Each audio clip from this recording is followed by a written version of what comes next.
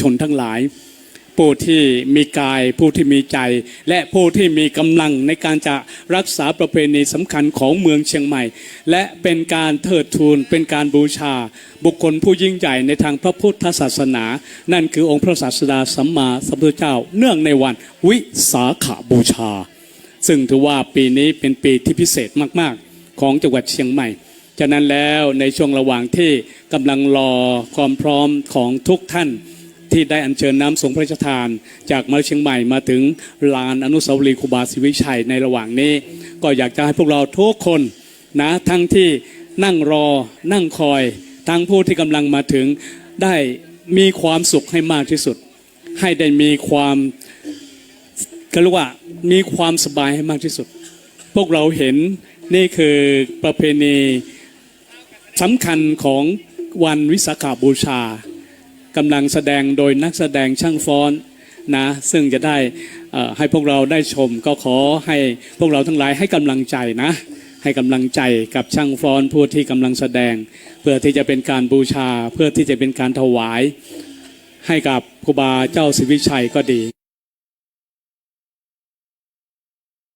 ตั้งใจดูนะเพื่อจะได้ทำให้พวกเราทั้งหลายได้มีความเรียกว่านี่แหละเป็นบุญใหญ่จริงๆนี่เป็นบุญที่วิเศษจริงๆนี่แหละเป็นสิ่งที่อลังการเป็นสิ่งที่อัศจรรย์ของพวกเราที่ได้มีโอกาสให้กำลังใจให้ความดีและให้บารมีกับพวกเราและผู้ที่เขาได้แสดงเป็นความสวยงามเป็นการแสดงการบูชาที่สำคัญของทางเมืองเหนือคือล้านนาไทยโดยช่างฟ้อนผู้ที่ได้เป็นผู้มีจิตอาสาในการจะได้มาบูชาด้วยการฟ้อนบูชาถือว่าเป็นการบูชาที่สูงในทางเมืองเหนือเป็นการบูชาที่สำคัญในทางเมืองเหนือและเป็นการบูชาที่ถือว่าไม่มีที่ไหนในโลกนอกจากที่เชียงใหม่นิยมนะซึ่งบัดนี้ในตอนนี้ท่านเจ้าคุณพระอาจารย์นะเจ้าคุณพระอาจารย์ทิติวรานุกูลท่านก็ได้มาเป็นบุคคลสำคัญมาเป็นผู้สำคัญนะที่พิธีนี้ซึ่งอาจารย์ท่านนี้นี่เป็นบุคคลผู้ที่ทุกอย่างในงานท่านคือผู้ที่ดูแลเนี่ยท่านพระอาจารย์สิทธิวรานุกูลเนี่ยนะท่านเป็นผู้ที่สำคัญมากในงานนี้ฉะนั้นพวกเราทั้งหลายให้กำลังใจท่านนะท่านจะได้เป็นผู้ที่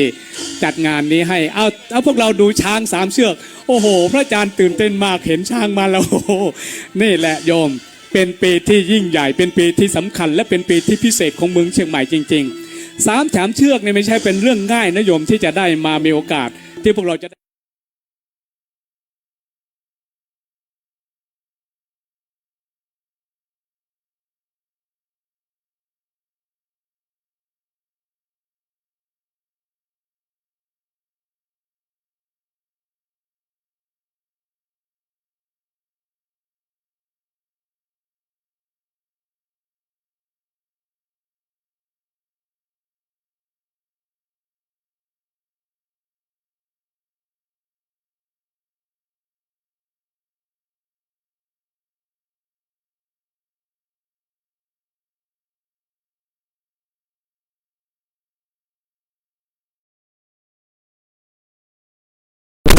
จะฟังเทศหรือจะนอนปฏิบัติธรรมเชิญด้านประลัมพิธีนี้ได้นะโยม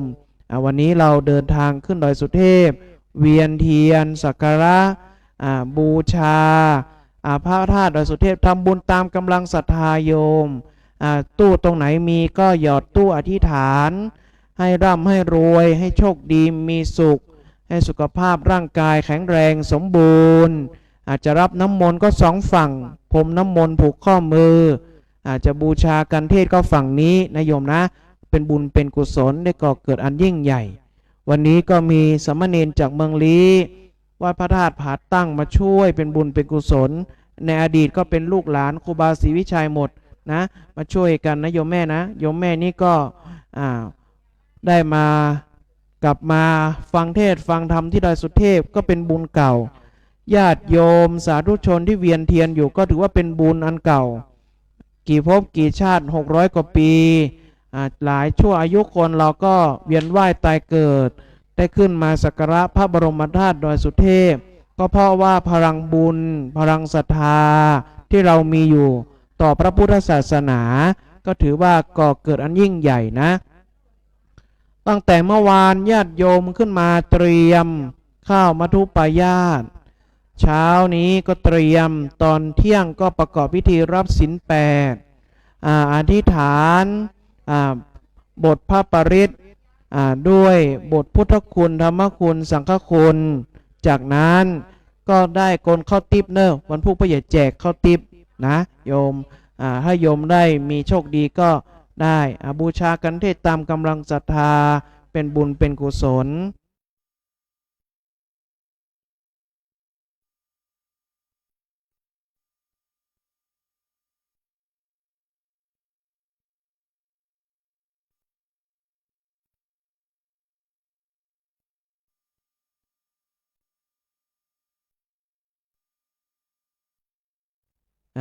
พออาจารย์สันมาช่วยกันอูนเนอร์พออาจารย์วันนี้ในช่วงที่รอเวลาพ่ออาจารย์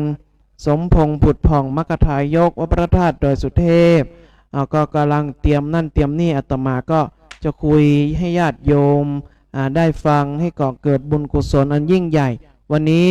ด้วยแรงศรัทธาเป็นบุญเป็นกุศลที่เราทั้งหลายได้ร่วมด้วยได้ช่วยกันได้ก่อเกิดอานิสงส์ผลบุญในการร่วมบูชาอนุโมทนานะโยมนะบูชากันเทศอนุโมทนาเป็นบุญเป็นกุศลอันยิ่งใหญ่ที่โยมทั้งหลายได้ร่วมบุญกุศลก่อเกิดบุญนะครับบริเวณลานอนุสาวรีย์ครูบาศรีวิชัยขึ้นสู่วัดพระธาตุดอยสุเทพราชวรวิหารนะครับหลังจากที่ท่านประธานของเรานะครับได้นำน้ำสงฆ์พระราชทานขึ้นบนรถบุษบกเป็นที่เรียบร้อยแล้วตอนนี้นะครับท่านประธานในพิธีนะครับก็จะได้มาประจำที่นั่งรับรองนะครับเพื่อเตรียมความพร้อมสำหรับพิธีการในช่วงต่อไปนะครับและในโอกาสเดียวกันนี้ก็จะได้เรียนเชิญทุกท่านนะครับจับจองที่นั่งเพื่อเป็นการเตรียมความพร้อมกันก่อนครับถอยมาเลยลูกถอยมา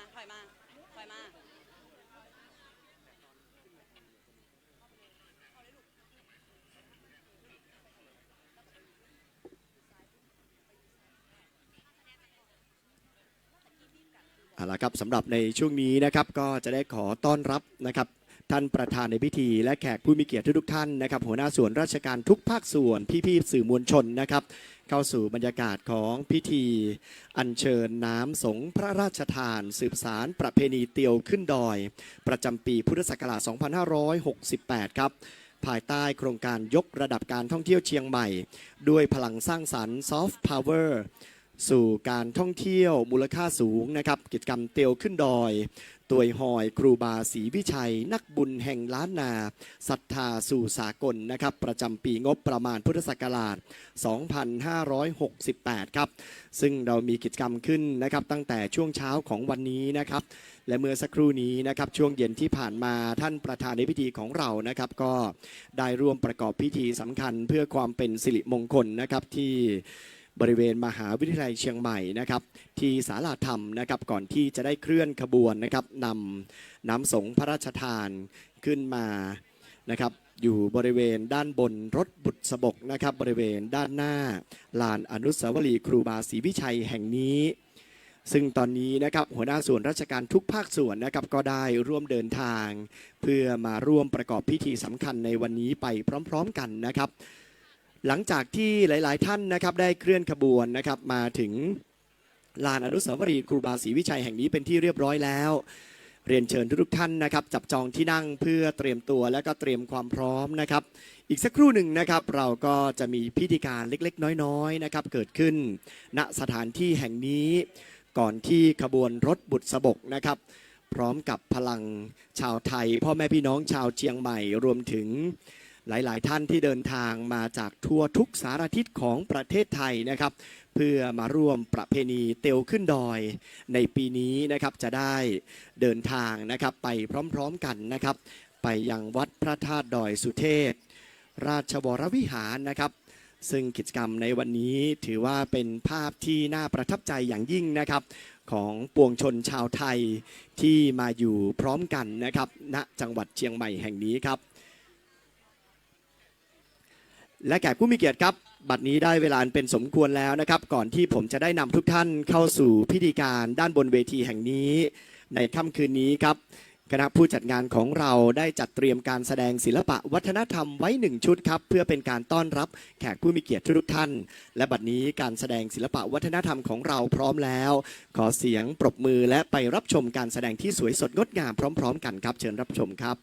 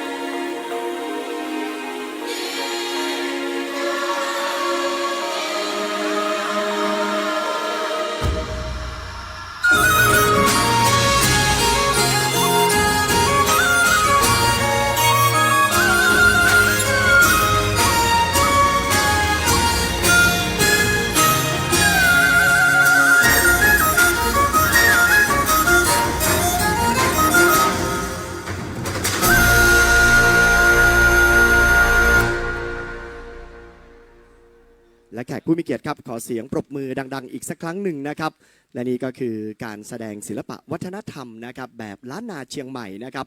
เป็นการแสดงที่สวยสดงดงามนะครับเพื่อต้อนรับแขกผู้มีเกียรติทุกท่านนะครับที่อยู่ภายในงานของเราในครั้งนี้ครับ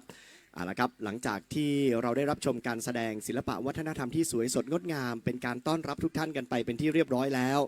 บัดนี้นะครับได้เวลาเป็นสมควรที่ผมจะต้องขออนุญาตนำทุกท่านนะครับเข้าสู่พิธีการ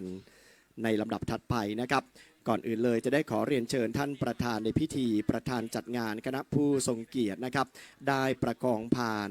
ดอกไม้เครื่องราชสักการะนะครับเพื่อเตรียมความพร้อมสำหรับการกล่าวยื่นโยงองค์การนะครับผมซึ่งในโอกาสนี้ครับจะได้ขอเรียนเชิญท่านประธานในพิธีท่านผู้ว่าราชการจังหวัดเชียงใหม่นะครับท่านนิรัตพงศ์สิทธิถาวรนะครับขอเรียนเชิญนะครับท่านนายกเหล่ากาชาติท่านกุสุมานพงศ์สิทธิถาวรนะครับรวมถึงนะครับจะได้ขอเรียนเชิญนะครับท่านรองนายกองค์การบริหารส่วนจังหวัดเชียงใหม่นะครับท่านธีรพัฒน์ตันพิริยกุลนะครับรวมถึงนะครับท่านรองอธิการบดีมหาวิทยาลัยเชียงใหม่ท่านศาสตราจารย์ปฏิบัติดร.เอกชัยมหาเอกครับรวมถึงท่านวัฒนธรรมนะครับจังหวัดเชียงใหม่ของเรานะครับท่านกรวรรณสุมมาศนะครับได้ให้เกียรตินะครับถือเครื่องราชสักการะนะครับเพื่อเตรียมความพร้อมนะครับสำหรับการกล่าวยื่นโยงองค์การต่อสารูปครูบาเจ้าศรีวิชัยนักบุญแห่งล้านนาไทยนะครับรวมถึงนะ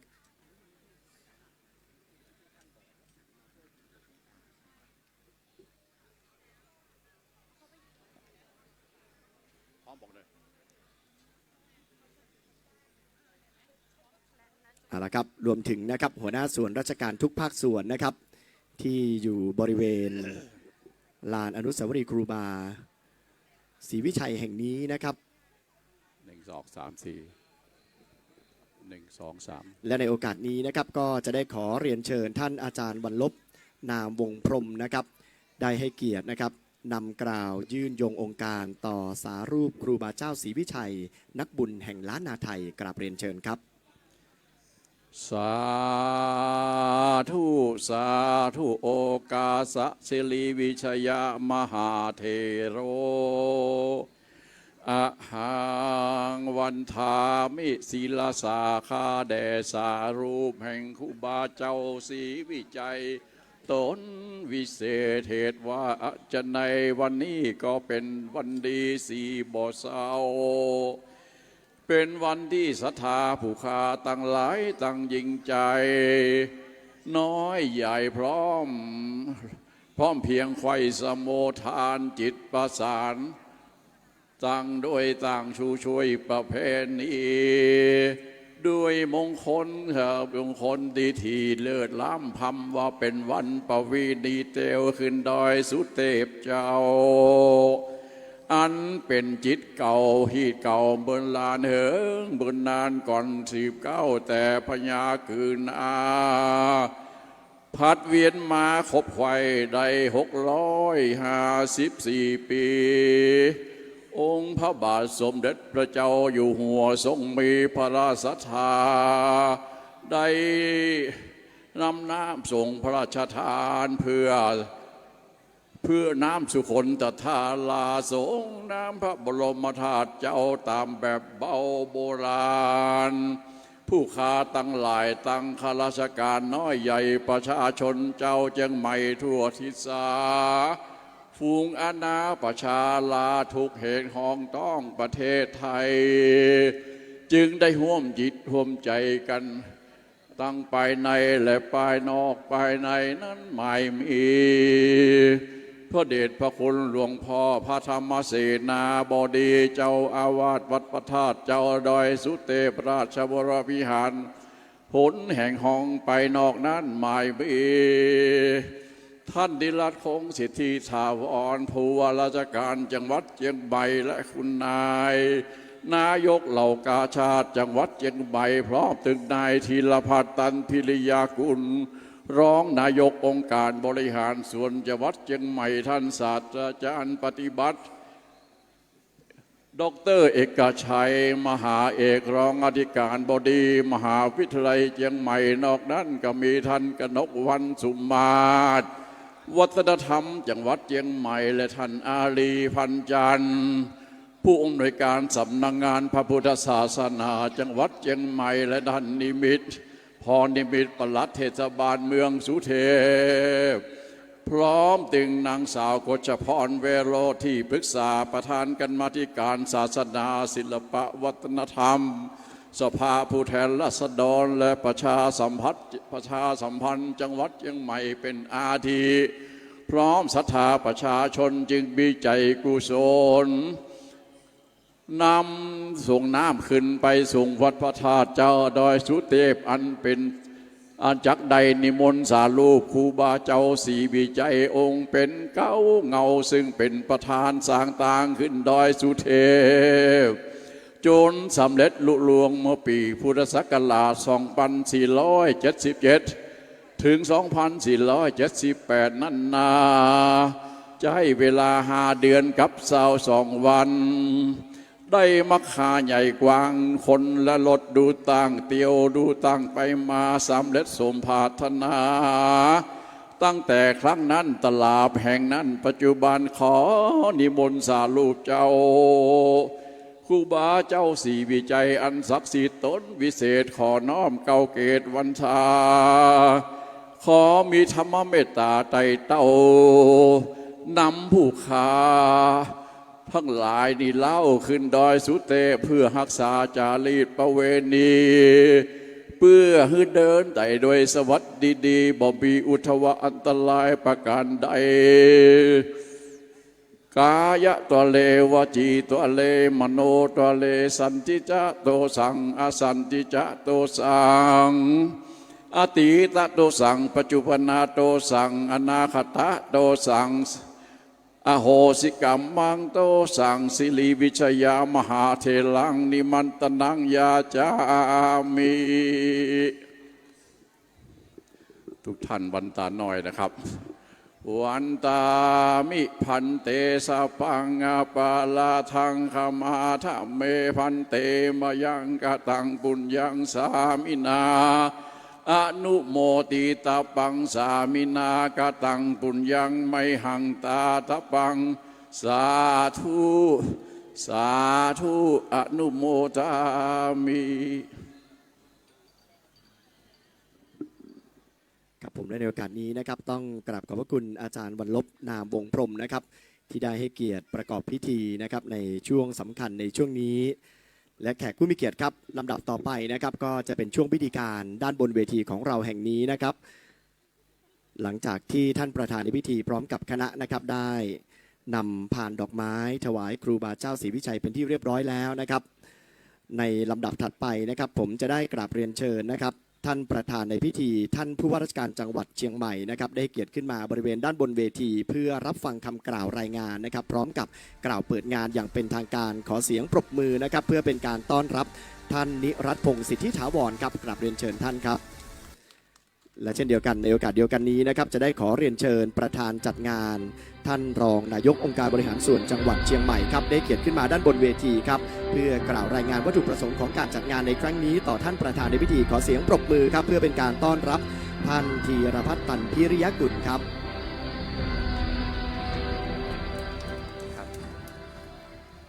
เรียนท่านผู้ว่าราชการจังหวัดเชียงใหม่ประธานในพิธีที่เคารพกระผมนายธีรพัฒน์ตันพิริยกุลรองนายกองค์การบริหารส่วนจังหวัดเชียงใหม่ในนามของคณะกรรมการจัดงานไหว้สาปารมีพระบรมธาตุดอยสุเทพประจำปี 2568 ขอกราบขอบคุณท่านเป็นอย่างสูงที่ได้ให้เกียรติเป็นประธานในพิธีถวายน้ำส่งพระราชทานพระบรมธาตุดอยสุเทพในวันนี้วัดพระธาตุดอยสุเทพราชวรวิหารตั้งอยู่บนดอยสุเทพมีพระบรมธาตุที่ศักดิ์สิทธิ์และสวยงามเป็นปูชนียสถานที่เป็นศูนย์รวมจิตใจของพุทธศาสนิกชนและเป็นสถานที่ท่องเที่ยวที่สำคัญของประเทศไทยแห่งหนึ่งทุกวันขึ้น14ค่ำเดือน8เหนือหรือคืนวันก่อนวิสาขบูชา1วันก็คือในวันนี้นะครับประชาชนชาวล้านนาไทยจะพร้อมใจกันเดินขึ้นดอยเพื่อร่วมถวายเครื่องสักการะและส่งน้ำพระธาตุในวันวิสาขบูชาเป็นประจำทุกปีและได้ปฏิบัติต่อเนื่องกันมาช้านาน จนเป็นประเพณีที่สำคัญของจังหวัดเชียงใหม่และในปีพุทธศักราช 2543 พระบาทสมเด็จพระปรเมนทรรามาธิบดีศรีสินธรมหาวชิราลงกรณ์พระวชิรเกล้าเจ้าอยู่หัวได้พระราชทานน้ำสงฆ์ถวายพระบรมธาตุพร้อมกันนี้สมเด็จพระบรมราชินีได้ทรงพระราชทานผ้าไตรจำนวน10 ไตรนับเป็นพระมหากรุณาธิคุณยิ่งเพื่อให้การอัญเชิญน้ำสงฆ์พระบรมธาตุและผ้าไตรพระราชทานขึ้นไปถวายพระบรมธาตุอย่างสมพระเกียรติเพื่อส่งเสริมประเพณีเตียวขึ้นดอยและเป็นการส่งเสริมการท่องเที่ยวของจังหวัดเชียงใหม่จึงมีการจัดงานไหว้สาปารมีพระบรมธาตุดอยสุเทพถวายน้ำส่งพระราชทานสืบสานประเพณีเตียวขึ้นดอยซึ่งได้จัดต่อเนื่องกันมาเป็นประจำในทุกปีโดยในปีนี้นับเป็นปีที่ 22ในแต่ละปีจะมีศรัทธาประชาชนร่วมสืบสานประเพณีเตียวขึ้นดอยเป็นจำนวนมากซึ่งจะเริ่มตั้งแต่ลานครูบาศรีวิชัยขึ้นไปยังวัดพระธาตุดอยสุเทพรวมระยะทางประมาณ11 กิโลเมตรดังนั้นคณะผู้จัดงานจึงได้กำหนดจุดบริการประชาชนไว้จำนวน14 จุดพร้อมกันนี้คณะผู้จัดงานได้นิมนต์พระสงฆ์จากวัดต่างๆอยู่ประจำแต่ละจุดเพื่อเจริญพุทธมนต์แก่ประชาชนที่มาร่วมงานและจัดให้มีบุคลากรทางการแพทย์จากโรงพยาบาลต่างๆไว้บริการและอำนวยความสะดวกโดยขบวนแห่เครื่องสักการะอัญเชิญน้ำสงฆ์พระราชทานจะถึงวัดพระธาตุดอยสุเทพก่อนฟ้าสางในเช้าวันพรุ่งนี้อันเป็นวันวิสาขบูชาและในเวลาประมาณ 6:30 น.ทุกคนจะพร้อมใจกันทำบุญตักบาตรพระสงฆ์สามเณรเพื่อถวายเป็นพระราชกุศลและในเวลา 14:30 น.จะมีพิธีถวายน้ำสงฆ์และผ้าไตรพระราชทานณวัดพระธาตุดอยสุเทพราชวรวิหารกระผมขอขอบคุณคณะสงฆ์หน่วยงานสถาบันองค์กรตลอดจนบริษัทห้างร้านประชาชนทั่วไปที่ได้ร่วมกันจัดโรงทานและน้ำดื่มบริการตลอดเส้นทางรวมทั้งเจ้าหน้าที่ตำรวจแพทย์จากโรงพยาบาลต่างๆบุคลากรการแพทย์อาสาสมัครเจ้าหน้าที่สื่อมวลชนทุกแขนงและก็สถาบันองค์กรอื่นๆที่ไม่ได้กล่าวถึงในที่นี้นะครับที่ได้ให้การสนับสนุนงานไหว้สาปารมีและส่งน้ำพระบรมธาตุดอยสุเทพและได้ร่วมกันรักษาประเพณีอันดีงามมาโดยตลอดบัดนี้ได้เวลาอันเป็นมงคลแล้วกระผมขอกราบเรียนเชิญท่านได้เป็นประธานประกอบพิธีถวายน้ำส่ง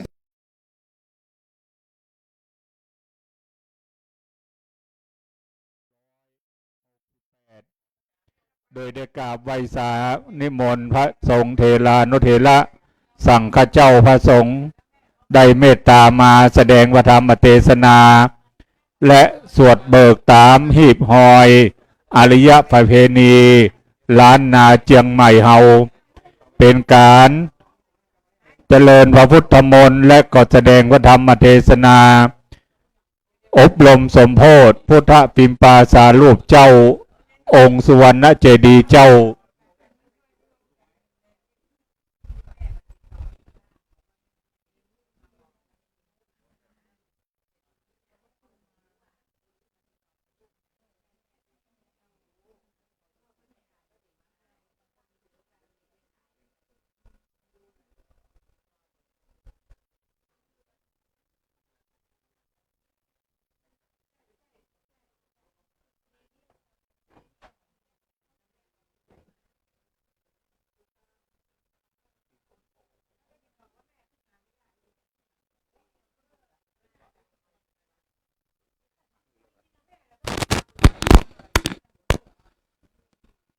กับอันดับแรกเราจะได้มีการจุดเทียนบูชาพระรัตนตรัยจุดเทียนส่องธรรมนะครับในเบื้องต้นนี้เจ้าหน้าที่เทียนชนวนนะครับเทียนชนวนตั้งมั่นไว้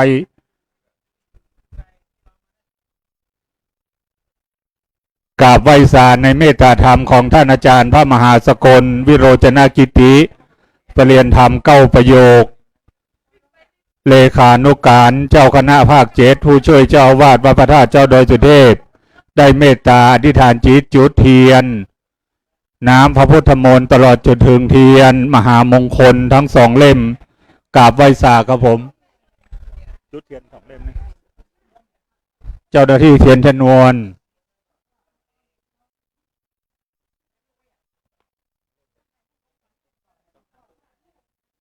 ดูฝั่งซ้ายดูซ้ายขวาเลย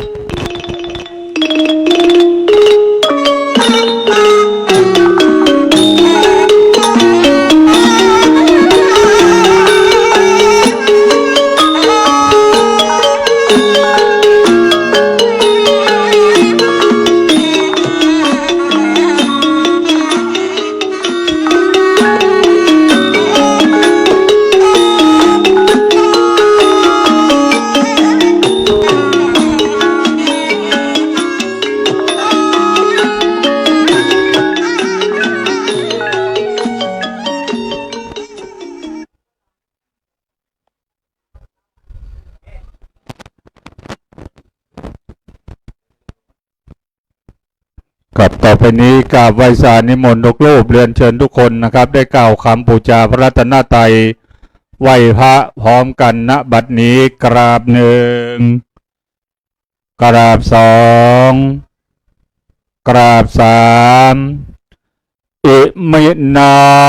สกาเลนะพุทธังอาภิปูชยามิอิมินาสกาเลนะธัมมังอาภิปูชยามิอิมินาสกาเลนะสังฆังอาภิปูชยามิอะระหังสัมมาสัมพุทโธภะคะวาพุทธังภะคะวันตังอะภิวาเทมิสวากขาโตภะคะวะตาธัมโมธัมมังนามัสสามิสุปฏิปันโนภะคะวะโตสาวกสังโฆสังฆังนามามิกับอาจารย์เสกสรรทวิจุวรรณประเคนพานดอกไม้ต่อองค์ธรรมกถึกจะได้สมทานเบญจศีลตามแบบเบ้าโบราณเมืองเหนือเฮานะครับซึ่งพระธรรมเทศนากันแรกนี้เรียกว่าธรรมจักรกับปวัตนสูตรในเมตตาธรรมของท่านอาจารย์พระอธิการดนัยนันทธรรมิโกเจ้าอาวาสวัดสุวรรณคีรีวัดม่อนนะครับอำเภอดอยสะเก็ดเป็นองค์เมตตาเทศนาธรรมคณะสัทธาสาธุชนกล่าวคำอาราธนาเบญจศีลสมทานเบญจศีลพร้อมกันณบัดนี้มะยังพันเตวิสงวิสงละกันทายะติสารเนนะสหปัญจศีลานิยาจามาโตติยัมปิมายังพันเตวิสงสงลักขณทายะติสารเนนะสหปัญจศีลานิยาจามาตาติยัมปิมายังพันเตวิสงลักขณทายะเตชารเนนะสหปัญจศีลานิยาจามานะโมตัสสะภะคะวะโตอะระหะโตสัมมาพุทธัสสะนะโมตัสสะภะคะวะโตอะระหะโตสัมมาสัมพุทธัสสะนะโมตัสสะภะคะวะโตอะระหะโตสัมมาสัมพุทธัสสะนะโมตัสสะภะคะวะโตอะระหะโตสัมมาสัมพุทธัสสะนะโมตัสสะภะคะวะโตอะระหะโตสัมมาสัมพุทธัสสะนะโมตัสสะภะคะวะโตอะระหะโตสัมมาสัมพุทธัสสะพุทธังสรณังกัจฉามิพุทธังสรณังกัจฉามิธัมมังสรณังกัจฉามิธัมมังสรณังกัจฉามิสังฆังสรณังกัจฉามิสังฆังสรณังกัจฉามิตุติยัมปิพุทธังสรณังกัจฉามิตุติยัมปิพุทธังสรณั นังกัจฉา ทุ มิ ติยมปิธัมมังสรณังกัจฉามิ ทุติยมปิธัมมังสรณังกัจฉา ทุ มิ ติยมปิสังฆังสรณังกัจฉามิ ทุติยมปิสังฆังสรณังกัจฉา ต มิ ติยมปิพุทธังสรณังกัจฉามิ ตติยมปิพุทธังสรณังกัจฉา ต มิ ติยมปิธัมมังสรณังกัจฉามิ ตติยมปิธัมมังสรณังกัจฉา ต มิ ติยมปิสังฆังสรณังกัจฉามิ ตติยมปิสังฆังสรณังกัจฉามิ ปานาติปาตาเวระมณีสิกขาปตังสมาติญามิ ปานาติปาตาเวรมณีสิกขาปะตังสมาธิยามิ อาตินนาตานาเวระมณีสิกขาปตังสมาติญามิ อะตินนาตานาเวรมณีสิกขาปะตังสมาธิยามิ กาเมสุมิจฉาจาลาเวระมณีสิกขาปตังสมาติญามิ กามเมสุมิจฉาจาราเวรมณีสิกขาปะตังสมาธิยามิ มุสาวาตาเวระมณีสิกขาปตังสมาติยามิ มุสาวาตาเวรมณีสิกขาปะตังสมาธิยามิ สุราเมรยะมัจจปมาทัฏฐานาเวระมณีสิกขาปตังสมาติยามิ สุลาเมรยะมัจจปมาตัฏฐานาเว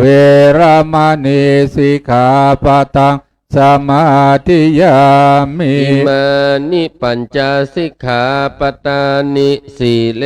นะสุขติงยันติสีเลนะโภคสัมปตาสีเลนะนิพุติงยันติตัสมาสีลังวิโสทะเย สาธุสาธุสาธุกับปฐมภาโค เทศนากันทวนหนึ่งชื่อว่าธรรมจักรกับปวัตนสูตร ซึ่งเป็นพระธรรมเทศนากันแรกที่องค์พระสัมมาสัมพุทธเจ้าได้เทศนาคือแก่ปัญจวัคคีย์ทั้งห้าเป็นปฐมนะครับในเมตตาธรรมของท่านพระอธิการดนัยนันทธรรมิโก เจ้าอาวาสวัดสุวรรณคีรีบรรพตวัดม่อนอำเภอดอยสะเก็ดจะเป็นองค์เมตตาเทศนา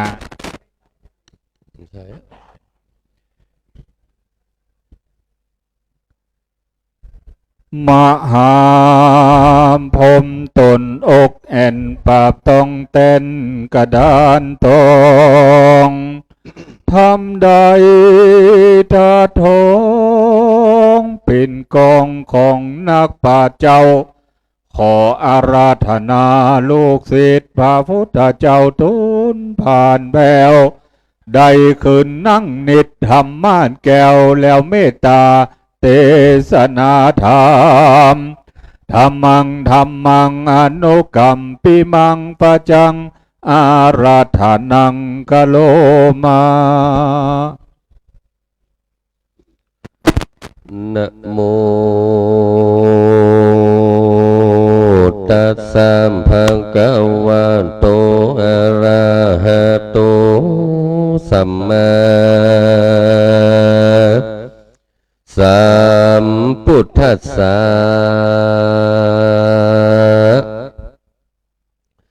เอวัมเมสุตตั หังเอกังสัมมายังยังสัพพังกวาปะลานาสิยังวิหารติอิสิปัตตเนมิกาทาเยเอวัมเมสุตตันติอาทิกังนิตานาวัจนังกัมมีต้นว่าเอวัมเมสุตตังหากเป็นนิตานนาวาจันนาแห่งพระสูตรอันนี้อันมหาอันนันตะเถินเจ้าใดตนเป็นธรรมพาทาลิกาหากกล่าวแก่อาลาหันตา500 ตนอันมีมหากัสสปะเถินเจ้าเป็นเก้าเป็นประธานในเมื่อสังขยนาธรรมวันนั้นแลว่าพันเตฆาเดพระอริยกัสสปะเทระเจ้าอิตังธรรมจักกปวัตตนาสุตตังอันว่าธรรมจักกปวัตตนะสูตรอันนี้อันข้าชื่อว่าอันนันตะเถินเจ้าหากได้สดับรับฟังแต่ข้าอูบแก้วคือว่าปากแห่งสัพพัญโย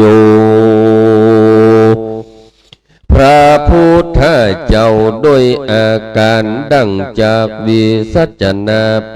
ปนานี้แลเอกังสมัยยังมีในสมัยกาละคาบหนึ่งคือว่า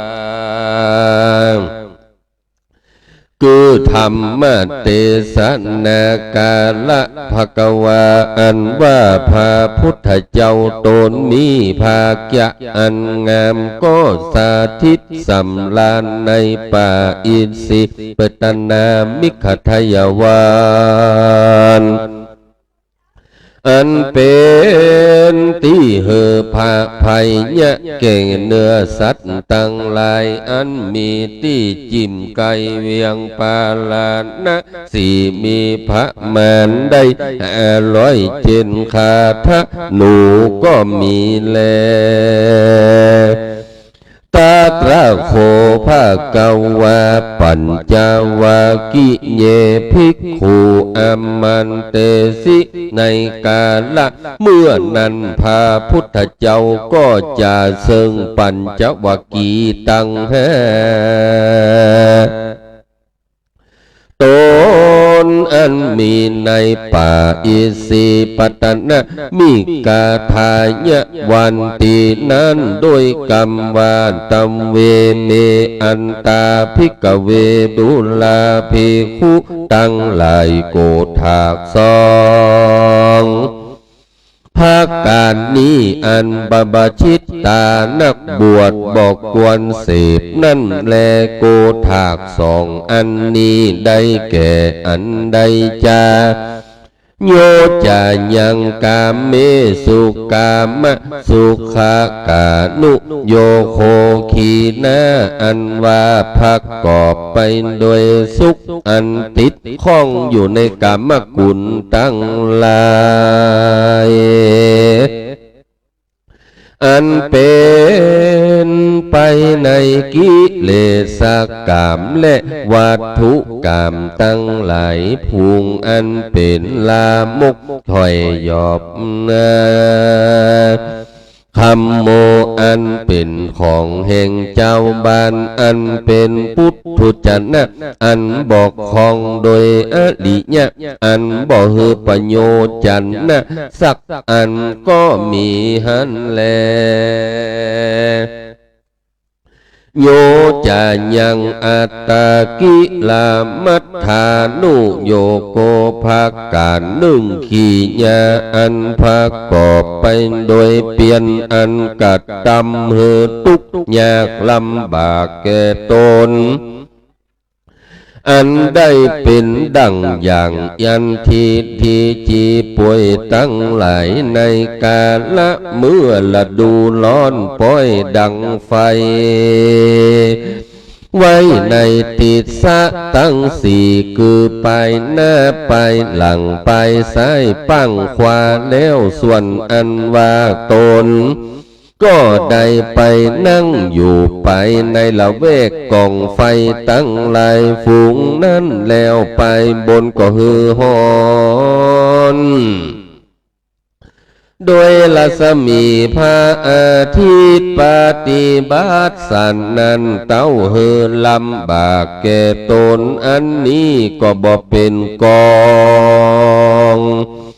ปฏิบัติแห่งอริยะเจ้าอันกัดตำฮือเป็นกุลเป็นประโยชน์สักอันแลเอเตภิกเวอุปโภอันเตอนุปกรรมมัจจิปทามัจจิมาปฏิปทาตถาคตินะอภิสัมพุทธาจาคุกาลนียานะกาลนีอุปสัมมายาอภิญญายะสัมโปทายานิพานนายะสังวัตติดุราภิกขุตังลาย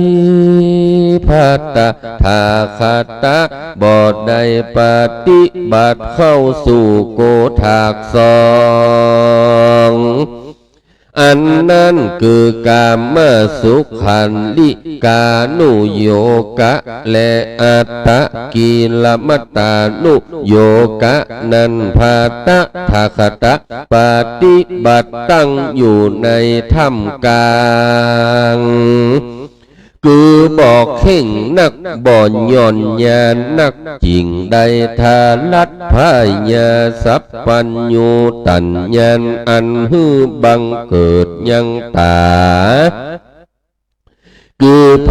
ญาอันเล็งหันยังทำดวงตังมวลพญาอันรู้ยังทำตังมวลก่อฮือไปเป็นไปเพื่อเฮลำงับหายเสียยังกิเลสตัณหาตั้งมวลเพื่อเฮหูยิ่งหนักเฮได้ทะลัดยิ่งหนักเพื่อกระทำยังนิพพานฮือแจ้งแก่ฝูงใดจาอายะเมวะอลิโยอัตถังกิโกมักโกไสยติทังส่วนอันว่ามัชฌิมาปฏิปทานั้นคืออัตถังคีกะมะกาแปดอันฝูงนี้สิ่งเดียวแลอริยะอัตถังคีกะมักกะตังแปดอันฝูงนี้คือสัมมาทิฏฐิหนึ่งสัมมากังกัปโปหนึ่งสัมมาวาจาหนึ่งสัมมากัมมันโตหนึ่งสัมมาอาจีโวหนึ่งสัมมาวายาโมหนึ่งสัมมาสติสัมมาสมาธิคือพระกอบให้โดยพระญาอันเล็งหันยังทำตั้งมวลก็บังเกิดอะยังโขสาภิกเวมัชฌิมาปฏิปทาดุราภิกขุตั้งหลายส่วนมัชฌิมาปฏิปทาคืออริยะอัตถังคีกามกะแปดฝูงอันนี้ภาตาถาคาตะไดทารัตยังสัพพัญญูอันฮือบังเกิดยังตาคือพัญญาอันหันยังทำตั้งมวลอันฮือบังเกิดยังญาณะคือพัญญาอันรู้ทำตั้งมวลก็เป็นไปเพื่อฮือลำงับเสียยังกิเลสตัณหาตั้งมวลเพื่อฮือแจ้งยิ่งนักพาพุทธเจ้าได้เทศนาสำแดงยังมัชฌิมาปฏิปทาแล้ว ตีนี้จักสำแดงยังอริยสัจจะธรรมตั้งสี่จำพวกจริงเตสนาวาอิตังโคปันนะภิกเวทุกขังอริยสัจจังจาติปิทุกขาจัลลาปิทุกขามาระนัมปิทุกขังอัปปิเยหิสัมปโยโกทุกโขปิเยหิวิปโยโกทุกโขยัมปิสังนาลภติตัมปิทุกขังสังคิตเตนะปัจจุปาตานะขันธาปีทุกขาดังนี้เป็นตนแลภิกเวดุลาภิกขุทั้งหลายส่วนทุกขาอริยสัจจะนั้นอิตังโคปันนะคือธรรมชาติฝูงนี้สิ่งเดียวแลฝูงใดจ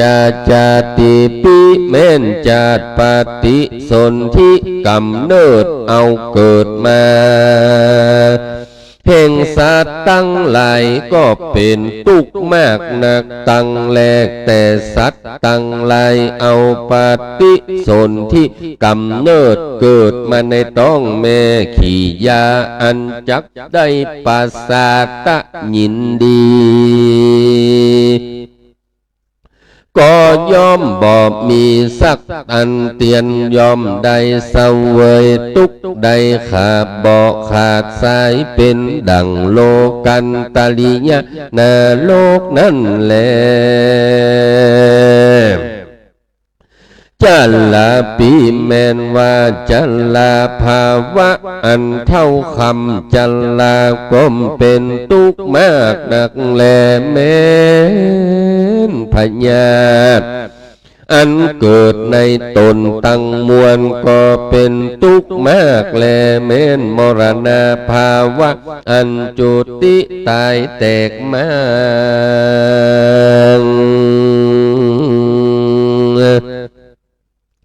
แห่งขันธะตังหาก็เป็นทุกขียาอันภากอบไปโดยบุคละตั้งหลายอันจังยังตนก็เป็นทุกขียาอันได้ปัดภาคจากบุคละตั้งหลายอันหักจำเลินใจแห่งตนก็เป็นทุกข์แลภาทะนาไข่ได้อันใดแลบ่ได้ตามใจมักก็เป็นทุกข์แลตีนนี้จักจำแดงยังกองทุกข์ตั้งหลายก็หากมีมากนักกะจักกล่าวเสียงต่อเต้าทะละลับละต่อคำคืนหุ่งก็บ่เสียงบ่เมียนได้แลเหตุดังอันพระพุทธเจ้าจริงสำแดงเตสนายังตุกตังมวลโดยอันย่ออันแควบสังคิตเตนะปัจจุปาตานขันธาปิทุกขาดังนี้แลว่าขียาอันบังเกิดยังขันธาตังคือว่ารูปขันธาเวทนาขันธาสัญญาขันธาสังขารขันธาวิญญาณขันธาก็เป็นทุกข์มากนักแลอิตังโขปันนาภิกเวทุกขาสมุทัยยังอริยสัจจังญายังตัณหาเยโนภาวิกานันติลาสาวะสาหคตาตารันตาราอภินันทาไสยติทางกามตัณหาภาวะตัณหาวิภาวะตัณหาดูกาลาภิกขุทั้งหลายส่วนอันว่าทุกขาสมุทัยสัจจะนั้นคือธรรมชาติตั้งหลายฝูงนี้ สิ่งเดียวแลฝูงใดจาญาญวยังตัณหาส่วนอันว่าตัณหาอันใดเยโนภวิกาอันมีปกติอันบังเกิดยังปุณณภาวะคือวิปากะยตนะรูปอันภากอบไปโดยนันทราคะคืออันว่าคือกาติยินดีในภาวะที่เกิดนั้นอิตังมักว่าอะยังตัณหาอันว่าตัณหาอันนี้ไสยติทังไสยธามักว่ากตมาฝูงใดจากามะตัณหาอันเป็นในกามะกุลภาวะตัณหาคือตัณหาอันเป็นกับด้วยศาสตาทิฏฐิอันถือเอาด้วยกรรมว่าโลกอันนี้มันเที่ยงนักแต่แลวิภาวะตัณหาคือตัณหาอันเป็นโดยอุทเฉททิฏฐิอันถือเอาโดยกรรมว่าโลกอันนี้บ่มีนั้นแลอิตังโคปนภิกเวทุกขานิโรธังอริยสัจจังโยตัสสะเยวาตัณหายะอะเสสวิลาคนิโรโท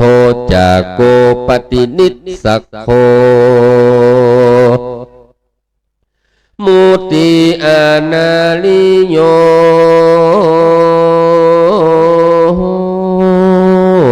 โดลาภิกเวภิกขุตั้งหลายส่วนอันว่าทุกขนิโรธังอริยสัจจังนั่นคือธรรมชาติฝูงนี้สิ่งเดียวแลส่วนอันว่าธรรมชาติอันใดอันเป็นลำงับดับเสียยังลากะตัณหาอันนั้นสิ่งเดียวบ่เศษสลอนั้นก็ดีธรรมชาติอันใดเป็นเทศหือสละเสียยังกิเลสตัณหาตั้งมวลก็ดีธรรมชาติอันใดอันเป็นเหตุหือตอดสวะวางเสียกิเลสตัณหาตั้งมวลก็ดีธรรมชาติอันเป็นเหตุผู้ใดพ้นจากทุกข์ต่างมวลก็ดีธรรมชาติอันใดได้กระทำบ่หืออะไรใจของในตัณหาตั้งมวลก็ดีธรรมชาติอันนั้นได้ชื่อว่านิโรธอริยสัจจะกล่าวคือว่านิพพานสิ่งเดียวแลอิตังโคปันนาภิกเวตุขนิโรธคามินีปฏิปตาอริยสัจจังอริยเมวะอริโยอัตถังกิโกมัคโกดุราภิกขุตั้งหลายส่วนอันว่าทุกขะนิโรธาคามินิปฏิปทาอริยสัจจานิคือหากใดอริยอัตถังขีกรรมกัตตังแปดภการฝูงนี้มีสิ่งเดียวแลฝูงใดจาอริยอัตถังขีกรรมการนั่นแลคือหากมาได้สัมมาทิฏฐิหนึ่งสัมมาสังกัปโปหนึ่งสัมมาวาจาหนึ่งสัมมากัมมันโตหนึ่งสัมมาอาจีโวหนึ่งสัมมาวายาโมหนึ่งสัมมาสติหนึ่ง สัมมาสมาธินึ่งดูพระพุทธเจ้าได้สำแดงเทศนายังอาลีญาสัจจะธรรมตั้งสี่ด้วยภาการดังนี้แล้วตีนี้พระพุทธเจ้าก็จากเทศนาสำแดงยังญาณพญาอันเป็นไปในสัจจะธรรมตั้งสี่นั่นคือเป็นละสามอันคือว่าสัจจะญาณอันว่าดอเท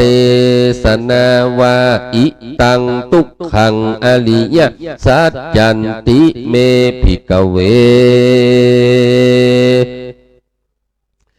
โมเพอานานุโสเตโสสุธรรมเม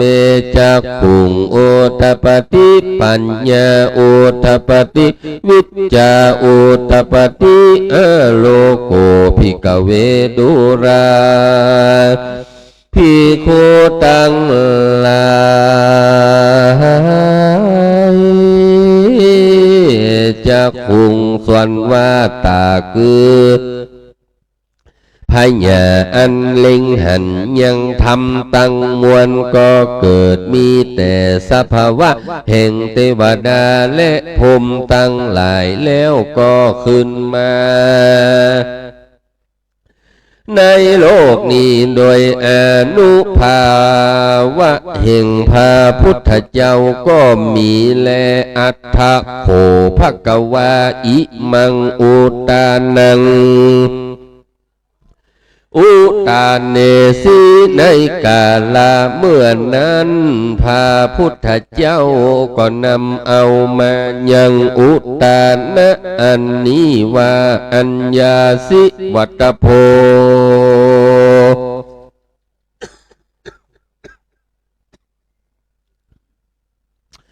โกทัญโยอัญญาสิวัตโพโกทัญโยดังนี้ว่าโพนโตดุการาเจ้าโกทัญญารู้แล้วแต่แลว่าอันเหตุดังอันชื่ออันว่าอัญญาวัตโพโกทัญญาก็มีในแต่โกทัญญาเทระเจ้าโดยภาคการดังกล่าวมานี่แล้วโดยมีแต่แลพระพุทธเจ้าตั้งมวลกันว่าได้ทันลัดยังสัพพัญญูตัญญาณะเป็นสัพพัญญูพระพุทธเจ้าแล้วก็เตียนย่อมเทศนาธรรมจักกปวัตตนาสูตรอันนี้ก่อนทำตั้งมวลจุตนจุองค์และเหตุดัง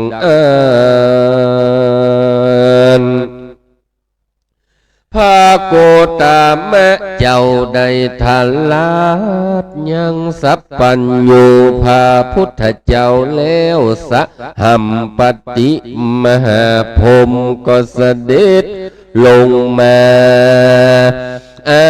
ลาธนาขอซึ่งพระพุทธเจ้าเพื่อเทศนาธรรมนั้นและอาถาในกาลนั้นพระพุทธเจ้าก็เทศนายังธรรมจักกปวัตตนสูตรอันนี้แก่ปัญจวัคคีย์ตั้งห้าโตในป่าอิสิปตนะมีกทายวันตีนั้นในวันเดือนสิบเพ็งอันเป็นวันเข้าวาสานั้นแล้วในเมื่อแล้วธรรมเทศนาชื่อว่าธรรมจักกปวัตตนสูตรอันนี้ส ส่วนปัญจวัคคีย์ตั้งห้าตนส่วนอันว่าโกทัญญะเทระเจ้าได้ดวงตาหันธรรมวิเศษได้ถึงเขตโสตาปฏิภาลาเลแมนมหาพรหมมีพระมาร18 โกฏก็ได้เทิงโสตาปฏิภาลาธรรมตั้งหลายเหตุใดฟังยังธรรมมาจากกัปวัตนะสูตรอันนี้อันพระพุทธเจ้าหากเทศนามาก่อนทำตั้งมวลวันนี้แล้วภาคการหนึ่งผู้ใดได้สร้างได้เต็มได้เขียนยังธรรมจักกับปวัตนะสูตรดวงนี้ก็จักมีภาลาอานิสังสาอันกว้างขวางมากนักแลธรรมจักกับปวัตนาสุตตังนิธิตังขีญาสังบาลนาวิเศษจาห้องเหตุยังธรรมจักกับปวัตนาสูตรก็บังโกมสมเลศสาเดช สาธุสาธุสาธุกับพระธรรมเทศนากันแรกธรรมจักกับปวัตนสูตรซึ่งเป็นพระธรรมเทศนากันแรกที่องค์พระสัมมาสัมพุทธเจ้าได้เทศนาคือแก่พระปัญจวัคคีย์ทั้งห้าที่ป่าอิสิปตนะมฤคทายวันซึ่งเป็นพระธรรมเทศนาในการเสกซ่อมย้อมยกอย่างน้ำทรงพระราชทานขององค์พระบาทสมเด็จพระเจ้าอยู่หัวและเสกซ่อมย้อมยกอย่างพุทธปิมปาสารูปเจ้าองค์เก่าองค์ใหม่องค์ใหญ่องค์น้อยเสกซ่อมย้อมยกอย่างองค์พระสุวรรณเจดีย์พระบรมธาตุเจ้าดอยสุเทพเนื่องในงานวิสาขบูชาที่จะเวียนมาถึงในเมตตาธรรมของท่านอาจารย์พระอธิการดนัยนันทธรรมิโกวัดสุวรรณคิรีบรรพตวัดม่อนอำเภอดอยสะเก็ดได้เมตตาเทศนาธรรมจบไปกันแรกต่อไปจะได้น้อมนำประเคนถวายบูชากันเทศกันธรรมกันนี้ขอกราบไหว้สาในเมตตาธรรมของทั้งสองรูปนะครับที่นั่งอยู่นี่เป็นตัวแทนของพระเดชพระคุณหลวงพ่อพระธรรมเสนาบดีหลวงพ่อเจ้าอาวาสวัดพระธาตุเจ้าดอยสุเทพได้น้อมถวายบูชากันเทศกันธรรมกราบไหว้สานิมนต์ในเมตตาธรรมของท่านอาจารย์พระมหาสกลวิโรจนกิติปรริยนธรรม9 ประโยคกุเลขานุการเจ้าคณะภาค7นะครับได้เมตตาน้อมถวายชุดผ้าไตรจีวรขอกราบไหว้สาในเมตตาธรรมของท่านอาจารย์ครับผม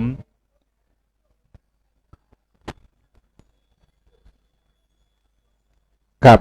ชุดที่2นะครับเป็นแก้วเซรามิกน้ำชาเซรามิกนะครับกราบไหว้สาในเมตตาธรรมของท่านอาจารย์พระครูปริยัติเจตุยานุรักษ์ผู้ช่วยศาสตราจารย์ด็อกเตอร์ผู้ช่วยเจ้าอาวาสวัดพระธาตุเจ้าดอยสุเทพน้อมถวายบูชาเครื่องกัปปิยพันธ์นะครับบูชากันเทศกันธรรมสถาเฮาสาธุการ3 ครั้งเนอะสาธุสาธุสาธุกับต่อไปรับพรนั้นเป็นมังคละเป็นมงคลคณะศรัทธาที่มีน้ำหยาดน้ำอธิษฐานณบัดนี้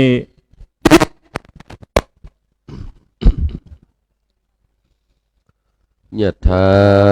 วาริวหาปุราปาริปุเรนติสากลัมเอวเมวะอิโตตินังเปตานัมอุปกัปปติอิสิตัมปฏิตังตุมังคิมปะเมวะสะเมนสันตุสัพเพเปเรนโตสังกปปะจันโทปรโสยะธามณิโชติระโสยะถาภวตุสัพพมังคลัมลังขันตุสัพพเทวตาสัพพพุทธานุภาเวนัสสะโสติภวันตุเต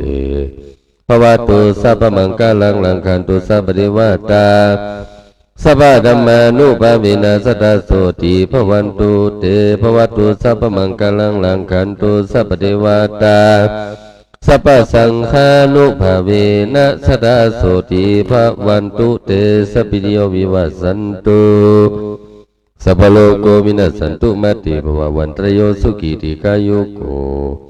ภวะอาภิวาตานาสีลิสนิสังวุธาปัสสยิโนสัตตาโลธรรมวัฏันติอายุวันโนสุขัมพลัง สาธุสาธุสาธุอิตังตานากัมมังนิพพานาจายโยโหตุโนนิจังอิตังศีลานิพพานาปัจจายโยโหตุโนนิจั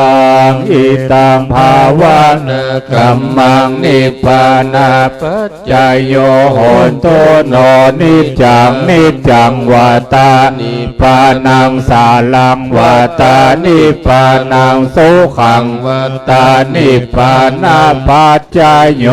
โหตุโนนิจังวันตามิพันเตสัพพัง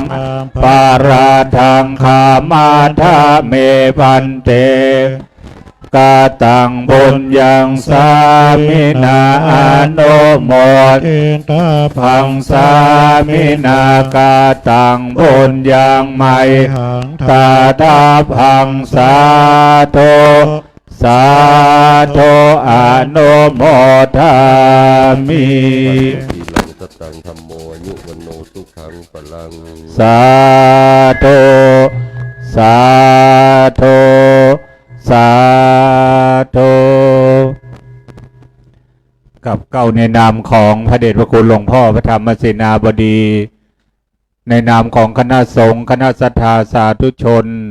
กราบไหว้สาขอบพระคุณในเมตตาจิตเมตตาธรรมของท่านพระอธิการดนัยนันทธรรมิโกนะครับองค์ธรรมกถึกที่ได้เมตตาเทศนาธรรมกันแลกเสกส่องยอมยกอย่างพุทธปิมปาสารูปเจ้าตลอดจนถึงองค์พระบรมธาตุเจ้าดอยสุเทพในประเวณีเตียวขึ้นดอยตามหีบหอยโคบาเจ้าศรีวิจัยนะครับคณะศรัทธาสาธุชนนะครับนักศีลนักบุญที่ได้เดินทางขึ้นมาตามหีบหอยโคบาเจ้าศรีวิจัยขึ้นมาถึงยังวัดพระธาตุเจ้าดอยสุเทพแล้ว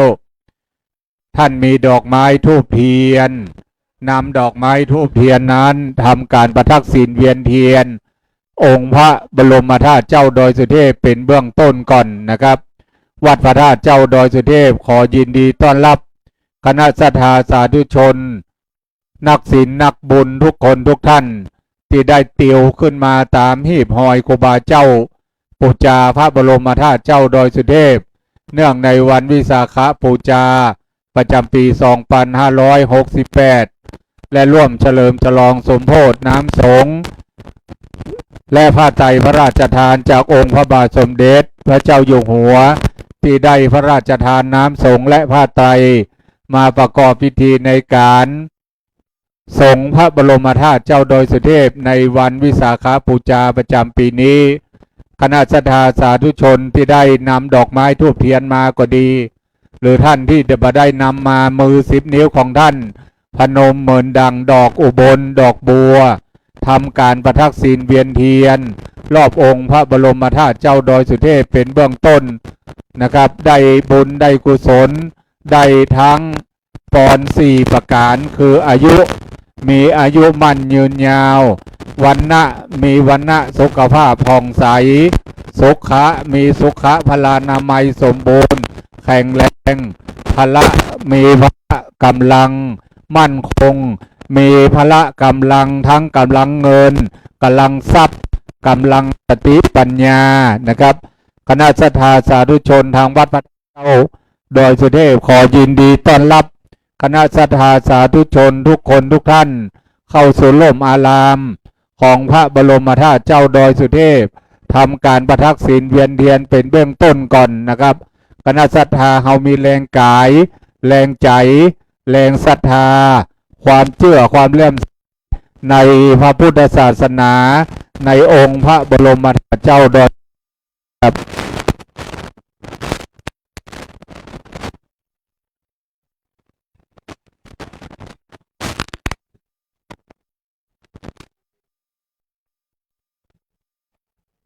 ครับแล้วพระธรรมเทศนากันต่อไปกันท่วนสองนะครับ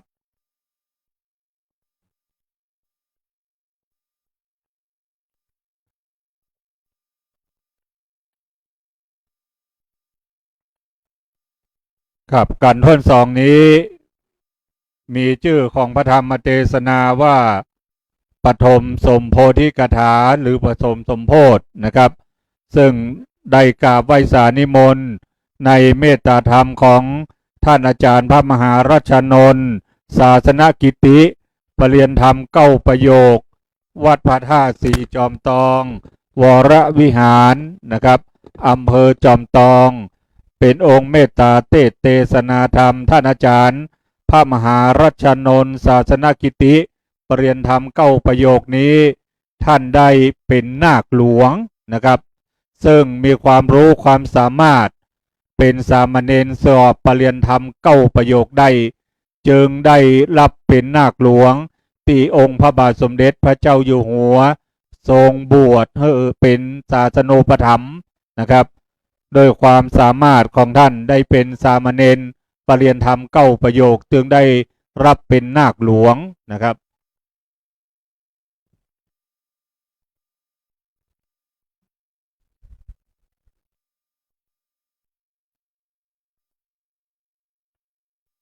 กับพระธรรมเทศนากันท่อนสองนี้นะครับ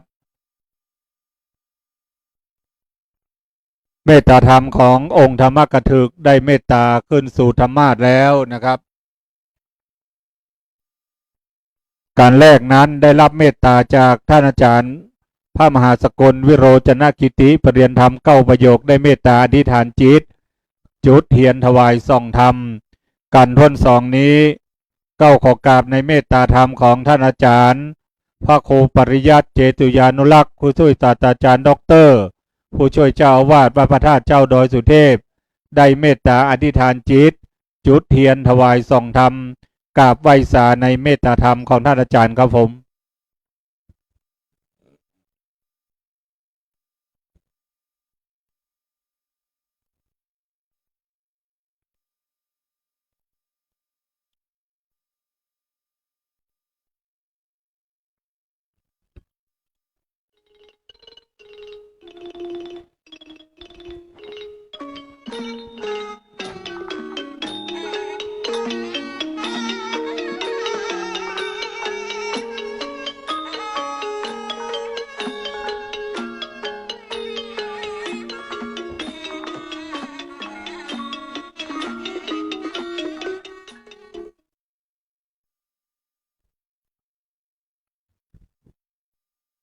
กับสว่างตาด้วยแสงไฟ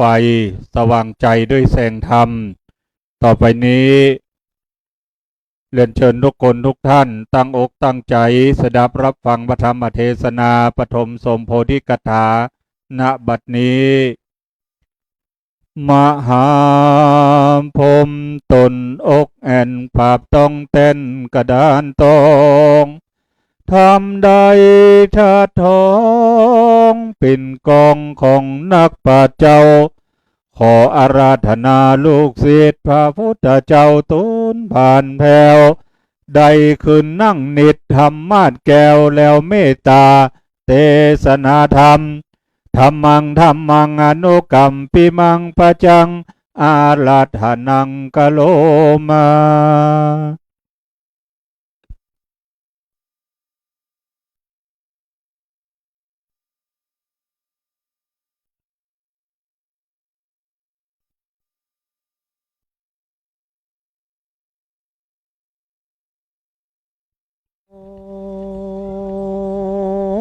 ตัสสะภะคะวันโตอะระหะโตสัมมาสัมพุทธัสสะอะหังวันตามิศีลสาพุทธากุณังธรรมกุณังสังฆกุณังมังกะลามุตตมังเอโสโนสตังกาโตโลกานุกัมปังอุปานทายาเกโสภะคะวาอันว่าสัมปันโนพระพุทธเจ้าตนประเสริฐล้ำเลิศกว่ายิ่งกว่าโลกโลกาโตนั้นใดทาราพระญาสัมปัญญูตัญญานันจักโพดแก่สัตตาโลกสงสารพระก่อนได้ปั๊มเป่งป่าลำมีญาณมันใด30ตาเจ้าก็ต้วนเตียวไปมาในวัฏสงสารทลาบต่อตาถึงชาตินั้นเป็นพระยาเวสันตลาลาดยังได้มาหือมาหาตานันมากนางเกินใดสาลาลูกและเมียตั้งเขาของราชจำสัมปติเป็นตานแผ่นดินด้านก็มาสั่นนันวันไหวไปมาสามุดคงกาก่อความเขือกยาเยือกตีฟองกวนนั่งหัวปองสยองเก้าเส้นคนปอลุกยาวเลี้ยวก่อนนี้ออกบวชปั๊มเป่งธรรมในป่าหิมมามปานกันว่าเสียงอายุแห่งโตเลี้ยวก็ได้เอาต้นไปเกิดในจันฟ้าเลิศก็มีแลเตนินเตวามุตและเตวาดาตั้งหลายอินตาพรหมยมมาลาตั้งหลายอันอยู่ตั้งหมื่นโลกจักรวาลก็มาประสุมจุ่มนุมกันไปมาอันมีเต้ามหาพรหมเป็นเก้าเป็นประธานก็ปากันเข้าไปสู่เศตุวิมานปราสาทแห่งมหาสปุริสัตเจ้าเลี้ยวก็ปากันไว้โนคมยำก็กล่าวอาราธนาว่าสัมปติสังวิทาปาลมิโยงเสสัตโตธนาธานเนนะอาตโนสัมโพธิงปาปุนาติสัตติมังหาสะโปลิสัตเจ้าตนมีเปลี่ยนมากนักส่วนวาตานาปาลมีธรรม30ตัดก็ได้ปั๊มเป่งแล้วอันหนึ่งเจ้าโกใครฮือเป็นตีจังตีปึ้งแก่โลกตั้ง3ผู้ข้าตั้งหลายขออาราธนาลงเมื่อเกิดในโลกไตสงสารได้ปกเป่าคานบอกเล่าเฮือสัตว์โลกหนุ่มเทาเฮือได้ตื่นได้มาดูดกินน้ำใจใครเฮือจื้นบ่รู้แก่เทาจาราคือว่ามหามาตะมหานิลำปานขอเจ้ากูลงเมื่อเกิดเมืองคนนั้นเตอตินนานเมื่อมังหาสัมโปลิสันเจ้าก็พิจารณาเล่าเล็งญาณยังอาการต่างๆนานาที่อันจักลงมาเกิดว่าจักผ่านเสือเปียงได้มีตนว่าสัมปติสมฤทธิเป็นดีมีเขาของเงินคำคนต่างหลายบ่รู้พิษโลนเถียงกันพิษจากเว้นกรรมตั้งหาหนึ่งจุมโปตีบนันนาก็มีฝนหลางทางตกลงมาจุ่มเย็นบ้านเมืองจำเริญไปด้วยข้าวน้ำโปจานอาหารบางเมืองน้อยใหญ่กองหากเต็มไปด้วยคนเลวหนึ่งก็เล็งดูยังคักกุลพ่อแม่แห่งตนนั้นจักลงมาเกิดวาดจักมัวละมวลดี พรางก่อไปโดยสัมมาทิฏฐิพระการหนึ่งอายุแห่งคนต่างหลายหากว่ายืนยาวตั้ง100 ปีถึงแสนปีดังอันพระพุทธเจ้าก็บ่ลงมาเกิดเตือนเลดก็ด้วยเหตุนั้นจาผู้มีพัฒญาเปิงรู้ดังนี้เตอในเมื่อคนมีอายุยืนยาวมากนักดังอันป่าปักกามแห่งคนต่างหลายมีแน่นหนาแม่นว่ารู้สัจจานธรรมตั้งสี่แจ้งนักเขาก็บ่สลดสังเวชใจเต้าเมามัวอยู่กับกามกิเลสตัณหาเพราะเหตุว่าจาลาเพียทิมรณาบ่พาโกเธอเกหันแก่คนตั้งหลายเตื้อเลแม่นว่าพระพุทธเจ้าอยากสำแดงยังอริยศาสตร์จะทำตั้งสี่ดังงานเขาก็บอกเข้าใจยังสงสัยว่าอันได้เป็นอนิจจังอันได้เป็นทุกขังอันใดเป็นอนัตตานั้นจะเหตุว่าอายุเขายืนยาวบ่รู้แก่รู้เท่าจาราทุกขังก็บ่พากดแก่เขาสักเตือเลเหตุดังอันพระพุทธเจ้าจักลงมาเกิดจริงเล็งดูยังอาการต่างๆและใดเล็งหันยังแม่แห่งโตนกันว่าลงมาเงาปาฏิสนธิกำเนิดได้10 เดือนมัวรำมวลเลวกันว่าพระสูตรออกมาได้7 วันผู้เป็นแม่แห่งตนกอดจากตายไปดังอันพระพุทธเจ้าได้รู้ยังอาการแม่แห่งตนแล้วก็ได้รู้สามภาวะแห่งคนทั้งหลายดังนี้แล้วเหตุดังอันจริงจักลงมาเกิดเป็นพระสัมมาสัมพุทธเจ้าเลยการว่าพิจารณาได้รู้ยังอาการต่างๆดังนี้แล้วจึงรับกรรมปาฏิญาณแห่งเทพไทยต่างหลายหันแลที่นั่นเทพไทยต่างหลายก็รู้ว่าเจ้ารับกรรมมาราธนาแล้วก็ปากันนำลาขึ้นสู่ยังที่อยู่แห่งภัยมันก็มีเลทีนี้มังหาสัตว์เจ้ากอดโยติจากจันฟ้าลงมาสู่ลูกลาเมืองโคเนาปาฏิสนธิกำเนิดในต้องนางโหพระเสือสลีมหามายากเตวีแห่งพระยาสลีสุโธธนะมหาราชาก็มีเลสาเทวิอันว่านางสลีมหามายาหน่อยนาได้ฟันประหลาดว่าได้หันยังจ้างเผือกเกวการนางได้ถาลงขับพาแล้วได้10 เดือนก็ได้พาสูตรพุทธา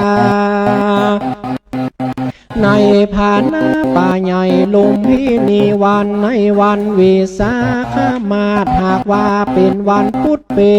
ง15 ค่ำยามเมื่อมังหาสัตว์เจ้าเกิดนั้นก็มีเทวามูดและเทวดาอินพรหมยมมาลาต่างหลายก็มาไว้นบภูมิยำปูจาเฝ้ารักษาอยู่บ่ขาดตีนั้นพระยาสาลีสุโธธนะผู้เป็นปอก็ฮือหมอโหราจารย์ใส่ชื่อนามขานมหาสัจเจ้าวาสีธาทักกุมารก็มีเลลำดับไปนานับอ่านใดว่าใด7 วันนางสาลีมหามายาอันเป็นมารดาก็ได้เข้าสู่มลานากันว่าหนอพุทธาติวัยมีอายุใด16 ปีก็ได้เสวยรา จาสามปัตติเป็นพระญาเล่ได้โอสาราชาพิเศษกับนางยโสธาราก็มีเลงเอกาที่ว่าสั่งยังมี ในวันหนึ่งพระติวัยเสนทาทกุมารก็เสด็จไปสู่สวนหนุนญาณดอกไม้ก็หันใส่เทวตูตังสี่อันมีอยู่ตามตีตังเตียวคือว่าคนแก่คนเจ็บและคนตายนักบวชกันว่ามาสู่ยังตีอยู่แห่งตนแล้วกันว่ากลางคืนก็มารอดก็กึดใจตอดไปมาพิจารณาทวนทีกองหันแม่นที่ตามธรรมว่าคนเกิดมามีทุกข์ไม่เดือดเป็นไม้เกิดแก่เจ็บตายพัดภาคบ่พ้นจากสงสารพระผ่านลงญาณบุญใหญ่ก็ซ้ำมาหันใส่นางนาฏสานมมานอนผ่าลมรับอยู่บอกอาจลูกขิงตนมีอาการต่างๆนาก็มีความสังเวชใจพิจารณาไปทวนทีกองหันเป็นตีกองทุกตังมวลก็หันสมควรตีจักออกไปบวชปั้มเป่งธรรมจริงขายกำฉันอามาตวังหือได้มั่งมากันทากะเลวพารบบาดยักไปบวชหันเลงาทรัตติญากลางคืนนั้นมาลอดนางน้อยนาฏยโสธาราก็พระสูตรพุทธานอนเนามหาสะโปลิสัจเจ้าก็ขานิงน้อยเจ้าว่างกูจะเข้าไปดูอย่างลูกผู้ดีกาเลือว่าบอดีกาดังอันขี้ยาอันว่างกูไปหันอย่างลูกน้อยน้อยและนางยอดซอยยาโสธาราก็เต่าวังเอาเชือกมาผูกคอดังเอาปอมาซุบศอกดังเอาปอกมาซุบตีนขี่ย่างอันจังไปบวชนั้นกองหากว่ายากนักหนาอุปมาดังลาหูนมากังบางบนพระจันทร์นั้นเจงไปตัวโลกโลกาและจักมืดไปแลนาและอุปมาเป็นดังอันเลวพระติญาขอนลุงเจ้าก็มุ่งขึ้นขี่ม้าตัวงงอาจมีฉันอามาตตัวไปก็มาถึงน้ำใสเมฆกวางมีชื่ออ้างว่าอนุมานาตีก็ปุ่งพระโมลีเธอพระหนวดเป็นละสีอยู่ปางอาลัญญาก็มีแรงอันหนึ่งพระมังหาสันเจ้าก็ได้ฝันว่ามีนอนหัวดำเป็นหมู่มาไต่ตีนอยู่หญ้าฝันว่ามีนกพาพาบินมาตั้งพิสาตั้งสีมาอยู่จิ้มไกลตีนนกนำไว้แล้วก็กลับกายเป็นข่าวไปเจ้าก่อคันนิ่งในคืดลอดถึงกำฟันว่ากูมาบวชนี้จักใดเป็นพระเต้หรือว่าบ่เต้นันจาที่นั้นพระมังอาสันเจ้าก่อนได้ปั้มเป้งอย่างตุกกรกิริยาได้พบวาสาและยามนั้นนางสุจาดาได้นำเมาเข้ามาทุปญาตมาถอยเป็นตาในวันออกสิงหาคำเดือนวิสาขาเจ้าก็ได้ฉันเข้ามาทุปญาตเลวก่อนตั้งศาสตร์จ้าทินฐานลอยทะไหลข้ามลงสู่แม่น้ำนิรันชาลาว่ากูมาปั๊มเปงออกบวชถือผ้าหนวดปางนี้กันว่าจังได้เป็นพระพุทธเจ้าเตเลนา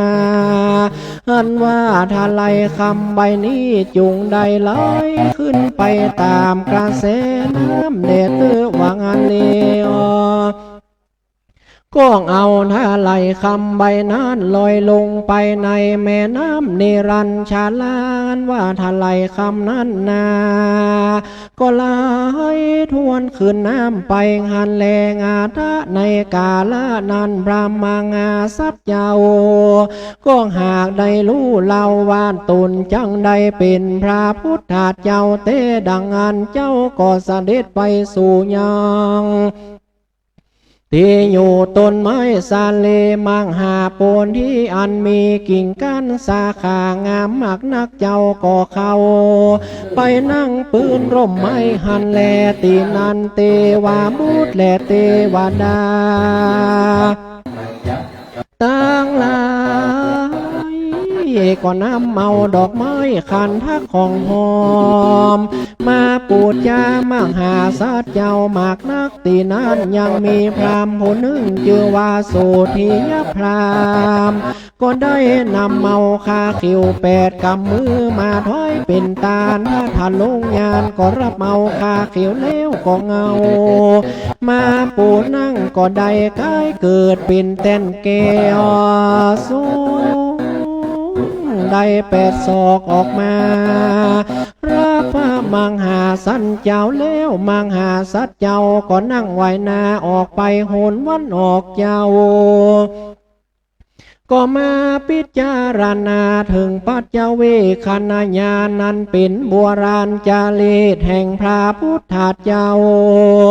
อันจักมาตัดสรู้เป็นพระสัมมาสัมพุทธเจ้ามาแต่ก่อนก็มีแลตัดสามิงคาเนในขณะนั้นยังมีเสนามานบาใบผู้หนึ่งมันอยู่บนอากาศกันมันหันมังหาสัตเจ้าออกมาบวชมันก็ไม่เขือดเครื่องขีก็ไขวาตีเงินกาวาโดกาลาเจ้าศีลธาทักกุมารตัญญาได้ไปบวชเตอยังแถม7 วันไปนาเจ้าก็จักได้เป็นเจ้าฟ้าจักรวาลติลาชแล้วเหมือนนั้นพระมังหาสัตเจ้าก็บ่รับเอากรรมของพญามานั้นสักอันเลวแต่ว่ายินดีซึ่งงานจักไปบวชอยู่สิ่งเดียวเลส่วนว่าพญามารผู้ใจบาปนั้นมันก็ไปตัวตามมังหาสัตเจ้านั้นอยู่ใจเมื่อมังหาสัตเจ้ากะตำเปลี่ยนได้6 วาสาเสนามานมันอยู่เฝ้าเมินนานก็เบื่อหน่ายก็นี้ขึ้นสู่ยังตีอยู่ของมันก็มีเลกันว่าพญามารหนีไปบ่นานเต้าได้มันก็มีใจร่ำเปิงเถิงมังหาสัตเจ้าว่าสิทาทากุมารหนีไปบวชวังเฮือนใดเป็นพระพุทธเจ้าวันนั้นก็บอกไปก็ไปตัวตามได้6 วาสานานักโปเบื่อหน่ายก็บ่ได้ตาลอดพระญาสักเตือเลว่าบาดนี้จักเป็นสันใดจามันก็ขนิ่งใจสันนันเลวจิงรีบมาหายังพระพุทธเจ้ามันก็ได้รู้เลหันยังมังหาสัพเจ้าได้ตัดสรู้เลนั่งเหนือเต้นเกี้ยวปันลังการสีนามานก็กล่าวว่าดูกาลาสินดาทักกุมารนั้นว่าเต้นเกวันนี้หากว่าบอดใจเป็นของดีวิเศษแต่งานได้ตั้นจุงนี้ไปเลี้ยวปันเหลียบเตอท่านบอกกวนล่วงอำนาจแห่งตนกู้ได้งานเลวว่าเต้นแก้วอันนี้กองหากกวนเกพระยาเจ้าโกตนเดียวตั้นอย่ามานั่งอยู่เตอที่นานมังอาสัตเจ้าก็บ่ปากบ่จาก็เต้านั่งอยู่ตามปากาติหันเลที่นานเสนามานผู้ใจบาปไม่ก็ยินเขือดไม่โกธามันก็สัญญาเปล่าล้อง สนันกงดินดานว่างเฮอเสนามันมานมวลหมู่เข้ามาสู่จุ่มนุมกันอาวุธภัยมันเครื่องคากวนสาปืดสาเปิงกัวมากนักเล่นนาพญามานำนาเสนากว่าตามลางเป็นขบวนยาวใด12โยจานางันมาคาดนาบคางก่อนได้12โยจานามีขอบฟ้าจักรวาลเป็นแดนปลายบนก็ได้เก่าเส้นไปต่างก็ไม้จักไปรบภาพเกณฑ์ขนาบเอาเต้นเกลียวปั่นลังการแห่งพระทันลงยานตีไวฮันเลนนายามนั้นเตวามุเตวาดาตังลาก็ได้รับความเดือดร้อนมากนักเลก็เต้าว่ามีแต่มังหาสัตว์เจ้าตนเดียววันจักมาพูดได้ภาพมันตั้งหลายหันเลสาเปยักขากุมบันทาพูนตาตันตาในกาลานั้นสีนามานตั้งหลายมวลหมู่ก็ปาการมาเนลามิเธอมีรูปอันห่างลายกวนเนเปิงกูว่ามากนักมือมีมือแห่งมานต่างหลายก็มามีหอกมีดาบหน้าปืนไฟและกงธนูตากันโหล้องสนันก้องดิ่งดานจุ่มหมู่มานมากเต้าก็มาเวทล้อมพระมังอาซัดเจ้าเพื่อจากการตำร้ายก็มีพระการต่างๆนานางันเลต่างโปปานามาลางาสัมมันตันโนงมปาริตาคามาเราวงเคงันว่าเครื่องข้างอาวุธตั้งหลายอันพญามารหากกงสัตว์เข้ามานั้นหมายจักหือถูกพระพุทธเจ้าดังนั้นก็สำกับกายเป็นดอกไม้มาปูจาพระพุทธเจ้าเสียงเลส่วนว่าพญามารกับตั้งปาลีวานต่างหลายอันญาญาติล้อมอยู่ได้เล็งหันพระพุทธเจ้านั่งอยู่กลางดอกบัวมีกงจากเวทล้อมอุปมาเป็นดังราชาสีตัวอาพระพุทธเจ้าก็บ่อนได้เข่งขามเสนามานสังงานแลตีนันพระพุทธเจ้าก็ขานิ่งในเจ้าดังนี้พี่วังกูมาบวชได้เป็นพระพุทธเจ้าสันนิเลวก่อนโดยปาลามีแต่ปางกลางกูก็บอกขาดเสียยังปาลามี30ทัพและปางเมื่อก่อนได้เกิดเป็นพญาเวสสันตาลาดได้คือมังหาตานั้นใหญ่เกิดวันได้คือลูกเมียเป็นตาลก็ได้ปกเป่าเตือนเตวาบุตรและเทวดาหินตาพรหมมังอนุโมตนาญาติน้ำไม่ตานวันนั้นแต่ดีเลบัดนี้จุงมาเป็นสักขีพยานแก่เราเตออันว่าเต้นแก้วนี้ก็บ่ได้มาผ่าแปรพัดโยนยังปุกาลาผู้ใดผู้หนึ่งก็บ่มีเล่เต้นแก้วอันนี้หากเกิดมาโดยบุญสมปานแห่งเราเต้แลนาในเมื่อพระพุทธเจ้าล่ำเปิงอยู่สันนั้นส่วนว่าแผ่นดินก็พาโกดเป็นดังดุจยาดังมีวิญญาณบ่ปอนาเนินจ้าก็มีนางหนุ่มเนาผู้หนึ่งมีรูปอันงามมากนักกองหากว่าบุญนอกแผ่นดินมา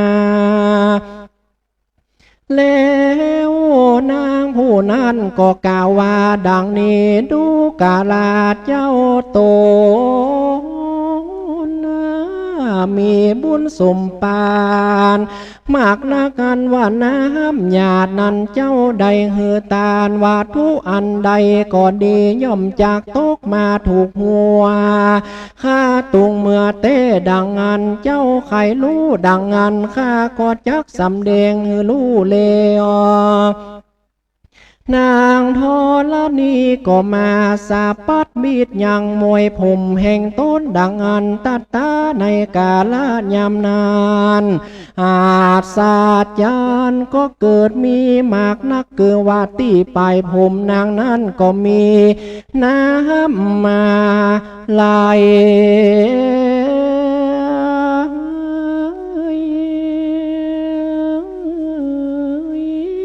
ออกมามากนักเป็นดังแม่น้ำกงกากว้างใหญ่มีหินก้อนใจสามานเต้าปูนโดยก็กิ่งมาตามน้ำขาดจาดปัดหมู่มานตั้งลายได้ตาวลมก้มง่ายตายไปเสียงเลสวนวัดจ้างพญามารตัวนั้นก็ตายทราบงาดินอยู่หันเลนนาตีนั้นพญามารผู้ใจบาปก็สันทัดหาบกลัวตายมากนักก็มานบน้อมไว้สาพระพุทธเจ้าเลวมันก็กล่าวว่าข้าเดชเจ้าโกตนมีบุญสมปานนั้นมากนักเจ้าก็ได้ตานสารู้เป็นโคแก่โลกสงสารปนยังกิเลสามานนั้นหยาบจ้าตั้งมวลมีต้นว่ากิเลสามานขันธมานบ่แน่นแลสัพพมานตั้งมวลเจ้าก็ผาแป้แล้วเตนดีลีเจ้าก็ได้ข้ามหลวงพ้นแม่น้ำมันใหญ่มีต้นว่ากามโลกาองคาดีดีตั้งหลายเสียงจุอันเลแล้วพญามารพร้อมกับโดยปาลิวานเสนางามาดกอมปากันไว้โนพมยำราพุทธาเจ้าแล้วก็จางำลาคืนสู่ยังตีอยู่แห่งไผ่มันก็มีแลตัดสามิงคาเนในขณะนานการว่าพญามารบาปเศร้าหนีไปแล้วดังอันรังสีโยหันวารัศมีแห่งพระพุทธเจ้าก็ลุ่งเรืองงามมากนักเป็นดังกงจะแก้วมีวันนะเด่งงามไปตัวโลกใต้เมืองคนหลอดไปบนขอฟ้าจักกาวานไฟจุติก็มีแลที่นอนเทวาบุตรและเทวดาหินตาพรหมต่างหลายก็ปกเป่าเตือนกันมวลหมู่ฮือเข้ามาสู่พระสัทธาเอาของปูจามีตนว่าจอดตุงดอกไม้ของหอมนำมันติบน้อมนำมาสักกาละปูจาพระมังหาสันเจ้าเลี้ยวก็กล่าวพร้อมกันว่าบัดนี้มังหาสัพปูลิสัตเจ้าก็ได้ผาแป้เลี้ยวยังหมู่มานสัพพมานมวลหมู่ก็ไปการเก็บพระพุทธเจ้าเลี้ยวที่นั่นเต้ามหาพรหมก่อนเถือชัดมากังบังพระพุทธเจ้าอินตาเทวนาต่างหลายก็ปากันเป่าหอยสางเล่นดีดปินปูจากุลพระพุทธเจ้าก็มีแลบ่อเต้าแต่นั้นเต้าจาตุโลกาปาลาตั้งสี่ก็มา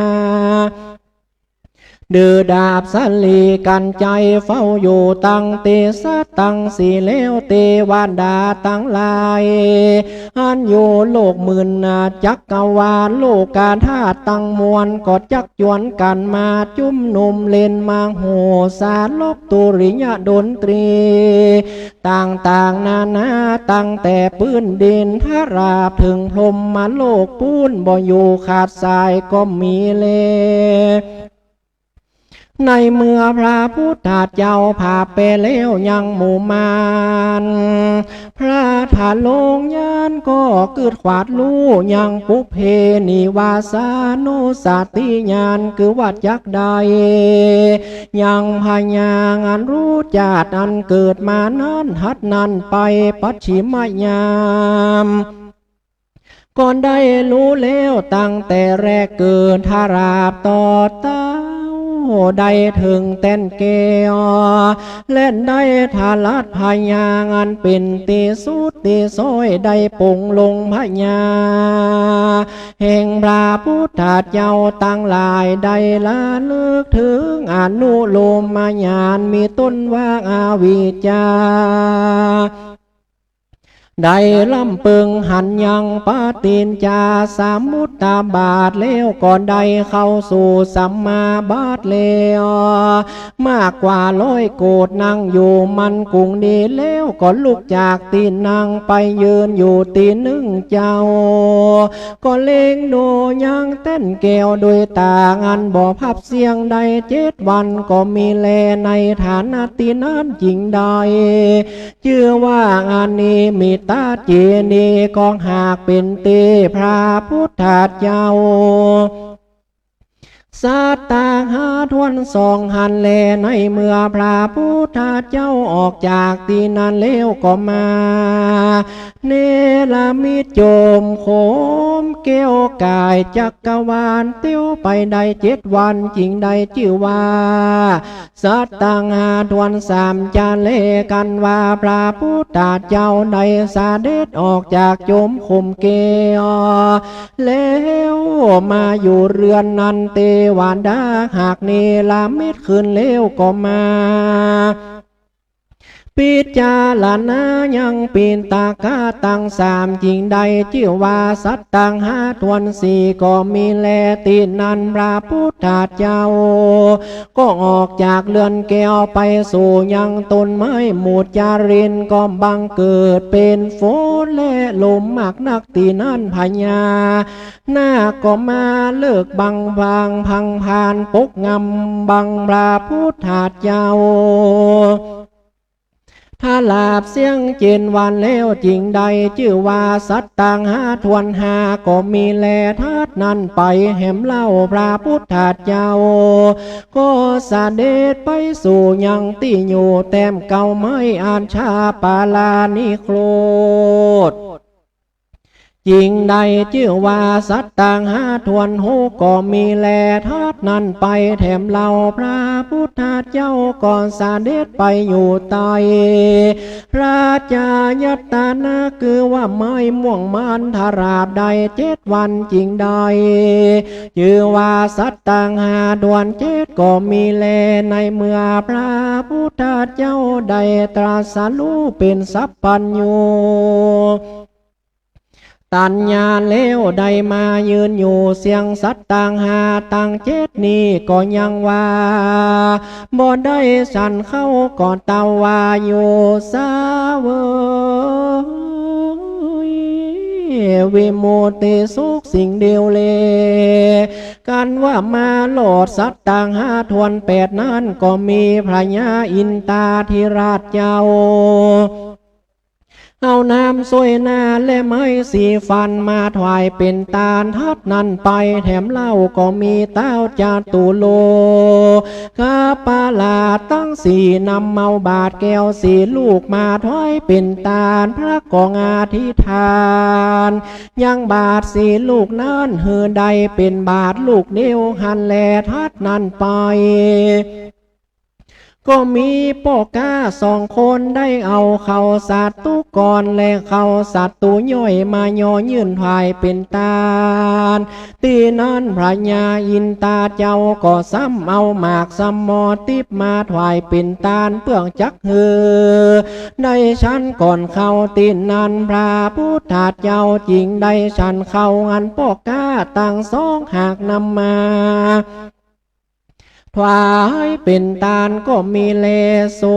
ภกาวานว่าพระพุทธเจ้าหากรู้โดยญาณแห่งตนว่าปอกาตั้ง2 นี้ก็หากวันใดตั้งอยู่ในสารณคมนี้แล้วพระก็จริงได้เอามือลูบห่มหัวก่อนได้เกษา8 เซนจิงเอาย่อยื่นคือปอกาตั้ง2 ส่วนว่าปอกาตั้ง2 กันว่าได้เกษาแห่งพระพุทธเจ้าเลวก็ไว้นบคบยำเลวพอจางอำลาคืนสู่ยังที่อยู่แห่งไผ่มันก็มีและนาสตางอันว่าพระพุทธเจ้า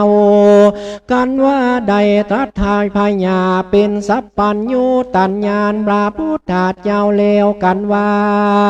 อยู่ครบทวนสัตตังหาทวน7 วันก็มารำเพิงดูธรรมจารีตแห่งพระพุทธเจ้าจุตนจุองค์มาแต่ก่อนได้รู้โดยพระญาแห่งตนว่าควรไปเทศนายังธรรมาจักกาปวัตนสูตรแก่อาลาลาดาโมตุทากาดาโบเตวังอันเลวพระก็ได้รู้มาไปลุนว่าเจ้าลาสีตั้ง2ได้โยติตายไปก่อนแล้วดังงานพระก็ขนิ่งใจว่ากวนจักไปเตสนาถ้ามือแก่ปัญจวัคคีย์ตั้ง5 ตนนั้นมีอัญญาโกนทัญญาพัทธิยาวัปปามังหานามางอาสาสิดังนี้กันว่าพระขนิ่งใจสันนิเลวพลางก่อสาเด็จไปสู่ปฏิสาเขตพระตั้งหลายฝูงนั้นตีนั้นเจ้าเพคู่ตั้งหลายฝูงนั้นกันวางหันพระพุทธเจ้าสาเด็จมาเตกายก็ปากันจาข้ากล่าวกันวางอาวุโส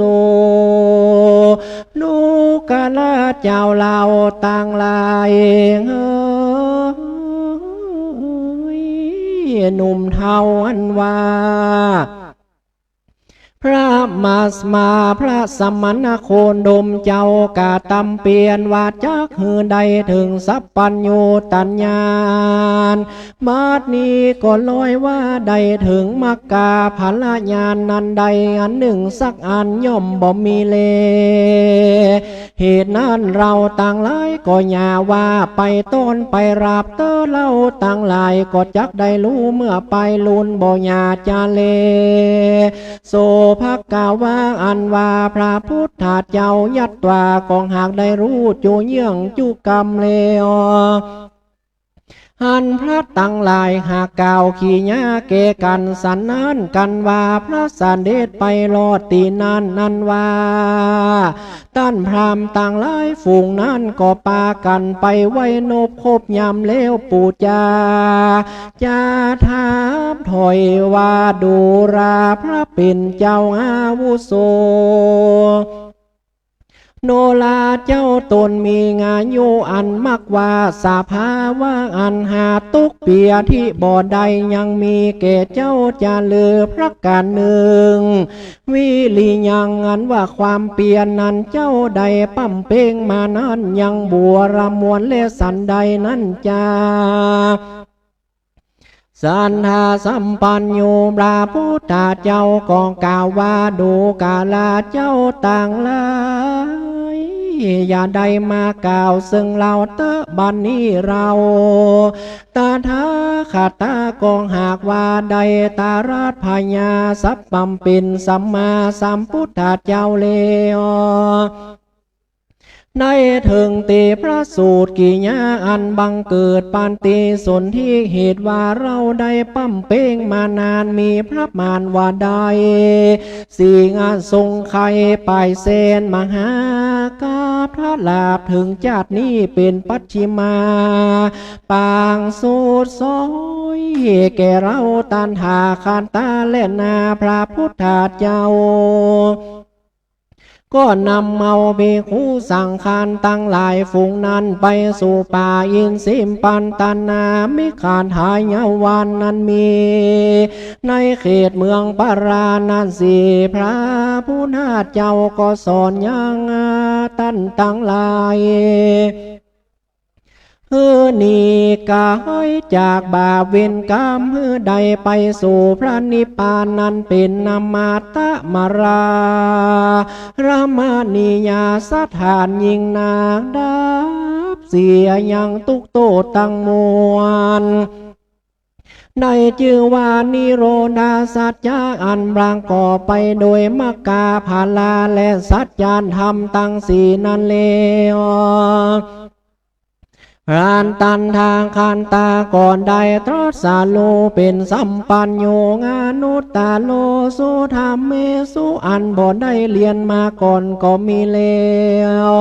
ที่นั้นพระพุทธเจ้าก่อนได้เทศนาธรรมาจากกรรมปวันตันสูตรมีอาการ32,000จักกรรมปวัตตนสูตรก็เสมือนดังลดโลกเวียนเหตุนั้นจริงใดชื่อว่าธรรมาจากกรรมปวันตันสูตรนั้นแลปวาติเตจามภาคาวตาธรรมาจักเกภูมิมาเทวามานุสาเวสุงันวาพระพุทธเจ้าก็ปาวาติเตสนาเป็นไปแล้วยังธรรมจังกามปาวาตันสูตรนั้นเลเทวาบูตและเทวาดาตั้งหลายพร้อมกับเจ้าเบคูตั้งหลายมีงานยาโกนทัญญาเป็นประธานก็มีใจ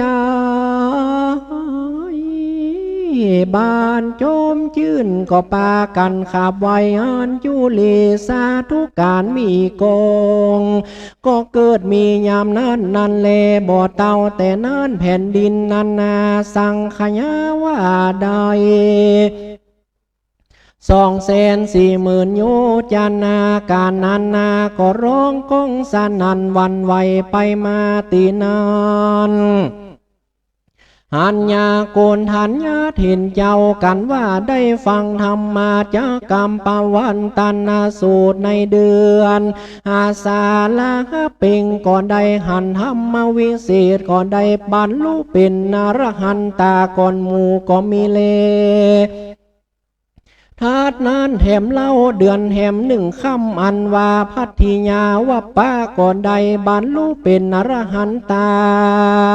และบ่เต้าแต่นั้นนามังหานามาและอาสาสิเทระเจ้าก็ได้ถึงธรรมาวิเศษได้ถึงอรหันตาจริงได้ชื่อว่าปัญจวัคคีย์ตั้งหากันว่าพระพุทธเจ้าได้เทศนายังธรรมาจากกรรมปวันตันสูตรกองหากอยู่จำวัดสาติในป่างีสีปัตนามิขาทายวันถ้าราบเสียงฤดูฝน4 เดือนแล้วก็จาริกไปสั่งสอนประกาศธรรมมือแก่เจ้าโลกได้รู้ตัวกันก็มีแล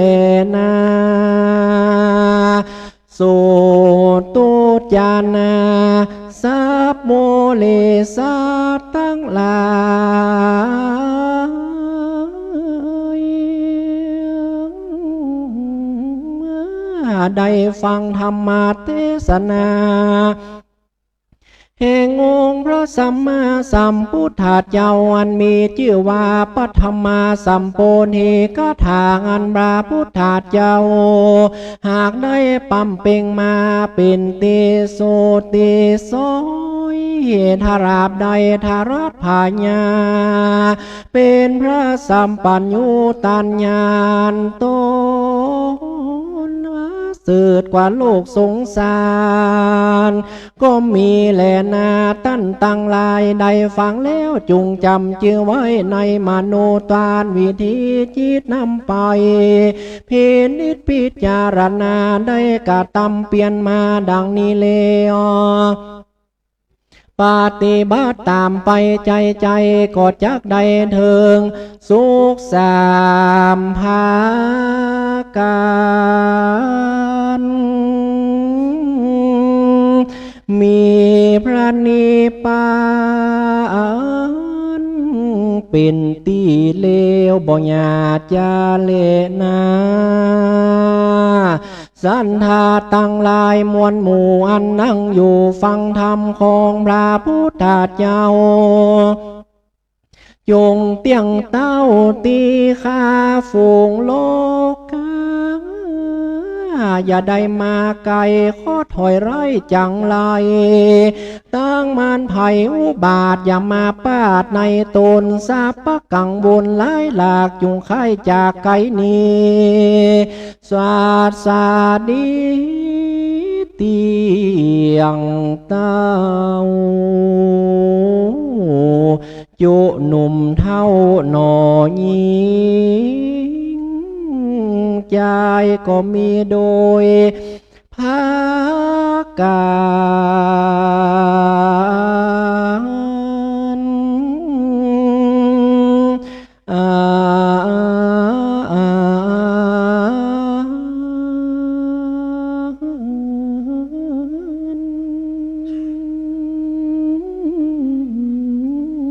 ดังกล่าวมานี่แหละนานินตังกริยาสังวัลนาวิสิตจางหงเหตุยังพระธรรมาสัมปูเนกถาก็บังคมสมเลสาเดช สาธุสาธุสาธุปฐมสมโพธิกถา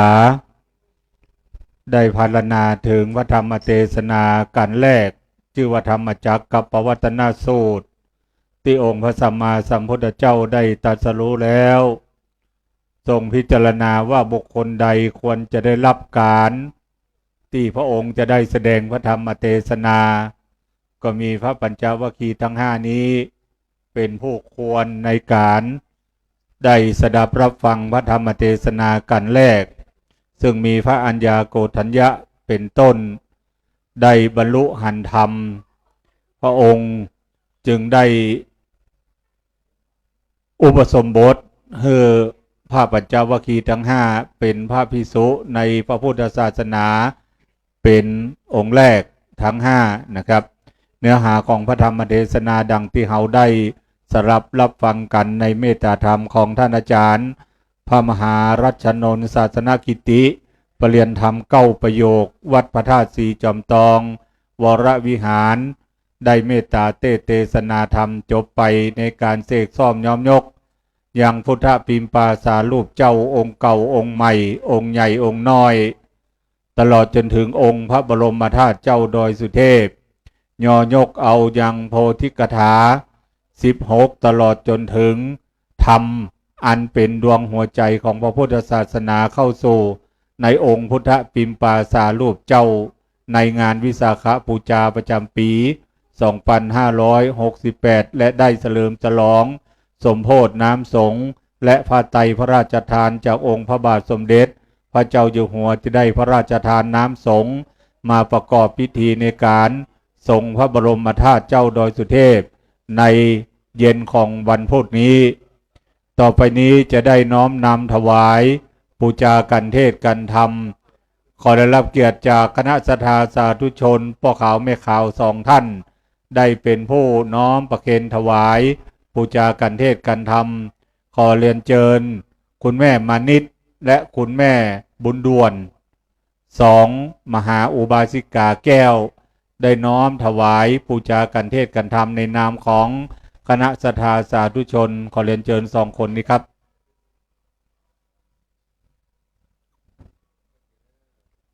เดี๋ยวเราพร้อมกันทั้งสองนะครับพร้อมกันทั้งสอง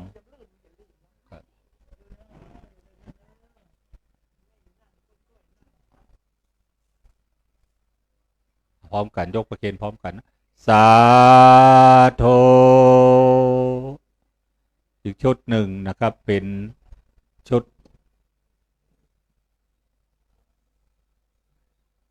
น้ำชานะครับสาธุ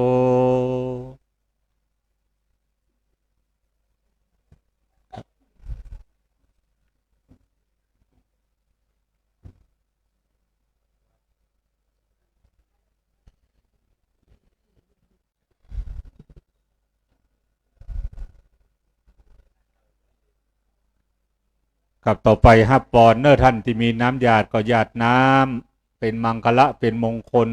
ณบัดนี้ น้ำทุกหยดทุกหยาดย่อมรวมมาเป็นมหาสมุทรใดชั้นใดกุศลเจตนาอันดีของคณะศรัทธาสมณศรัทธานำโดยพระเดชพระคุณหลวงพ่อพระธรรมเสนาบดี เจ้าคณะภาค7เจ้าอาวาสพระประธานดอยสุเทพราชวรวิหารพร้อมด้วยท่านอาจารย์พระครูปริยัติเจติยานุรักษ์และท่านอาจารย์พระมหาสุกลวิโรจนกิติและธรรมาจารย์มหาสุนทรผู้ช่วยเจ้าวาดพระอารามหลวง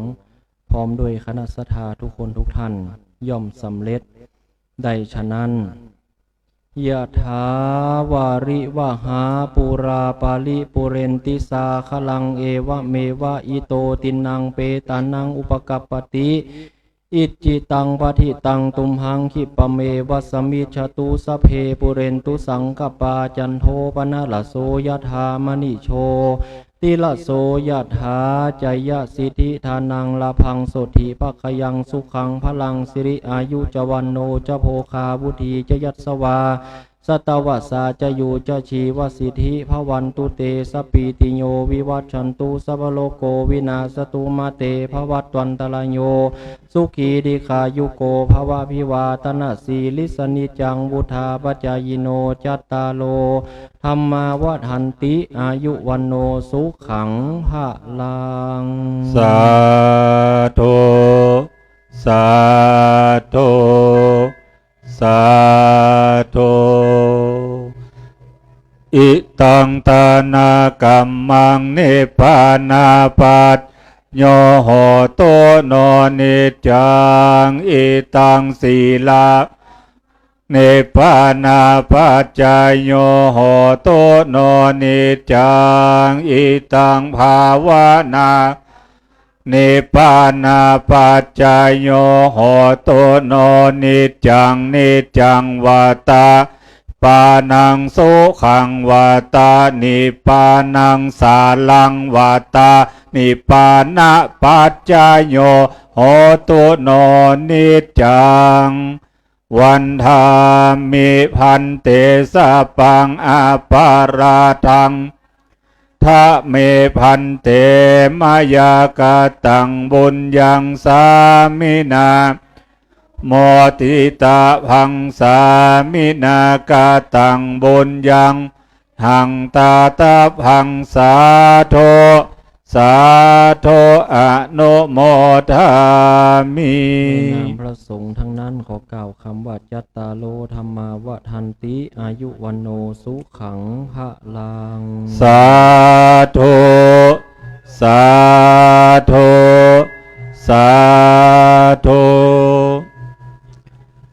กับเก้าในนามของพระเดชพระคุณหลวงพ่อพระธรรมเสนาบดีหลวงพ่อเจ้าอาวาสวัดพระธาตุเจ้าดอยสุเทพในนามของคณะสงฆ์วัดพระธาตุดอยสุเทพในนามของคณะศรัทธาสาธุชนทุกคนทุกท่านกราบไหว้สาขอบพระคุณในเมตตาธรรมของท่านอาจารย์พระมหารัชนนท์ศาสนกิติ องค์ธรรมกถึกที่ได้เมตตาเทศนาธรรมในกันทนสองในค่ำคืนนี้กราบไหว้สาขอบพระคุณเป็นอย่างสูงนะครับ กับคณะศรัทธาสาธุชนนะครับนักศีลนักบุญทุกคนทุกท่านที่ได้เดินหรือว่าเตียวขึ้นดอยตามหีบหอยครูบาเจ้าป่าวินีวันวิสาขบูชาประจำปี 2568 ได้เดินหรือว่าเตียวมาจนถึงวัดพระธาตุเจ้าดอยสุเทพทางวัดพระธาตุเจ้าดอยสุเทพขอยินดีต้อนรับคณะศรัทธาสาธุชนทุกคนทุกท่านเข้าสู่ร่มอารามของพระบรมธาตุเจ้าดอยสุเทพท่านขึ้นมาถึงแล้วมีดอกไม้ธูปเทียนเป็นต้นหรือท่านบ่ได้นำมาก็บ่เป็นหยัง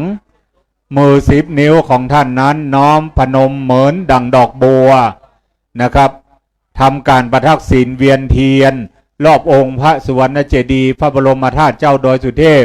เป็นเบื้องต้นก่อนจะได้ทั้งบุญญาอธิการได้บุญได้กุศลได้ถึง4ประการด้วยกันคือ1อายุมีอายุมั่นยืนยาววันนะมีวันนะสุขภาพผ่องใสสุขะมีสุขะพลานามัยสมบูรณ์ปราศจากโรคภัยไข้เจ็บพละมีพละกำลังกายกำลังใจกำลังทรัพย์กำลังสติปัญญานะครับดังนั้นท่านที่ได้เดินทางมาถึงพระบรมธาตุเจ้าดอยสุเทพแล้วคณะศรัทธาสาธุชนเจ้าทั้งหลายนะครับได้ทำการประทักษิณเวียนเทียนเป็นเบื้องต้นกันก่อนนะครับซึ่งวัดพระธาตุดอยสุเทพได้จัดพิธีอันเป็นมหามงคลนี้ค่ำคืนนี้เป็นค่ำคืนท้วน7นะครับได้เป็นวันที่7ของงานนับตั้งแต่วันที่4เป็นต้นมาดังนั้นในวันทุกนี้เป็นวันท้วน8เรียกว่าวันวิสาขบูชาวันที่ครบทั้ง3อย่างคือวันตรัสรู้คือวันประสูติตรัสรู้ปรินิพพานขององค์พระสัมมาสัมพุทธเจ้าเป็นวันสำคัญของโลกแม้แต่องค์การยูเนสโกสหประชาชาติยังยกย่องวันวิสาขบูชานี้เป็นวันสำคัญของโลกนะครับดังนั้นจึงเป็นมงคลเป็นมหามงคลอย่างยิ่งคณะศรัทธาสาธุชนที่ได้เดินทางมาถึงแล้วทำการประทักษิณเวียนเทียนจักเป็นมหาบุญอันยิ่งใหญ่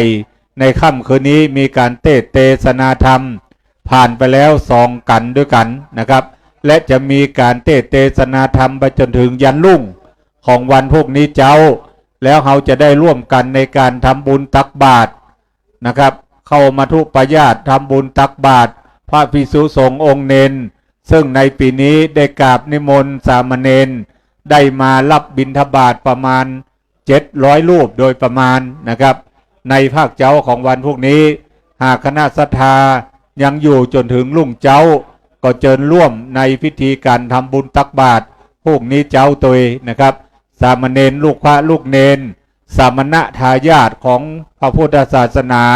ผู้จะได้สืบต่อพระพุทธศาสนาให้เจริญรุ่งเรืองสืบต่อไปก็ต้องอาศัยศาสนะคือสามเณรเป็นผู้สืบต่อไปในวันข้างหน้าดังนั้นในวันพวกนี้จึงได้นิมนต์สามเณรประมาณ700 รูปมารับบิณฑบาตนะครับจากคณะศรัทธาสาธุชนเราท่านทั้งหลายในวันพวกนี้เจ้านะครับดังนั้นคณะศรัทธาสาธุชนที่ได้เดินทางมาถึงแล้วทำการประทักษิณเวียนเทียนนะครับเดินรอบองค์พระสุวรรณเจดีย์พระบรมธาตุเจ้าดอยสุเทพนะครับกับแม้แต่ฝนก็ยังปะพรมนะครับกราบไหว้ศาลในเมตตาธรรมของท่านอาจารย์องค์ธรรมกถึกโภคร่น3ท่านอาจารย์พระครูปัญญาสังฆการนะครับผู้ช่วยเจ้าอาวาสวัดศรีโสดาพระอารามหลวงเป็นองค์เมตตาเทศนากันท่วน3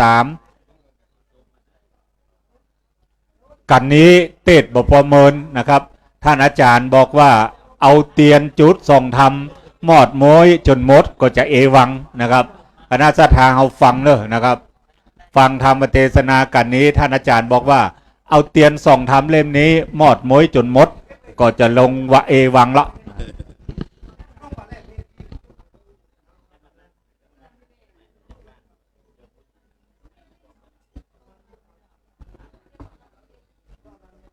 กับคณะสัตยาเฮาท่านทั้งหลายที่ได้เดินทางมาถึงแล้วนะครับก็เชิญขึ้นมาด้านบนพระบรมธาตุเจ้าดอยสุเทพ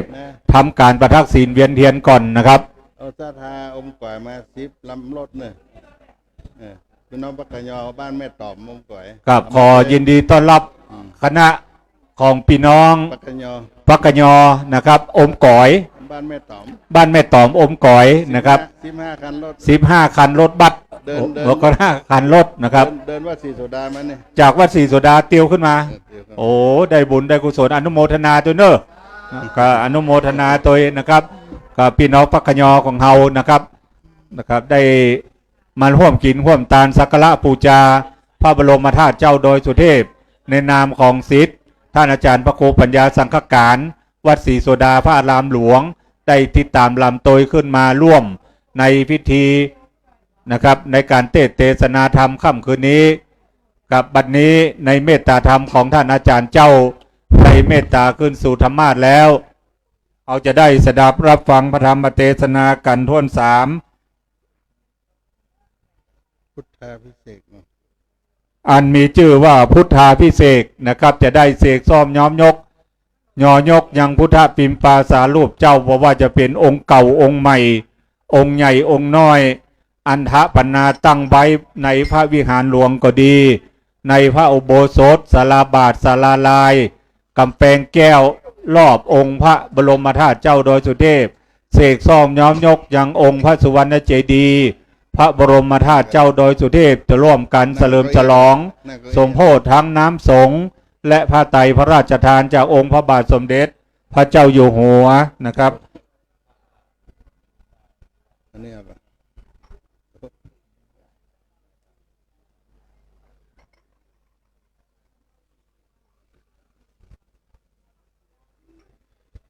กับสว่างตาด้วยแสงไฟ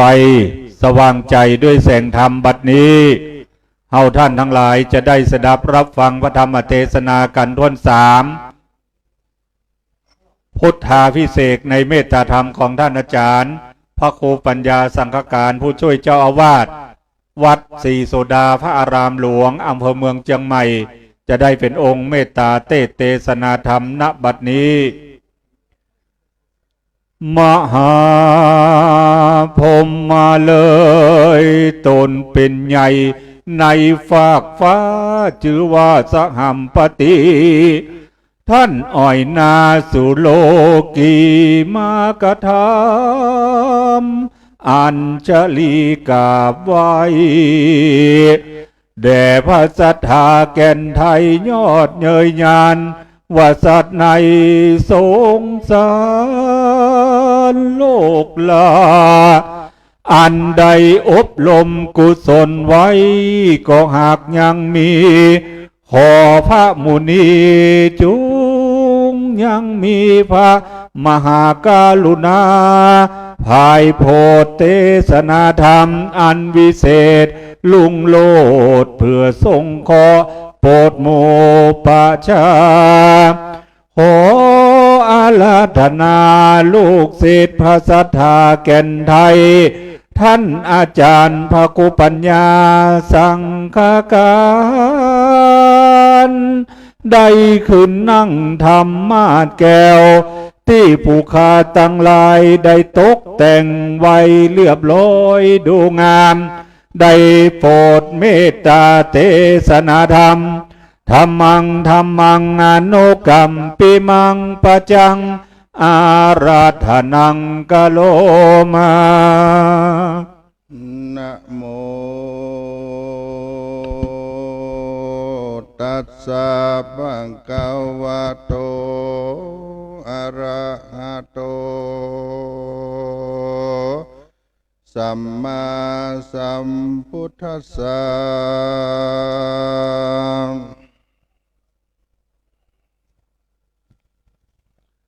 สาธุสาธุสาธุอะหังวันตามิสิลาสาพุทธังธัมมังสังฆังมังกาลามุตตมังเอโสโน สัทธากโตโลกานุกัมปังอุปาตัญญะเอโสภควาอันว่าพระพุทธเจ้าตนเป็นครูแห่งเราทั้งหลายตนได้ทลัดปัญญาสัพพัญโยตัญญาพระก็อาสาลัยซึ่งมหากรุณาแก่สันตันโลกตนข้าก็ได้บำเพ็ญบารมี30 ตัดดังแรกแต่อันพาธนาเจ้าก็ต้วนเตียวไปมาในสงสารทลาบต่อเต้าถึงชาติอันเป็นพระญาเวสสันตราชเจ้าก็ถือเอายังตานะปาลมีเกิดสละโลกและมีรักเป็นตานกันเสียงอายุแห่งตนแล้วก็นำเอาตนไปเกิดในจันฟ้าตุสิดามีหมู่เทวดาทั้งหลายอันตั้งอยู่ในหมื่นโลกจักรวาลเทวดาทั้งหลายก็มาผสมจุ่มนุมกันแล้วก็โอกาสราธนาโดยกรรมว่าการโลยันเตมหาวิลาคาแต่เจ้าตนมีเพียรนันมากยังกาโลอันกาละควรลงมาในมนุษย์สันโลกเมืองคนเพื่อทลัดสัพพัญโยตัญญาณเป็นพระพุทธเจ้าขออันเจิญลงไปแดดเตอว่าอันเหมือนนั้นโพธิสัตว์เจ้าก็จุติจากจันฟ้าตุสีดาแล้วก็ลงมาเกิดในขกุลเต้าพญาสักยราชในตัดสามารถครบวัน10 เดือนเต็มแล้วเจ้าก็เกิดมาจากท้องแม่วายน้ำสุดที่สาหนเหนือแล้วยกตีน7 บาทย่างแล้วก็ลงเด้งดูเหมือนโลกต่างมวลเบ่งสิหานาฏว่าอาโคสังอาสามิโลกัสสติอาหังอันว่ากูแคว้นยิ่งกว่าโลกเป็นใหญ่กว่าโลกดัง3 ส่วนมหาสัจเจ้าก็อยู่เสวยฆราวาสยาวเรือนทลาบอายุใด29 ปียังมีในวันหนึ่งก็เสด็จไปหารนิมิต4 ประการคือว่าคนเฒ่าค่ำจะลาอันทะลงเปียทิและคนนั้นตายแล้วและหันนักบวชเจ้าก็มาสลาเสียแล้วยังราชสัมปติตั้งหลายลวดนี้ออกบวชเป็นฤาษีอยู่ในป่าไม้เดือกเกียงฟังกำน้ำมโนมานติก็ตั้งตนซึ่งงานกระทำเปลี่ยนมากนักใน6 วัฏฏะเจ้าก็รับเอาแล้วยังเข้ามาทุปายาตอันนางสุจดาหากเฮือเป็นตาในวันออก15 ค่ำเดือนวิสาขะเจ้าก็เสวยยังเข้ามาทุปายาตฟังน้ำเนรัญจราแล้วก็ตอดยังทลายคำลงสู่แม่น้ำเนรัญจราก็มีวันนั้นแล ในกาลนั้นโพ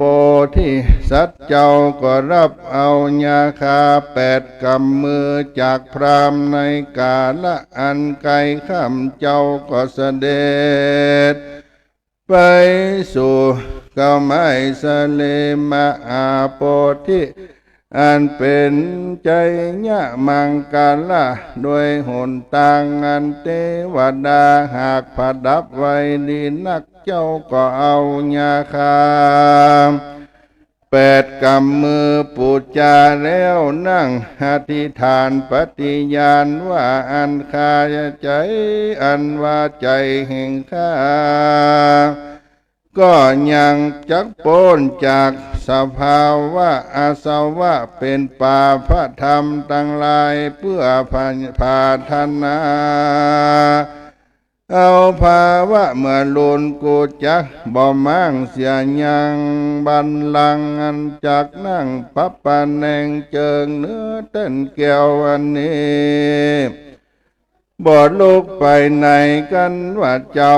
ที่ทานสันนี้แล้วก็นั่งไหวนาเฉพาะซึ่งติดสาโหนวันออกในเมื่อพาสุริญญาอันว่าพระอาทิตย์ก็มาต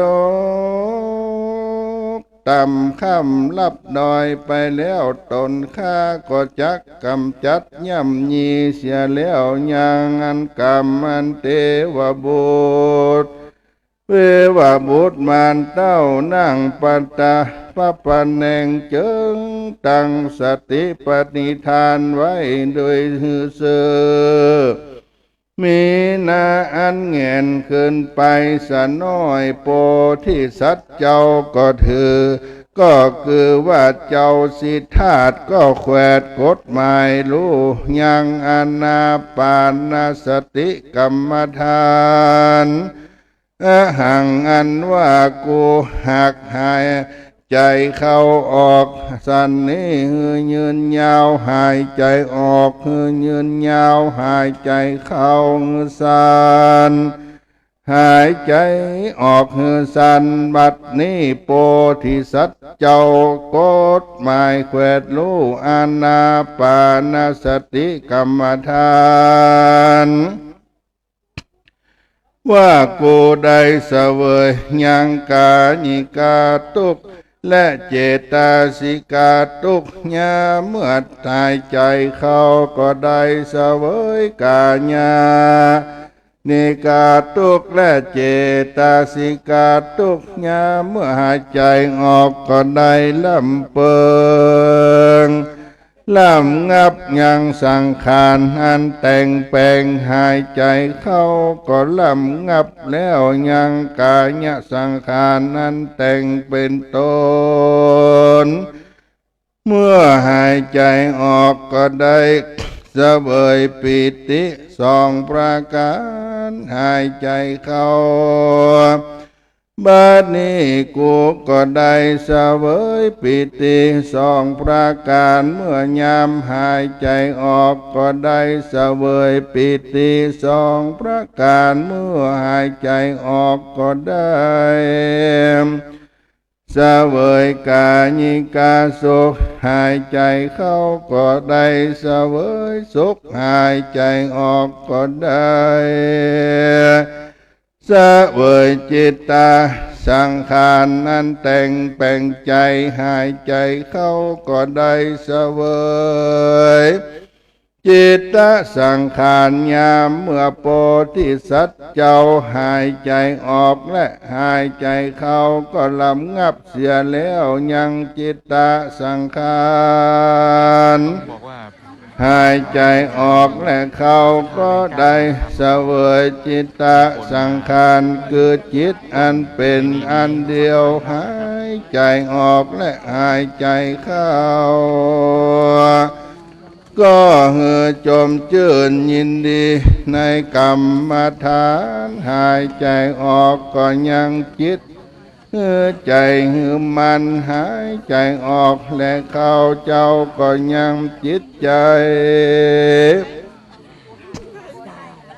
ปล่อยโป้นจากธรรมตั้งสี่ขณะเมื่อหายใจออกและหายใจเข้าก็ลำเปิงหันยังอนิจจธรรมมันบ่เที่ยงหายใจออกแล้วเขาก็ลำเปิงหันยังนิพพานอันภาสจากราคะปัสสามิก็หายใจออกและหายใจเข้าก็ลำเปิงหันนิพพานนันตุกในขณะเมื่อหายใจออกและเข้าก็ลำเปิงหันยังกองปฏิบัติและสลายังตุกแล้วก็หายใจออกหันแล้วหายใจยามนั้นเจ้าก็ได้ถึงยังปฐมฌานโดยทวนสองลำงับเสียยังวิตังวิจารบังเกิดสภาวะอันหนึ่ง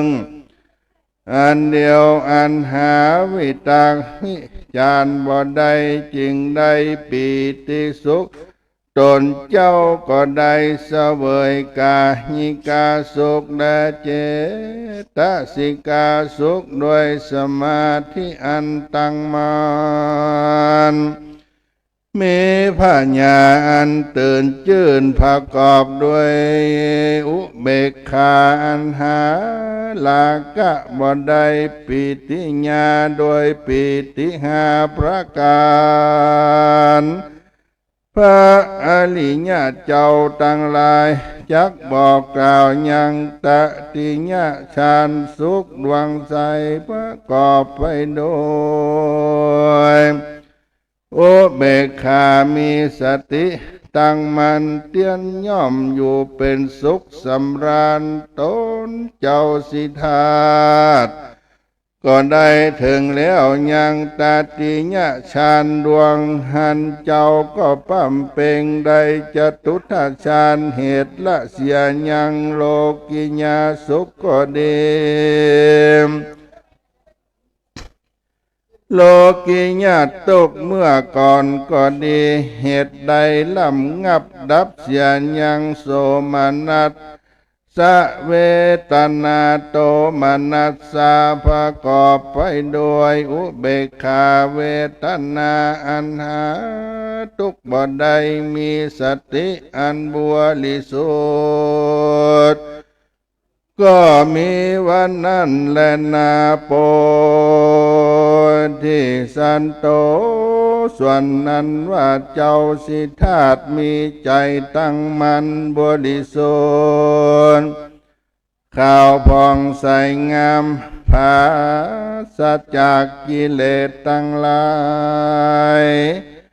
ได้ปัญหาร้อยอันมีอุปากิเลสหากกาดไปแล้วจริงบังเกิดใจอันอ่อนอวนตั้งอยู่ในกุศลกรรมเบาหวานไว้ในโลกธรรม8ประการพินิมาเมนโตตนเจ้าก็น้อมยังใจไปโดยผู้เป็นนิวาสญาณอันละนึกโลยังจาดหลังด้วยประการดังนี้แลปัทมญาเมในกลางคืนนั้นเจ้าก็กฎหมายรู้ด้วยดังนี้อุตตาปาติที่อันเกิดมาในภาวะอันมีชื่อดังนี้เอวังโกตะโตโคดดังนี้มีวันนะขาวดำดังนี้มีอาหารการกินดังนี้ปฏิสังเวที ก็ได้เสวยยังสุขและทุกข์ดังนี้มีที่สุดอายุประมาณเท่านี้โสอันว่าผู้นั้นการตายจากญาติอันนี้ก็ได้มาเกิดในชาตินี้แถมเล่าโคตรและวันนะดังนี้ก็มีไปด้วยหันและบวันไว้ในโลกกธรรม8ประการเจ้าก็น้อมใจไปด้วยจตุปปาตญาณคือว่าปัญญาอันรู้จุติปฏิสันติแห่งสัตว์ทั้งหลายในมัชฌิมยามในกลางคืนนั้นแลตัดสมิงคันเนในกาละยามนั้นเจ้าสิทาตก็เล็งแลหันยังสัตว์ทั้งหลายโดยจักขุญาณตาทิพย์อันข้ามพ้นวิสัยแห่งคนและเทวดาทั้งหลายด้วยภากันดังนี้ผลโตดูกันลาเพื่อนตั้งหลายเจ้าเราอันว่าสัตว์พวกนี้ประกอบมโนทุจริตอันขนิ่งร้ายด้วยใจกระทำผิดโดยตนประกอบไว้ด้วยวาจีสุจริตกระทำได้ด้วยปากประกอบไว้ด้วยมโนสุจริตอันขนิ่งร้ายด้วยใจอุปวาตกามักติเตียนยังอริยะเจ้าทั้งหลายโดยมิจฉาทิฏฐิเป็นพิษอันว่าคนและเทวดาทั้งหลายการว่ามั่งปัญจขันธ์ตั้งห้าก็ได้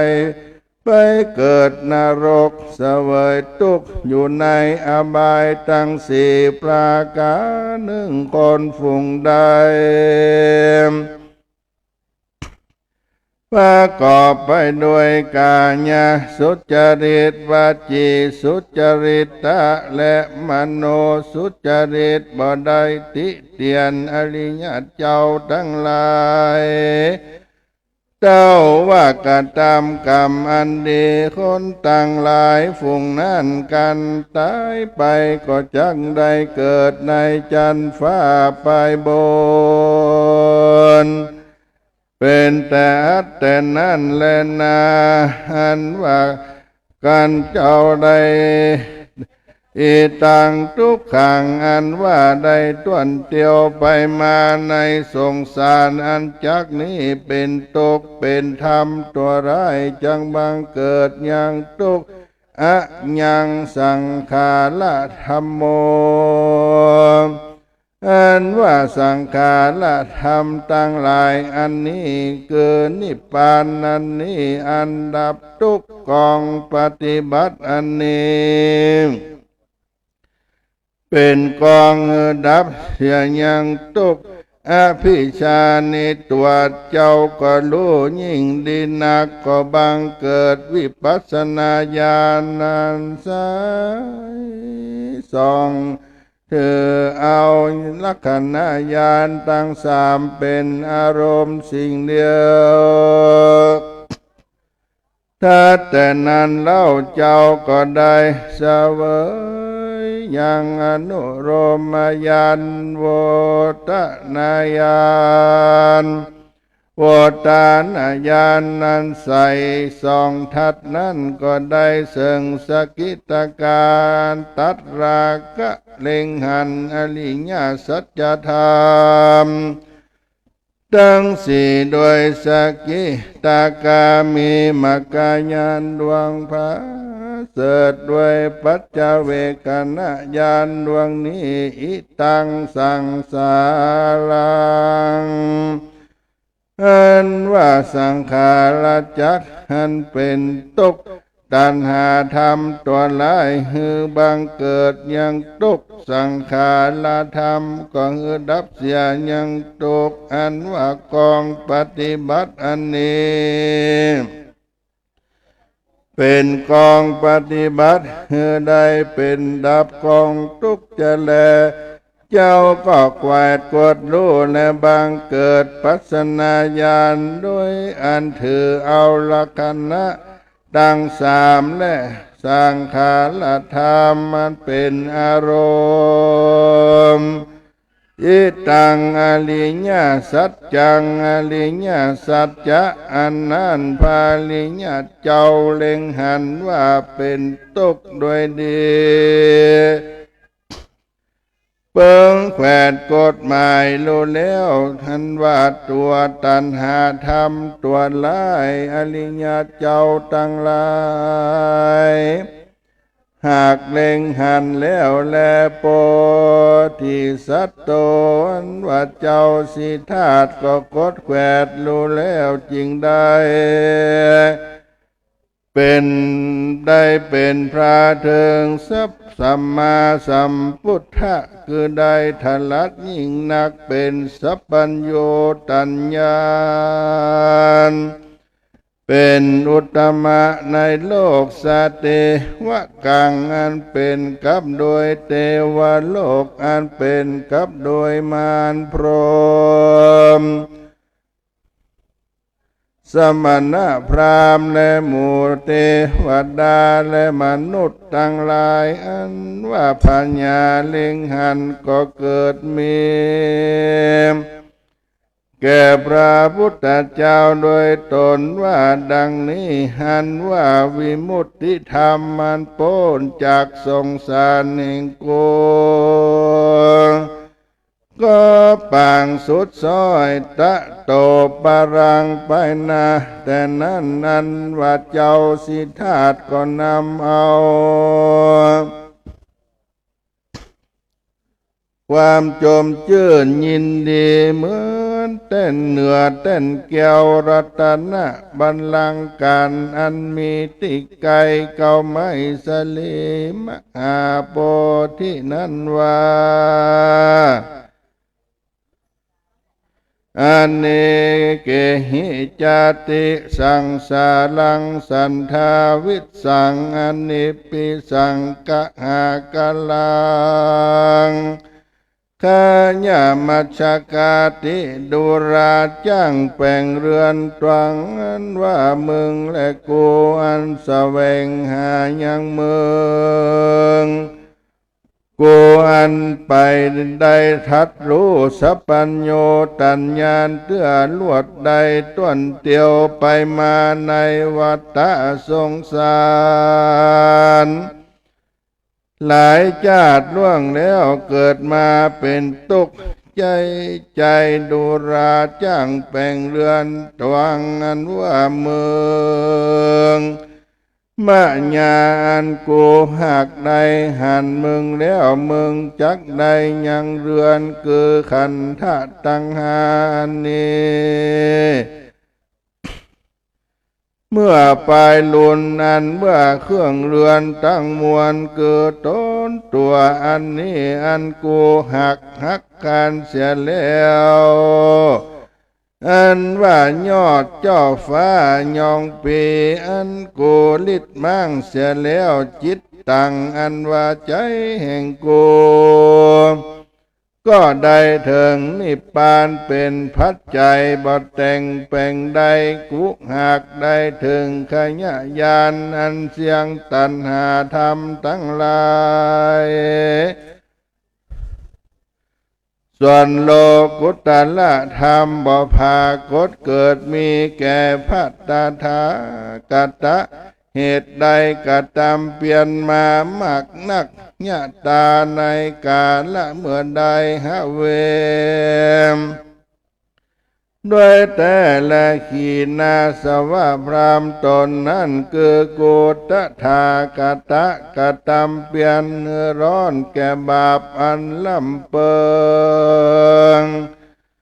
โดยฉันก็ดีจึงแขวดรู้ธรรมมันเป็นกับโดยเหตุและบ่ใจเหตุความสลังสังกาก็ลำงับกับหายไปก็บังเกิดมีแก่กูพระตถาคตในกาละเมื่อนั้นแลพระพุทธเจ้าเกิดรู้แล้วยังสัตว์ทั้งหลายอันบังเกิดอันพงตายตัวถอยตัวยิ่งตัวผานิดมีวันณะอันงามมีวันณะอันพางหลายตัวไปสู่ที่หลายตัวไปสู่ที่ดีก็เพราะกรรมและเขาได้กระทำและในเมื่อพระพุทธเจ้าได้อนุตตรสัมมาสัมโพธิญาณแล้วมุตโตพุทเตก็มีใจ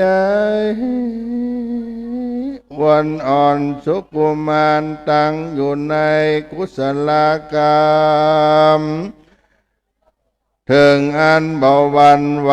ในโลกกระทำ8ประการมีญาณนันรู้ที่สุดที่ยังแห่งธรรมทั้งหลายและในมัชฌิยามาจิมายามกลางคืนหันแลทัดนั้นก็แขวดรู้สังขารธรรมเอินบ่มันเที่ยงต้นเตียวไปมาในวัฏสงสารเหตุดับเสียยังอาญาตนาตั้ง6ดับเสียยังเวทนาภัสสะนิโรโธดับยังภัสสะนิโรโธดับเสียยังตัณหาเวทนานิโรโธจาตินิโรโธเหตุดับเสียยังจาติแห่งหมู่กองทุกข์ทั้งมวลก็โดยประการดังกล่าวมานี้และนอพระพุทธเจ้าอาสลัยวิปัสสนาญาณคือปัญญาอันผายพองเป็นดังแก้วลำเปิงรู้ดูยังปัจจญาการเป็นไปก่อนนาจะใจพ้นโตดุลาตันพรามเพื่อนเจ้าเราทั้งหลายสังขารธรรมบ่มันบ่เที่ยงเป็นกองทุกข์บ่ใจตัวตนแต่แลทัดนั้นเจ้าก็ได้ถึงอนุตตรญาณโกตระภูญาณโสตาปฏินกญาณอันว่าสังสารจากหันต้นเตียวไปมาในวัฏสงสารเจ้าก็ถือลักษณะทั้ง3เป็นอารมณ์เมื่อไปลุนเล่าแลตัดนั้นเจ้าอันเป็นอริยะเจ้าก็เปิงจำเริญทุกขนิโรธกามินีอันนี้อันพระพุทธเจ้าก็นำเอามายังอุตตานะความจมชื่นยินดีเหนือเต้นแก้วบัลลังก์การแทบเก่าไม้สลีมหาโพธินานอเนกาจาติขญามาชีมาชาคาติดูการลาจ้างแปลงเดือนคือว่าความใบตวังอันว่ามึงมัญญานกูกะเวสันโตหากแสวงหาเมืองปางเมื่อไปได้ทลัดสัพพัญโยตัญญาณลวดในต้นเตียวไปมาในวัฏสงสารลาญาติอันมากอันเกิดมาจะใจหากเป็นตุกกูหากได้รู้หันแล้วบัดนี้ บ่ได้กระทำเรือนคือตนกูอันนี้แลเมื่อไปลุนเล่าแลอันว่าจ้างอันว่าเครื่องเรือนตั้งมวลคือตัวกุลนี้บัดนี้กูหักมั่งเสียแล้วแลอาหังอันว่ากูก็หักได้ถึงขยานนันเสียงตัณหาทั้งมวลนั้นว่าโลกุตระธรรมก็เกิดมีแก่ตนกูพระตถาคตตนปั้มเป่งร้อนแก่บาปมากว่าลำเปิงดูชันยะตาในกาละเมื่อใดด้วยแต่ขีนาสว่างเกิดว่าตนกูพระตถากตาก็กำจัดเสียแล้วยังหมู่คนเสนาอามาตโดดจะดังพระอาทิตย์กำจัดเสียยังกีบฟ้าเมฆในอากาศกังหาวก็เป็นรัศมีลุ่งเรืองด้วยประการดังนี้แลพระตถาคตก็ส่องใสงามบ่มีมละมนตินไปนอกมาติดตนเกิดหาความสลังสังกาบ่ได้ตนพระก็ได้ถึงฝั่งกำนาแห่งปิตกะตังสามโดยจอบธรรมส่วนป่าพระธรรมตังมวลก็บ่มีแต่พระตถาคตเจ้าดังนี้แลพระพุทธเจ้าตนพระกอบไปโดยกรุณาหาที่สุดบ่ได้เจ้าก็ปั้มเป่งบารมี30 ตัดเสียงสีอสงไขยไปแสนมหากัปได้ทลาดพญาสัพพัญโยเป็นพาแล้วอันว่าข้านะมามิก็น้อมไว้ปาตะตังกูแห่งพระพุทธเจ้าตนนั้นอันว่ากุลตั้งหลายตั้งมวลหันมาปานนิเตทานตุจงมาตั้งอยู่ในมหาเจติญาธาตุพระบรมธาตุเจ้าโดยสุเทพนี่เตอภกวานว่าพระพุทธเจ้าได้ถึงสัพพัญโยตัญญาณในกาละเมื่อใดดังอันตังญาณังหันว่าญาณนั้นหาที่สุดบ่ได้เตทานตุจงมาตั้งอยู่ในมหาเจติญาธาตุพระบรมธาตุเจ้าโดยสุเทพทลาบต่อเต้าศาสนานี่เตออันว่าปฏิสันธิพานญาณก็ดีอันว่าสาธารณญาณ6ก็ดีเวสาราชญาณ4ก็ดีมกญาณ40 ดวงอันมีวัตถุได้77ก็ดีอันว่าญาณตั้งมวลสมุนันติจงมาตั้งอยู่ในพระมหาเจติญาธาตุพระบรมธาตุเจ้าโดยสุเทพนิเตออันว่าสมาธิก็ดีวิมุตติญาธรรมก็ดีแห่งพระพุทธเจ้าตนนั้นอนันตาหาที่สุดบ่ได้สัพเพเต หมู่กุลทั้งมวลฝูงนั้น จุงมาตั้งอยู่ในพระบรมธาตุมหาเจติยธาตุเจ้าดวงอันผาเสดนิยาวศาสนังทะลาบเสียงปันวัสานิเตอภกวานว่าพระพุทธเจ้าตนทรัตรู้ธรรมตั้งมวลแทบเก้าไม้สเลมหาโพธิ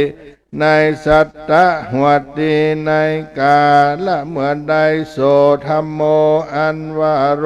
กุตตระธรรมนั้นโยงมาตั้งอยู่ในมหาเจติยธาตุเจ้าพระบรมธาตุเจ้าโดยสุเทพท่านลาภหาปันวัสสานิเตอภกวานว่าพระพุทธเจ้าผู้ทนว่าทลัสสะปัญโยตัญญาณเป็นพระแล้วในกาละเมื่อใดอิทธิปฏิหารอันสำแดงเพื่อตัดเสียยังกรรมสลังสังกาแก่คนและเทวดาทั้งหลายเตทานตุ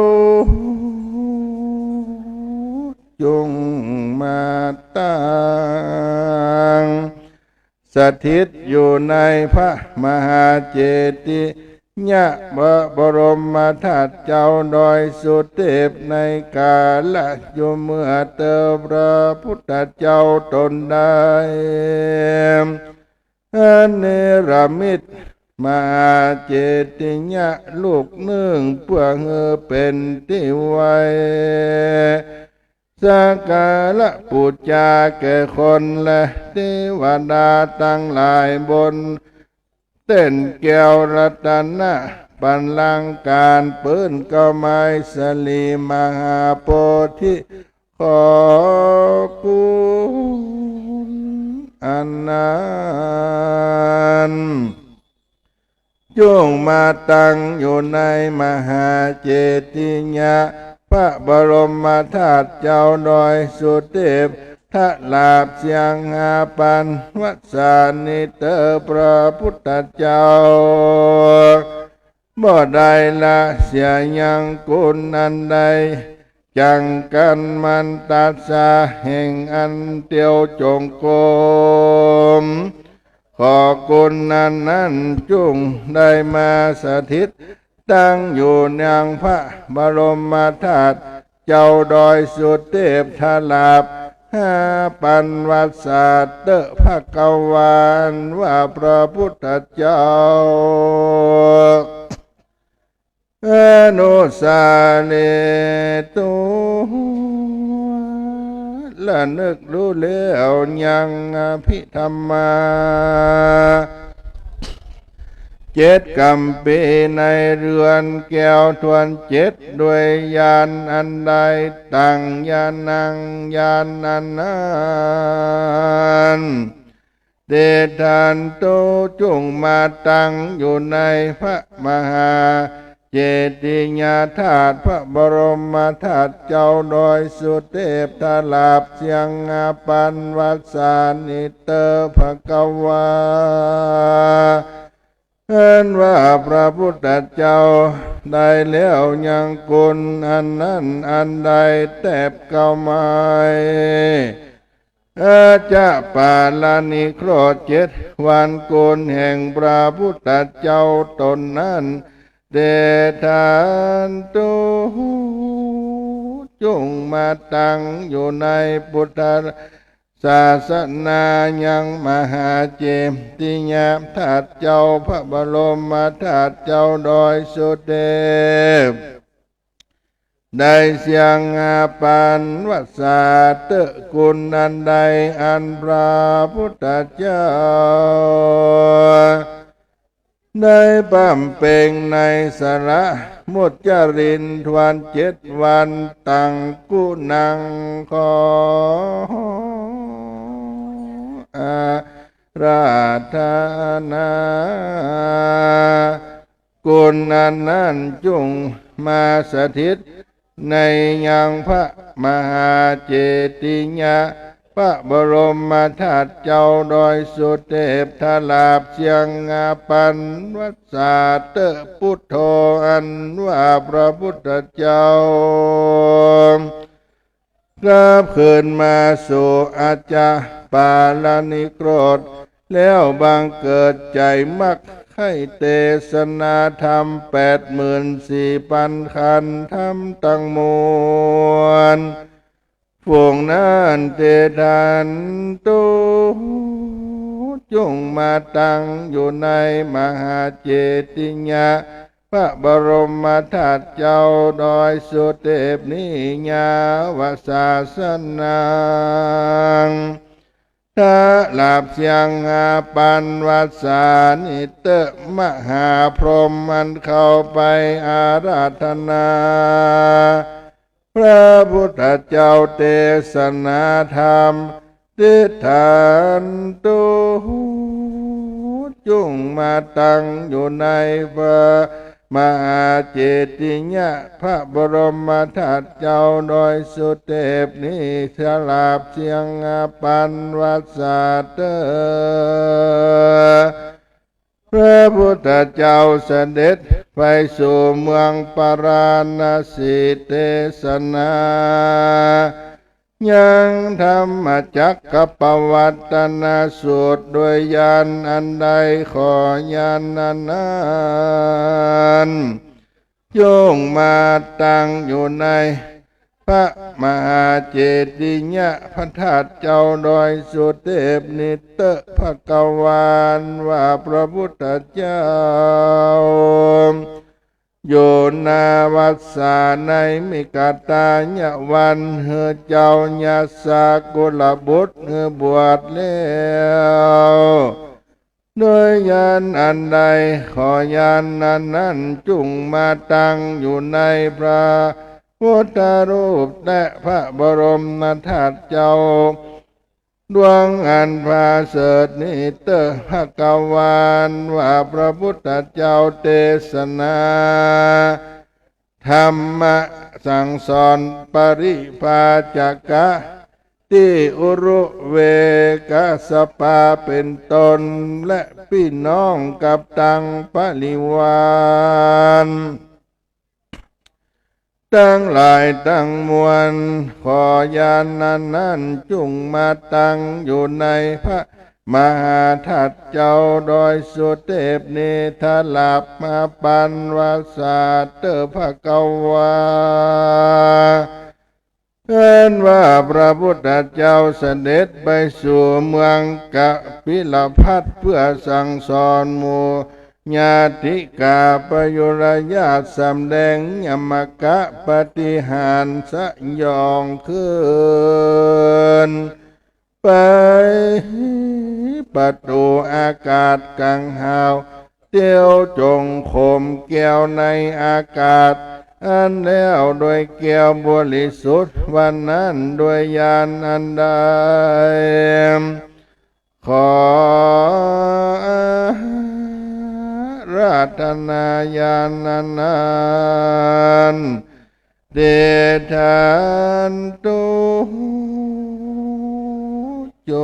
งมาสถิตในพระมหาเจติยะธาตุเจ้าโดยสุเทพทลาภาปันวัสสาเตมหาสาริปุตตาเถระมาธรรมพุทธจารีตพระพุทธเจ้าเทศนาปิตกะโดยญาณอันใดขอญาณอันนั้นจงมาสถิตในพระมหาเจติยะพระบรมธาตุเจ้าโดยสุเทพาปันวัสสาเตโสภกวามพระพุทธเจ้าตนพระโจรพาไปยังหมู่มารเสด็จลงมาโดยลวงอากาศมานั่งอยู่เหนือ อาสนะอันงามผาเสดที่เขาไม่ม่วงแล้วเทศนาธรรมแก่พัญญาเจ้าสกัญญาราชเพื่อเฮือเขาตั้งหลายไว้ตนด้วยญาณนันใดขอญาณนั้นจุงมาตังสถิตในพระพุทธสารูปแห่งพระพุทธเจ้าเก่าใหม่ใหญ่น้อยตั้งมวลและมาสถิตในพระมหาเจติญาทัตเจ้าถ้าลาภหาปันวัสสาเตโสภกวามเอิ้นว่าพระพุทธเจ้าผาลบแห่งยังฝนบกกลปัดก็เทศนายังมหาเวสสันตระจาตกะในกาลยามนั้นด้วยญาณอันใดขอญาณอันนั้นจงมาตั้งอยู่ในมหาเจติญาพระบรมธาตุเจ้าโดยสุเทพหาปันวัสสะเตตัตตาในกาลนั้นพระพุทธเจ้าเสด็จไปสู่เมืองสาวัตถีตั้งอยู่ในป่าเจตวนอารามพระตนงามก็มีมหากรุณาก็รับเอามหาอารามแห่งนายอนาถาปิณฑิกสะเศรษฐีเตเสสิก็เทศนาธรรมโพธิคุณและเทวดาทั้งหลายญาณังด้วยญาณอันใดตั้งญาณังขอญาณนั้นเตทานโตจุงมาตั้งอยู่ในพระมหาธาตุเจ้าโดยสุเทพถ้าลาภหาปันวัสสะเตพระพุทธเจ้าเทศนาธรรมเป็นหิตะเป็นกุณะแก่สัตว์ตั้งหลายตั้งธรรมังขอธรรมตั้งมวลดังหลายฝูงนั้นจุงมาตั้งยังสถิตยังพระมหาเจติญะพระบรมธาตุเจ้าโดยสุเทพทลาภต่อเต่ารอดปันวัสสะเติมพุทโธพระพุทธเจ้ากตำพุทธวรกิจอันภาเสดก็เทศนาธรรมมันลุงโรดโดยอันบ่เศษสลอพระก็ตั้งไว้แล้วยังกุลบุตรบวชอยู่ในกองอันพระเสดเป็นปฐมหัวตีเตปะเตโวเทวดาทั้งหลายก็ดียังคนทั้งหลายก็ดีอันเป็นกับโดยอินตาพรหมอันเป็นกับโดยมารขอเทวดาทั้งหลายฝูงนั้นรักขันตุจงมาตั้งอยู่รักษายังพระมหาธาตุเจ้าพระบรมธาตุเจ้าดอยสุเทพนคระเมืองปิงใจแก้วกวางทานันตละตินิสลาตุกังอันเป็นกับด้วยพระมหาเจติญาธาตุบรมธาตุศาสนังอันเป็นกับด้วยศาสนาเธอลาบเสียงอาปันวัสสะอัฏฐาญะเพื่อเป็นพโยชนะแก่คนและเทวดาทั้งหลายถ้าลาบหาปันวัสสานิเติมตาสะวะละญาณังพุทธพิเศษะสมาตังขีญาอันกล่าวยังพุทธพิเศษอันพดับพดา คาถาพุทธาพิเศษได้38พระคาถาก็บังโกมสมเร็จเสด็จ สาธุสาธุสาธุพุทธาภิเษกได้เทศนาธรรมอัญเชิญดวงญาณ16โภคิยธรรม8กฎแขวดตั้งอยู่ในองค์พุทธปิมปาสารูปเจ้าตั้งอยู่ในองค์พระบรมธาตุเจ้าดอยสุเทพครบ5 ปันภวษาในเมตตาธรรมของท่านอาจารย์พระครูปัญญาสังฆการ ผู้ช่วยเจ้าอาวาสวัดศรีโสดาพระอารามหลวงได้เมตตาเทศนาธรรมย่อยกเอาโภคิยธรรมตั้งอยู่ในองค์พุทธปิมปาสารูปเจ้าองค์เก่าองค์ใหม่องค์ใหญ่องค์น้อยในพิธีเสกซ่อมย้อมยกยังน้ำส่งพระราชทานและพระไตรพระราชทาน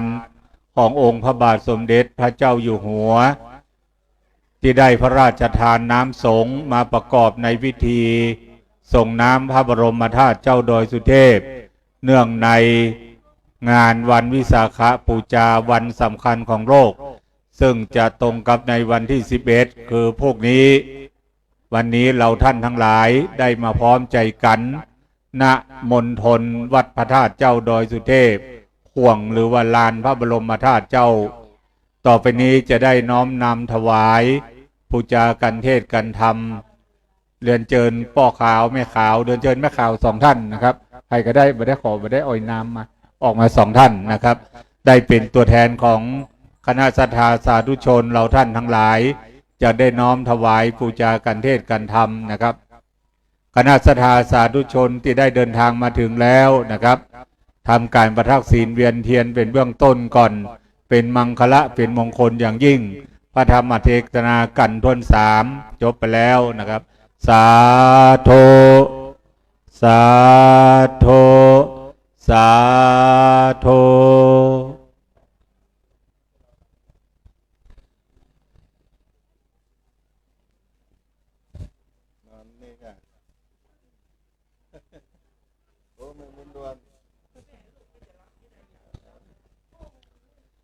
กับคณะศรัทธาสาธุชนที่ได้เดินทางมาถึงนะครับได้เตียวตามหีบหอยครูบาเจ้าศรีวิจัยนักบุญแห่งล้านนาไทยในประเวณีเทศกาลวันวิสาขบูชาเดินทางมาถึงแล้วน้อมนำดอกไม้ธูปเทียนทำการประทักศีลเวียนเทียนเป็นเบื้องต้นก่อนนะครับเชิญทุกคนทุกท่านบัดนี้พระคุณเจ้าองค์ธรรมกถึกจะได้เมตตาอนุโมทนาฮือปอนท่านที่มีน้ำเตรียมหยาดน้ำรับพรอันเป็นมังคละเป็นมงคลณบัดนี้ยะถาวาลิวหาปุราปริปุเรนติสากลังเอวะเมวะอิโตตินังเปตานังอุปกปปติอิชิตังปฏิตังตุมหังคิปะเมวะสมิจจันตุสเปปุเรนตุสังกปาจันโตปันนรโสยะถามณิโจติระโสบัดนี้หมายมีพระเดชพระคุณพระธรรมเสนาบดีเจ้าคณะภาค7หลวงพ่อเจ้าวาดวัดพระบรมธาตุเจ้าดอยสุเทพเป็นต้นเป็นประธานพร้อมกับด้วยอันเตบสิกโยมเจ้าทั้งหลายคณะคณามหามุลศรัทธาอุปาสกะอุปาสิกาเจ้าทั้งหลายได้ตกแต่งน้อมนำมายังซึ่งสักการะบูชายังรัชธรรมเทศนาพุทธาภิเษกในการกระทำมังกรเสกซ้อมย้อมยศยังพระบรมธาตุเจ้าดอยสุเทพและน้ำสงฆ์พระราชทานในประเวณีเตียวขึ้นดอยสุเทพวิสาขบูชาปีพุทธศักราช2568ได้มาท่าปันนาถวายเป็นทานนี้แล้วได้มีธรรมเมตตากรุณาไหวหน้ารับเอายังบุญกุศลทานแห่งเจ้ามุลศรัทธานี้แล้วก็ขอให้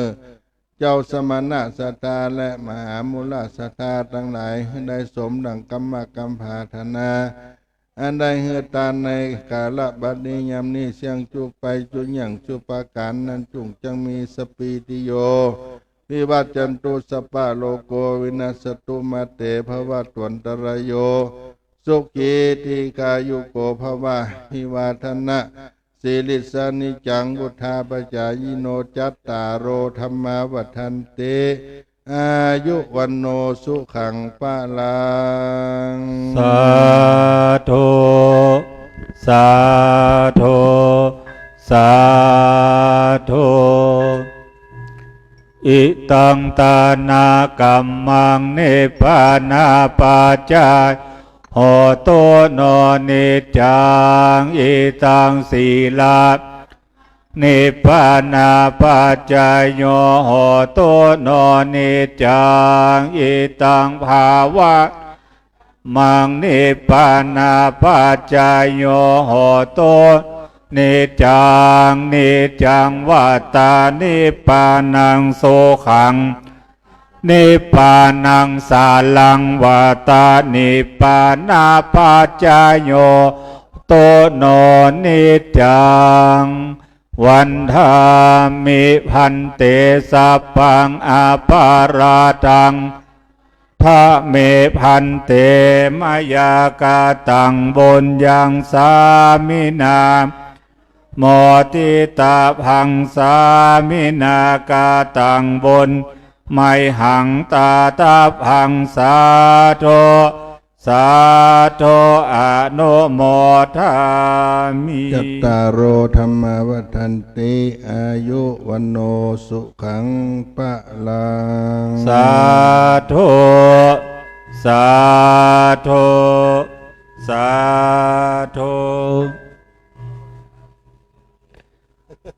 กับเก้าในนามของพระเดชพระคุณหลวงพ่อพระธรรมเสนาบดีในนามของคณะสงฆ์วัดพระธาตุเจ้าดอยสุเทพและในนามของคณะศรัทธาสาธุชนกราบไหว้สาขอบพระคุณในเมตตาจิตเมตตาธรรมของท่านอาจารย์พ่อครูปัญญาสังฆการผู้ช่วยเจ้าอาวาสวัดศรีโสดาพระอารามหลวงองค์ธรรมกถึกกราบไหว้สาขอบพระคุณเป็นอย่างสูงนะครับกราบไหว้สาครับผม เอาไปไรนะ กับขอต้อนรับคณะศรัทธาสาธุชนนักศีลนักบุญนะครับทายกทาธิกาผู้มีศรัทธาแรงกล้าที่ได้ติวขึ้นมาก็ดีจะขึ้นรถมาก็ได้นะครับได้ขึ้นมากราบมาไหว้มาสาสักการะปูจายังพระบรมธาตุเจ้าดอยสุเทพรักษาไว้ซึ่งหีบหอยป่าเวณีเตียวขึ้นดอยของครูบาเจ้าศรีวิจัยนักบุญแห่งล้านนาไทยวันนี้คณะศรัทธาคงจะเป็นเรือนหมื่นเรือนแสนนะครับที่ได้มาร่วมในการเตียวขึ้นดอยตามหีบหอยครูบาเจ้าน้อมปูจายังองค์พระบรมธาตุเจ้าดอยสุเทพนะครับเชิญเข้าสู่ร่มอารามของพระบรมธาตุเจ้าดอยสุเทพนะครับอาจารย์เสกสรรนะครับจัดมณฑลพิธีนะครับในการสวดเบิกนะครับซึ่งคณะใส่เบิกจากวัดศรีโสดาพระอารามหลวงนะครับ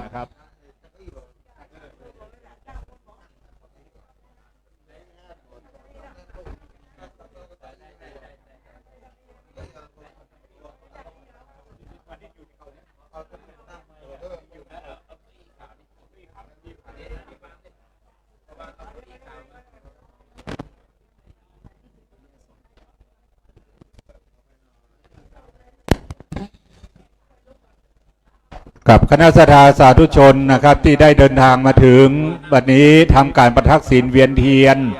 รอบองค์พระบรมธาตุเจ้าดอยสุเทพเป็นเบื้องต้นก่อนเนอะนะครับกับเอาบุญเอากุศลเอามหากุศลได้ปอนแถม4ประการปอนข้อที่1นั้นอายุให้มีอายุยืนยาว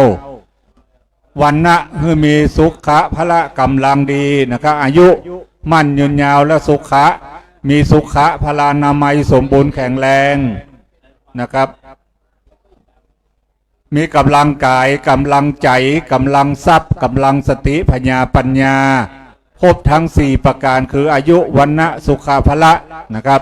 ดังนั้นคณะศรัทธาสาธุชนที่ได้เตียวขึ้นมาสู่วัดพระธาตุเจ้าดอยสุเทพ มาถึงแล้วมีดอกไม้ธูปเทียนเป็นต้น ได้น้อมทำการประทักษิณเวียนเทียน รอบองค์พระบรมธาตุเจ้าดอยสุเทพครบวาระทั้ง3 รอบก่อนนะครับกับละครยินดีต้อนรับคณะศรัทธาสาธุชนทุกคนทุกท่าน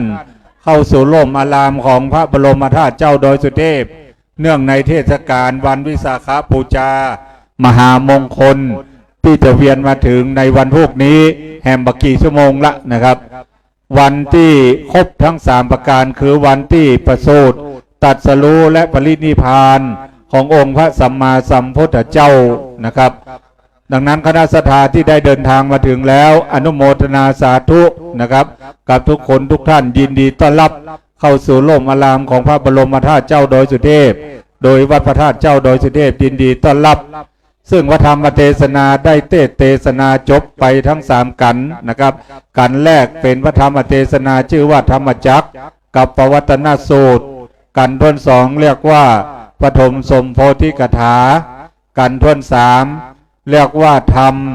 พุทธาพิเศษเสกซ่องย้อมยกอย่างพุทธปิมปาสารูปเจ้าบอกว่าจะเป็นองค์เก่าองค์ใหม่องค์ใหญ่องค์น้อยอันทะปันนาตั้งไว้ณวัดพระธาตุเจ้าดอยสุเทพตลอดจนถึงการเสกซ่อมย้อมยกอย่างองค์พระสุวรรณเจดีย์พระบรมธาตุเจ้าดอยสุเทพและเฉลิมฉลองสมโภชน้ำสงฆ์และพระไตรพระราชทานขององค์พระบาทสมเด็จพระเจ้าอยู่หัวที่ได้พระราชทานน้ำสงฆ์มาประกอบในพิธีสงฆ์พระบรมธาตุเจ้าดอยสุเทพในวันวิสาขบูชาในวันพวกนี้เวลาประมาณ16 นาฬิกานะครับดังนั้นจึงเป็นนิมิตหมายเป็นบุญเป็นกุศลเป็นมหากุศลกับคณะศรัทธาสาธุชนพอออกไม่ออกเราท่านทั้งหลายที่ได้เตียวขึ้นมาตามหีบหอยครูบาเจ้าศรีวิจัยครูบาเจ้าได้สร้างตางเพื่อคณะศรัทธาสาธุชนเฮาท่านทั้งหลายได้ขึ้นมาโดยสะดวกสบายเป็นเวลา90 ปีที่องค์ครูบาเจ้าได้เป็นประธานนำคณะศรัทธาเรือนหมื่นเรือนแสนทำการสร้างถนนเมื่อวันที่7 เดือนพฤศจิกายน 2477สำเร็จได้รถยนต์คันแรกได้นิมนต์ครูบาเจ้าได้ขึ้นมาสู่วัดพระธาตุเจ้าดอยสุเทพเมื่อวันที่30 เดือนเมษายน ปี 2478นะครับระยะทาง11 กิโลเมตรปลายที่เฮาเตียวขึ้นมานี้ครูบาเจ้าได้เป็นประธานใจศรัทธาประชาชนเรือนหมื่นเรือนแสนในการก่อสร้างข้างแปลงยังถนนใช้เวลาเพียง5 เดือน22 วันทางสำเร็จ90 ปีของถนนศรีวิจัยที่เฮาได้เตียวขึ้นมานั้นเฮารักษาไว้ซึ่งหีบหอยป่าเวณีอันดีงามที่ครูบาเจ้าได้สร้างไว้ให้คนโบราณคิดการไก่สร้างหนทางไว้ให้ลูกหลาน90 ปีที่บุญญาบารมีของครูบาเจ้าได้สร้างให้เฮาได้เตียวขึ้นมาอย่างสะดวกสบายสมัยก่อนนั้นยังบ่มีหนทางต้องใช้เวลาเป็นวันๆในการเดินอันเตียวขึ้นมาสู่วัดพระธาตุเจ้าดอยสุเทพได้เพราะอาศัยบารมีของครูบาและบุญญาธิการของเฮาท่านทั้งหลายได้อุตสาหะบากบั่นมีความวิริยะคือความเพียรได้เตียวขึ้นมากันจนถึงวัดพระธาตุเจ้าดอยสุเทพตั้งแต่หัวค่ำยันจนถึงเวลานี้ขออนุโมทนาสาธุกับทุกคนทุกท่านบัดนี้คณะสวดเบิกจากวัดศรีโสดาพระอารามหลวงจะได้เมตตาสวดเบิกเสกซ่อมย้อมยกอย่างพุทธปิมปาสารูปเจ้าและองค์พระสุวรรณเจดีย์พระบรมธาตุเจ้าดอยสุเทพเป็นมังคละเป็นมงคลมอบเป็นบุญเป็นกุศลเพื่อแก่คณะศรัทธาสาธุชนทุกคนทุกท่านณบัดนี้กราบไหว้สาครับผม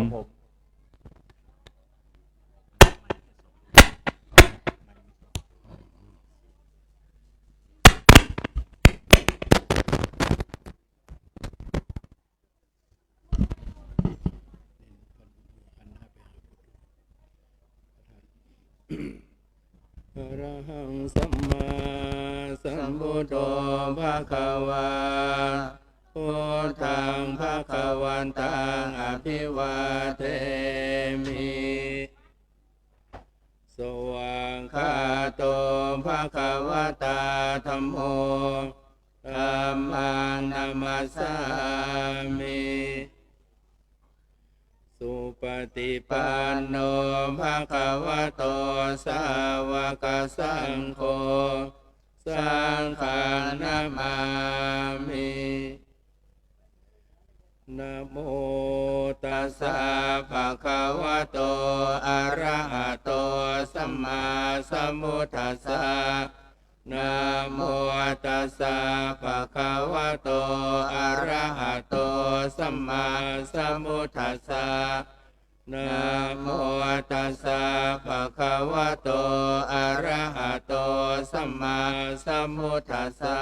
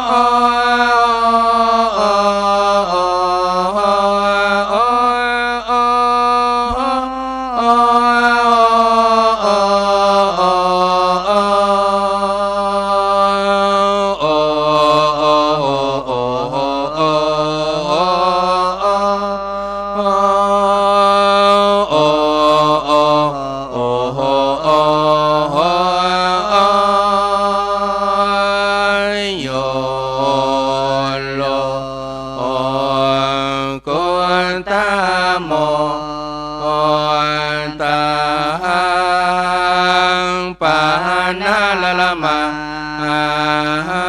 มิพุทธา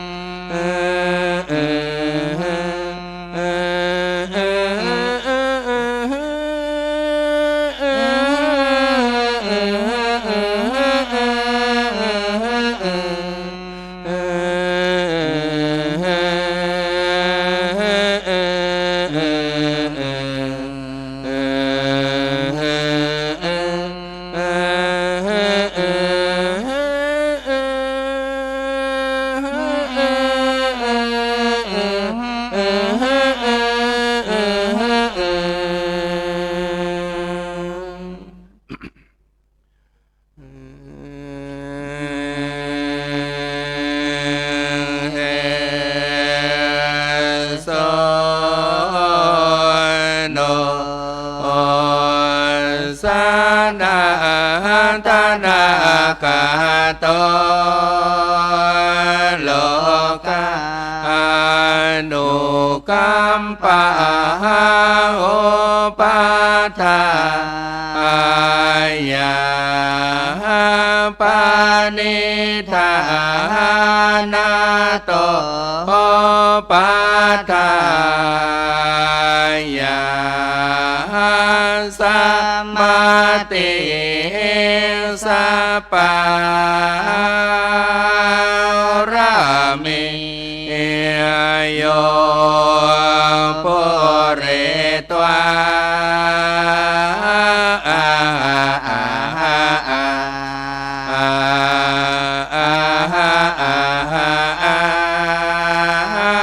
ยาวาเวสัตตาราตาภาวตาวกาโตตานานาตวาปารามิโกราธากาเอตวา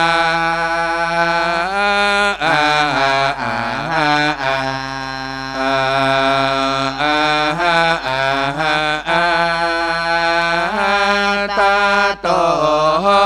จาวิตวาโตสิตาภาวาเนนาเนปาติตวาสาเนปาติเตนาสาสาหัสจักวาระวา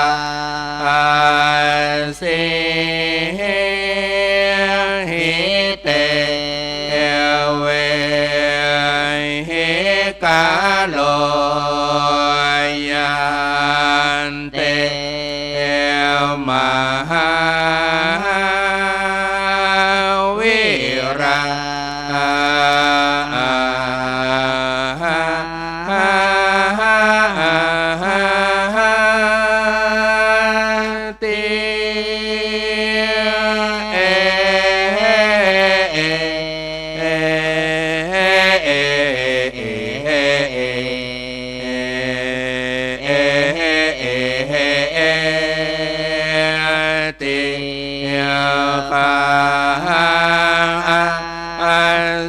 สิอาสาสิสาลาลาสิสาลาลาสาเมติกาปะสาสิปัสสาสิสาลาสิสาลาลาสาเมราสาสาสิอาสาสิสาสิสาลาลาสาเม ราสาปัสสะสีปัสสะสีสาลาสีสาลาลาสาเมสัพพกายาปรติสังเวทิอาสาสีอาสาสีสาสีสาลาลาสาเมปัสสะปัญญากัญญาสังขาราปัสสะสีปัสสะสีสาลาสีสาลาลาสาเมเปติปารติสังเวทิอาสาสีอาสาสีสาสีสาลาลาสาเมโสกปารติสังเวทิปัสสะสีปัสสะสีสาลาสีสาลาลาสาเมติ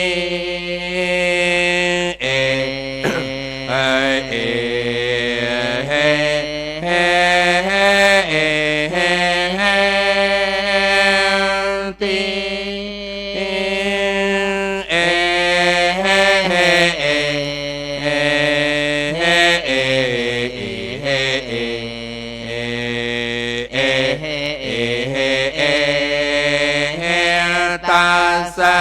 เยวราติญามาชิเมยามิวังละสมาหิเตจิเตระปะริสุเท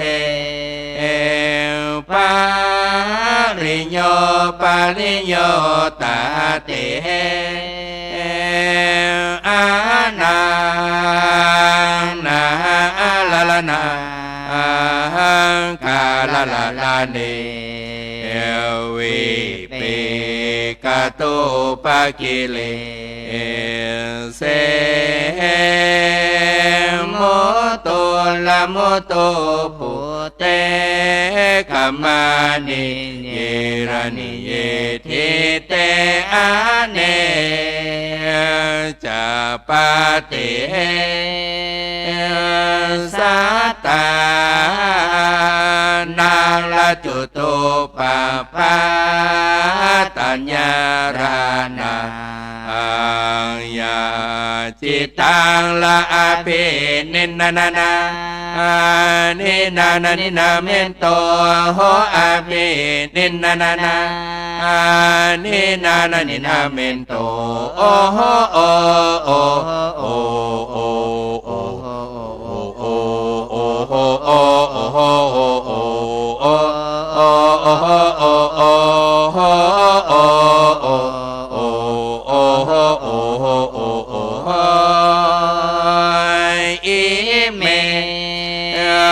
วะปานาลวตาผลโตสัตตากายาลสุจาริเต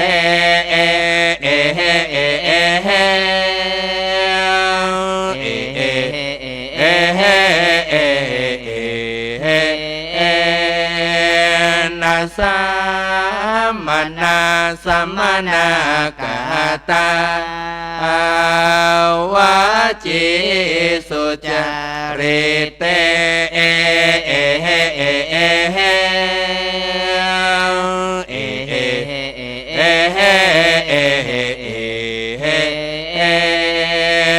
นะสั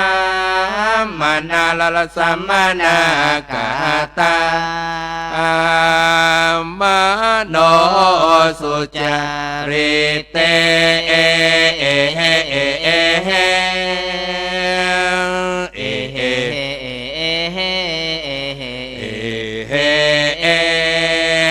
นะสัมมานาลาลสัมมานา กาตาอาเรญญา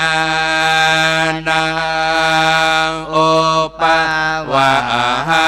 ทากามิชาติเทกามิชาติเทกามปัสสามนาลาลาลาลานาเตกายาสัพเพละสัพเพเปละตาปารามาลาลาลาลานา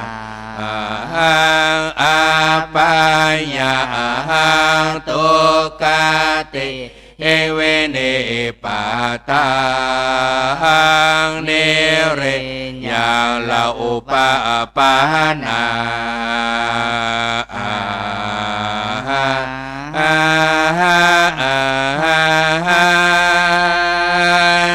ติ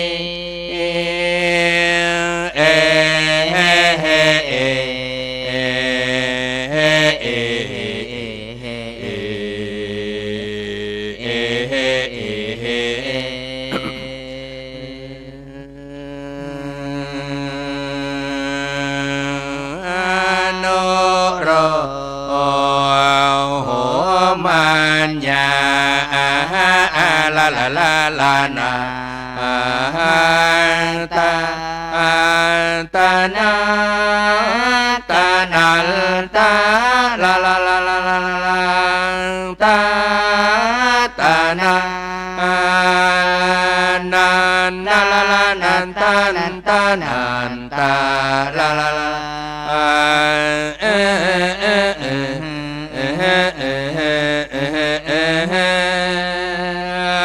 โกตมาปุญญานาตาตานาตานัลตาลาลาลาลาตาตานานันนาลาลานันตานันตานันตาลาลา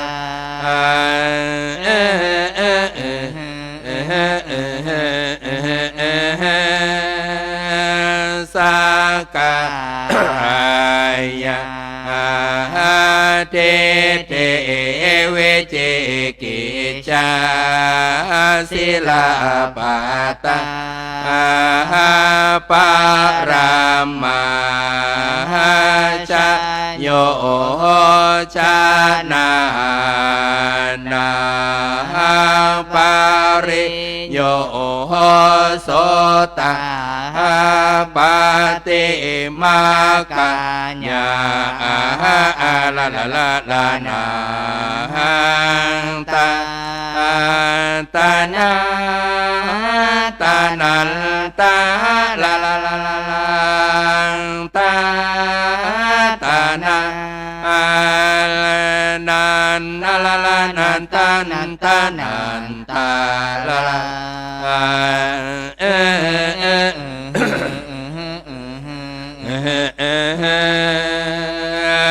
โสตาปะเตภาลัญญาลาลาลาลานาตาตานัลตานันตานันนันตาลาลาลาลา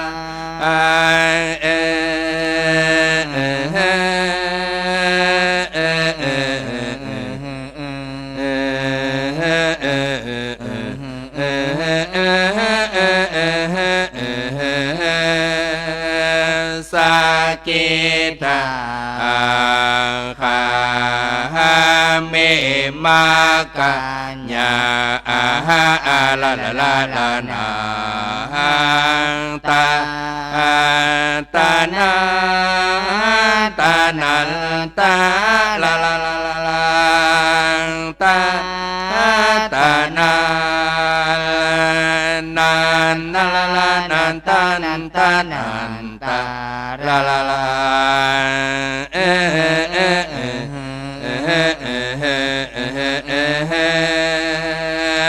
สา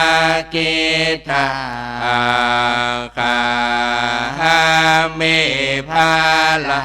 ญาอาหาอาลาลาลาลานาตาตานันตานันตาลาลาลาลาตาตานัน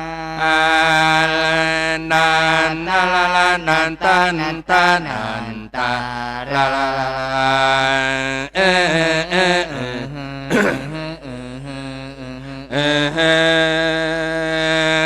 อานาคาเมมากัญญาอาลาลาลาลานาตาตานาตานันตาลาลาลา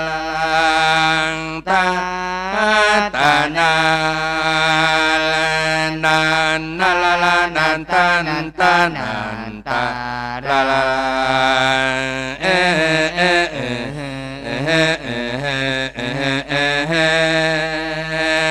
อานาคาเมภาลาญาอาหาอาลาลาลาลานาตาตานันตานันตานันนันตาลาลาลาลา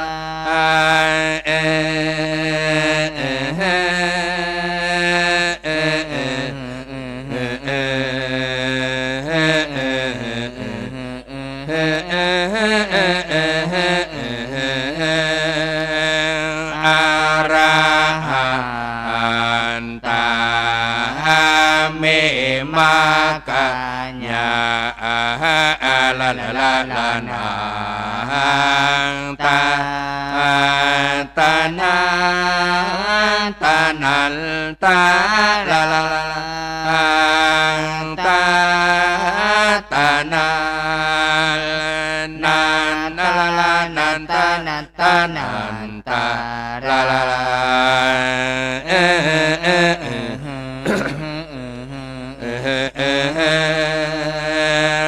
อา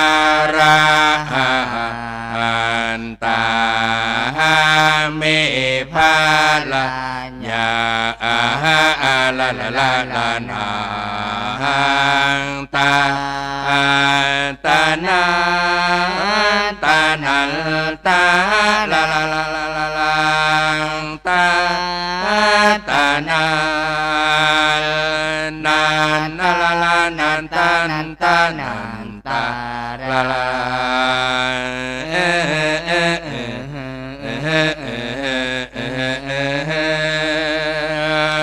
สัพพัญโยตัญญานังสังฆาตังวะปัจจาเวคานัญญาอาหาอาลาลาลาลานา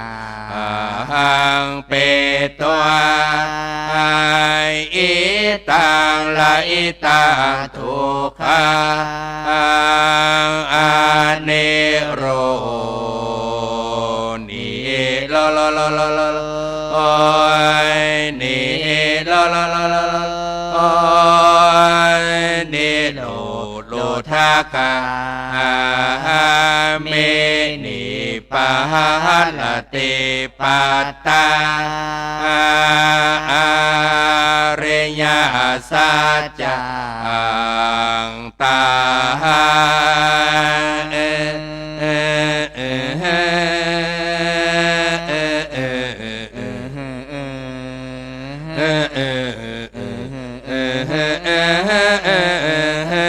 ขอ ตาหังอานิโรนิโลโลโลโลโลโลโอนิ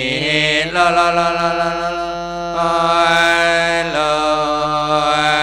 โลโลโลโลโอโลโลโลทากาเมนิปะลติปัตตาเรญาสัจจังภาเวตา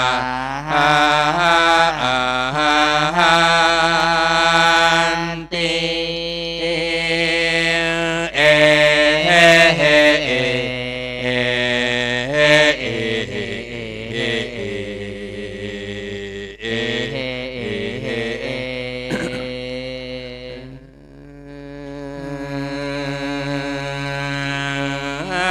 วิจายาเทวะเสสาวิราคานิโลโลโลโลโลโลนิโลนิโลนิโลนิโลลานิโลนิโลโลลาลาโลลาโลทาสังขาราลานานิโลโดโหโอโหโอโหโอโห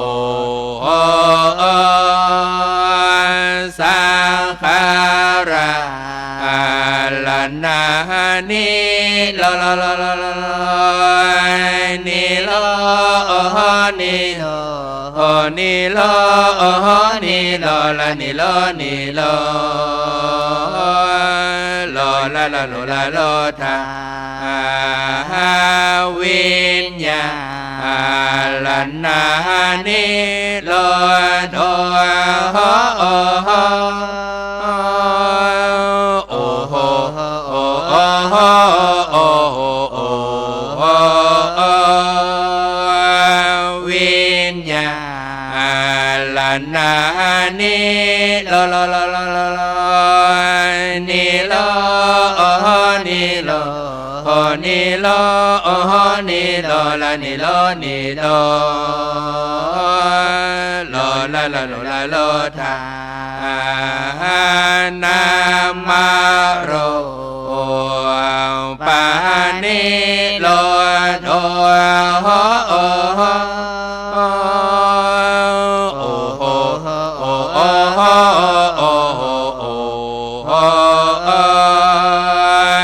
นามาโรปานิโลโลโลโลโลนิโลนิโลนิโลนิโลลานิโลนิโลโลลาลาโลลาโลทาสาลายาตานาลานานิโลโดโหโอโหโอโหโอโหสาลายาตานาลานานิโลโลโลโลนิโลนิโลนิโลนิโลลานิโลนิโลโลลาลาโลลาโลทาปัสสะลานานิโลโดโหโอโหโอโหโอโหปัสสะนิโลโลโลโลนิโลนิโลนิโลนิโลลานิโลนิโลโล ละละโลละโลทาเวตานาลันนานิโลโดโอ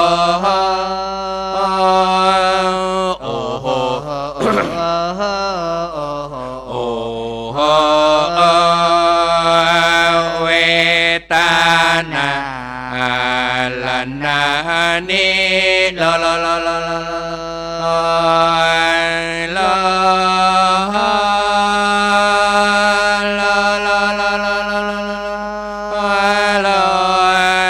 โลโลโลทาตัณหานิโลโด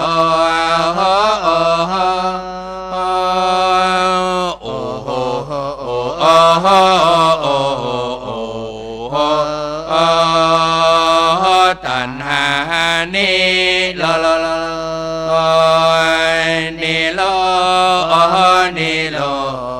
นิโลนิโลละนิโลนิโล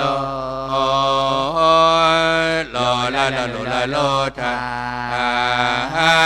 อุปาตาลันนานิโลโด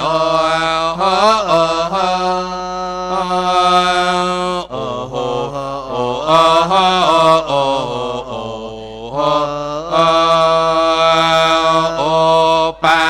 ตาลันนานิโลโลโลโลนิโลนิโลนิโลนิโลละนิโลนิโลโลละละโลละโลทาภาวะลันนานิโลโท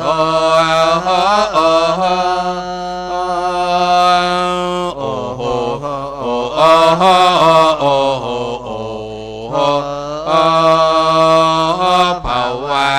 นิโลโลโลโ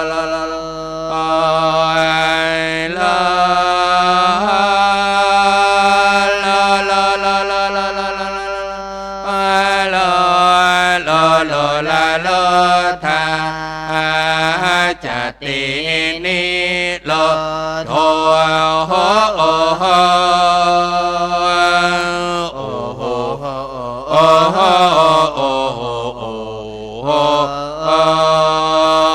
จตินิโลโลโลโลนิโลนิโลนิโลนิโลละนิโลนิโลโลละละโลละโลทาชารามารานังโสกาปาลิเตวตุกขาโตมานาโสปายาสานิโรจา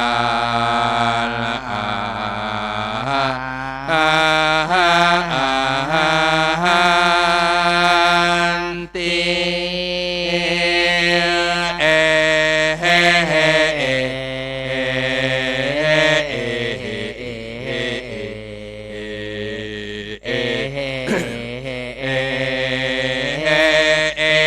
วะเมตาสเกวะลาสาโตคาปานาสานิโลโท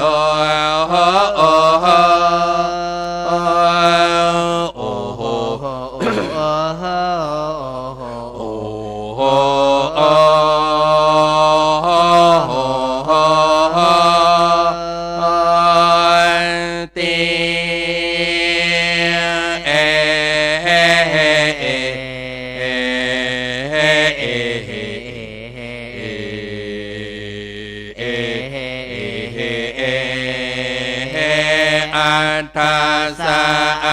โกปะเมเวโมติอายามันติมาจา ตินาทิตานิปุนาภาโวโอโหโอโหติเอเอ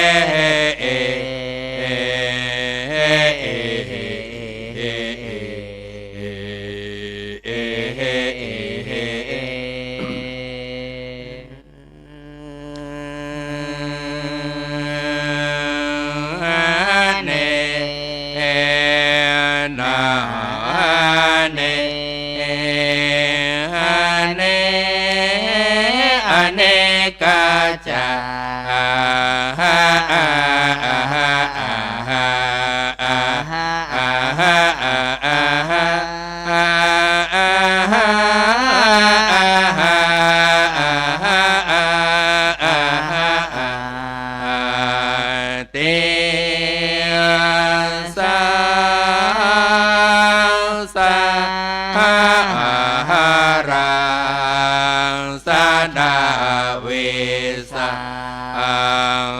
เน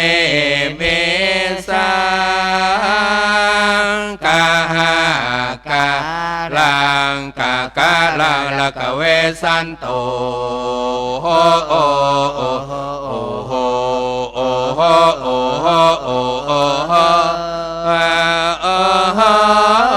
โอโอโอโอโอตุกาจติปุนา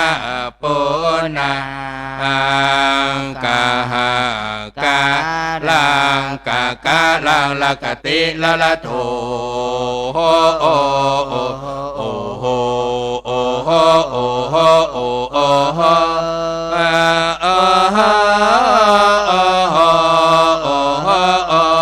โอโอโอสิปุนาเกหะ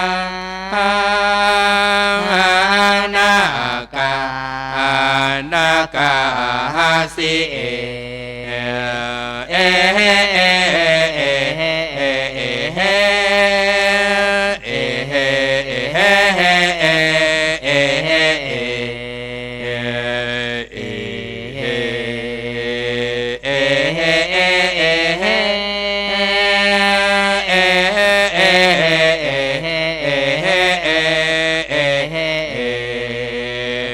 สัพพะเตภาสุกาภากากาโกโกละละทา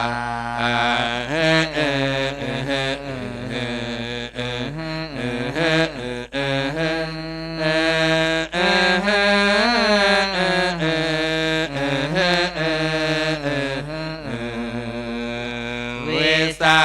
ขาตาวิสาขา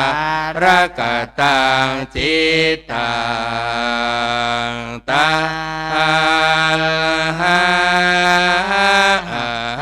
นังกายามาช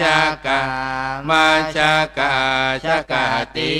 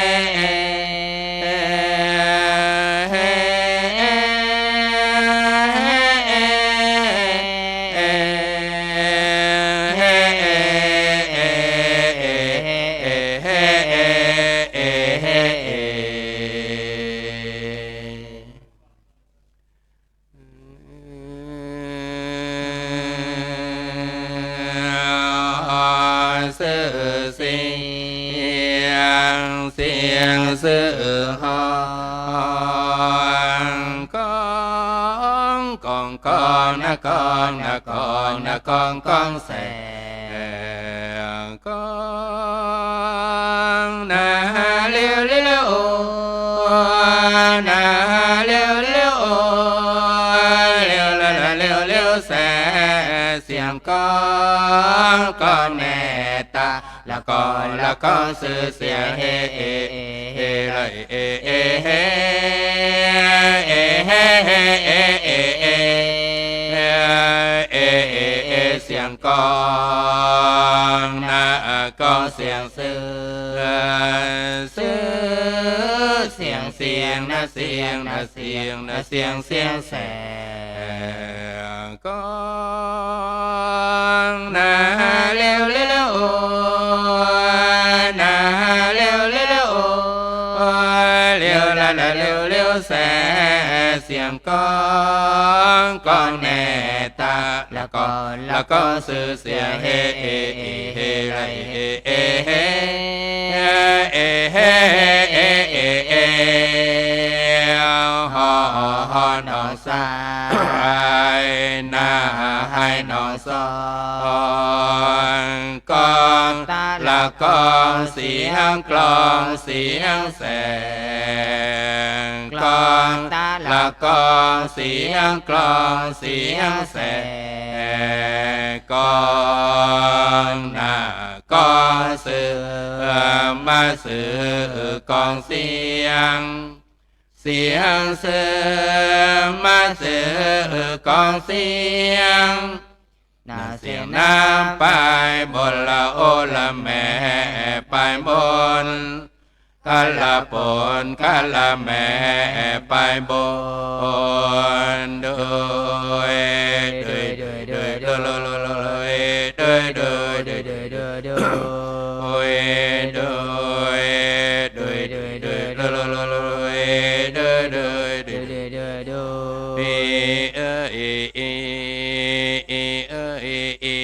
มังคีเลยนั่งนี้มังกะจีงดงามเปลวฟ้าละมาเงียวหูฟ้าแล้วฟ้าละมาเงียวหูฟ้าละมานาคุณปานิยาคุณปานิยาละคุณปานินางอันเลววังกาเจินฟ้าส่วนเบอร์วาสีโซดาไปเนเอเฮเอเฮเอเอเอเฮเอเฮเอเอเฮเอเอเอเฮเรื่องแต่เริ่มเดิมที่เรื่องแต่เริ่มเดิมที่องค์พระมุนีอยู่ในประเทศอินเดียเอเฮเอเฮเอเอเอเฮเอเฮเอเอเฮเอเอเฮเอเอเฮละมันนาคุณปานิยังปานิยาละคุณปานินางอันเลววังกาพุทธศาสนาได้เข้าสู่เมืองไทยเอเฮเอเฮเอเอเอเฮเอเฮเอเฮเอเอเฮเอเอเอ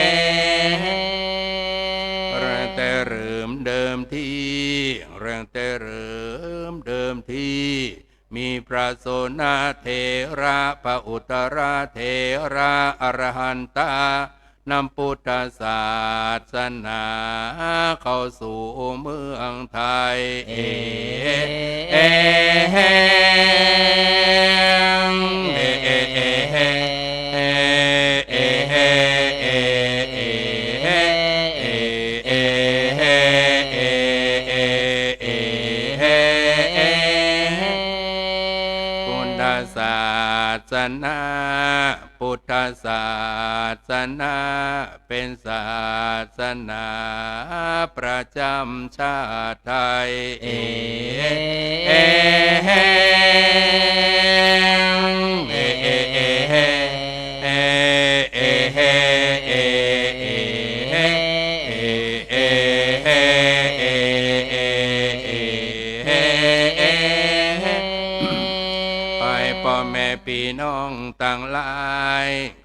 พ่อแม่พี่น้องทั้งหลายช่วยรักษาพุทธศาสนาเอเอเฮเอเอเอเฮเอเอเฮเอเอเฮเอเอเฮเอเอเฮขอให้พ่อแม่พี่น้องทั้งหลายขอให้พ่อแม่พี่น้องทั้งหลายอยู่สุขสบายจูผู้จูคนเอเอเฮเอเอเอเฮเอเอเฮเอเอเฮเอเอเฮเอเอเฮ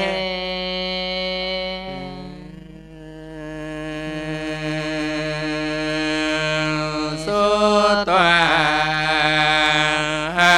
นัญญาณาวามานิมาเฮสีมานิมามาหิเอสีเอเอเอเอเอเอเอเอละเอเอเอเอ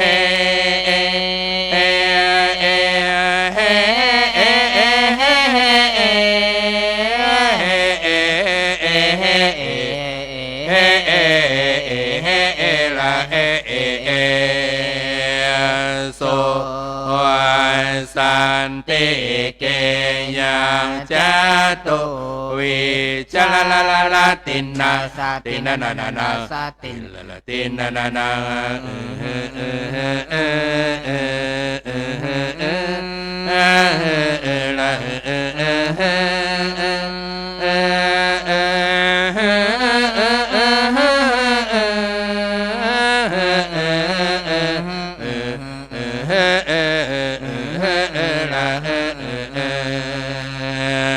พุทธานะโมเทสุลัมเบสุลาลาลาลาสุลาลาลาลาลาลัมเปเอเฮเอเฮเอเอเอเฮเอเฮเอลาเอเอเอเฮเอเอเอ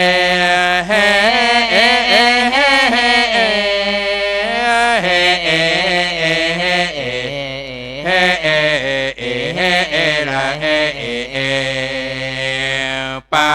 รามาราตังกาเอตุจาลาลาลาลาลันโตจาลาลาลาลาลาจาลันลาลาลันโตโอโหโอโหโอโอโอโหโอโหโอละโอโอโอโหโอ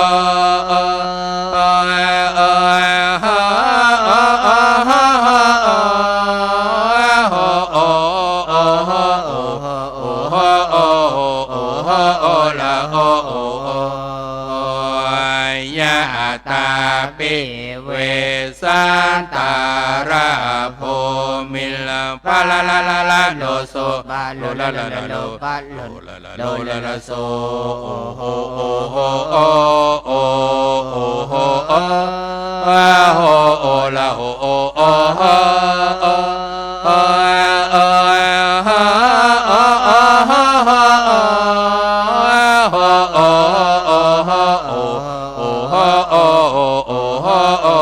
โอโอโอตาตาเนกังอัตตาตาชะลาลาลาลาตินนาตินนานานาตินละละตินนานานา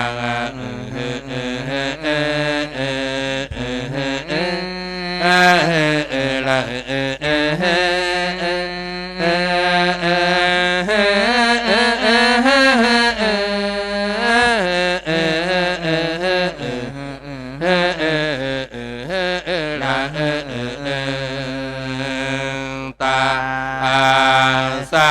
ตาวะราวาโนโมชะลาลาลาลาลันโตชะลาลาลาลาลาชะลาลาลาลันโตโอโหโอโหโอ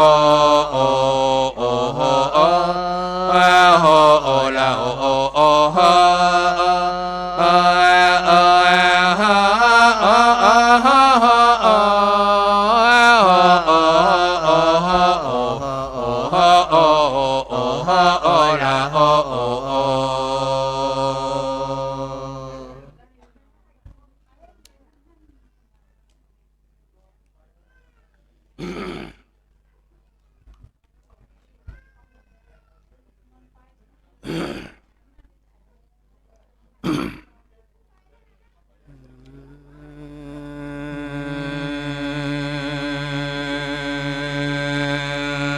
พระ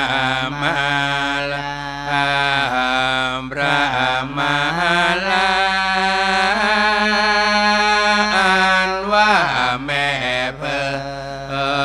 งและแม่ปูเป็นพระผู้ลาจมดูจมไกลซ้อนดอกปูนพวงเบนสอดกายตอมดอกไม้พระโพธิเบนวนเสียงหิงออกข่าวเมื่อสิทธาเจ้านั่งภาวนาพระมหาลาพระมาเลนามาเปว่าพันคีพายเสียงสามเนียงวันวิ่งก่อ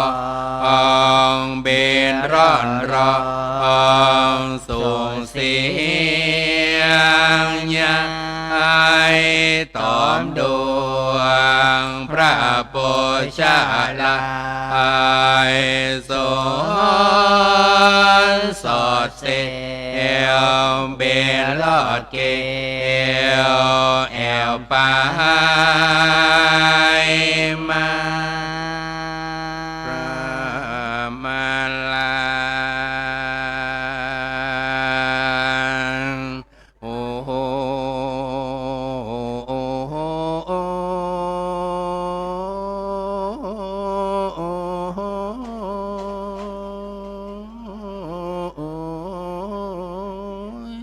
พระมหาลาเกิดว่าแม่เพิ่งและแม่ปูเป็นพระผู้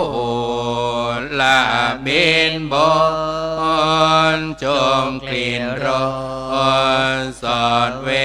หอนอากาศกองเสียงตื่นต้องตัวอาณาเป็นร่ำร้องปูจาพระพุทธเจ้ายามเมื่อพระนั่งแทบกาวพระโพดามีอันนี้นะ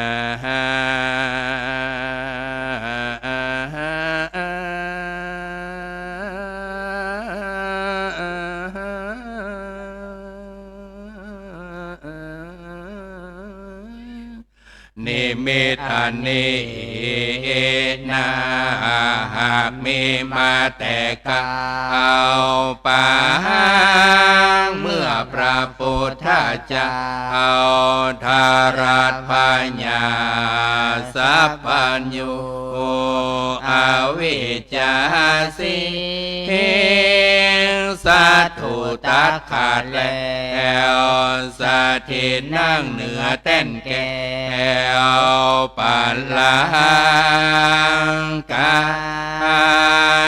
ยามนานนายามนั้นนามาลา เทราคุณใจหารเกียรติกาเฮียนจากฟ้ายัวยวดโล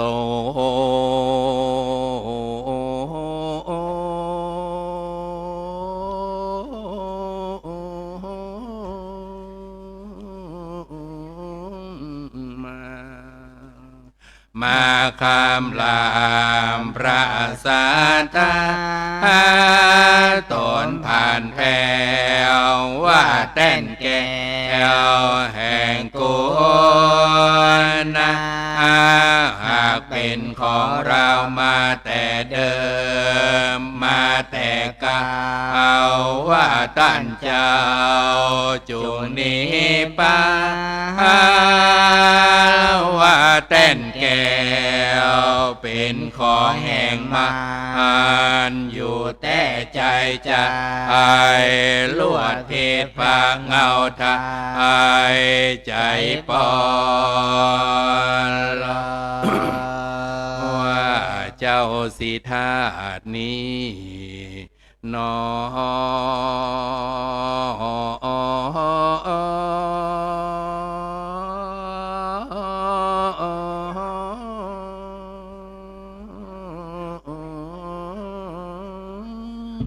ว่าเจ้าสิธานี้นอนต้านกาตามบ่อจอมบ่อพระกอมตามทานละว่าเต้นแก้วอันนี้นะว่าเต้นแก้วอันนี้นะหากเป็นของเรามันเตียงต้านใครรู้เสียถามโดยยามนั้นนะรีบปนวางเสียงกองตาคนตารองว่าเป็นเต้นแก้วพญามารเป็นสักขีและพิญญารสัสุฝูงหมู่อินตาพรหมบ่อยู่ลวดป้ายปานีละแต่สนเดชพระมุนีตนพระเสออากาวันละเลิศอยู่อนเดียวผาดแผ่แลเล้วก็บ่หันไปอยู่ไกล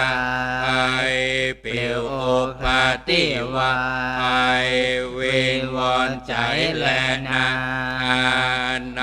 ขานาบานานบ่มีกายยังสักกุณาการเถื่อนทองแสงร่ำรองเอวปายมาว่าอดก่อนเตือนนะว่าอดก่อนเตือนนะเจ้าสาเบอร์หนึ่งพระเจ้าเงาจะพาโจมปารามีเป็นโมโคมดับแก้วพาโจมแป้แล้วหมู่มาลามยามน้ำนายามน้ำนาเต้ายามมีสาโกนาและโนกาวกาโนแคตาวและกาแก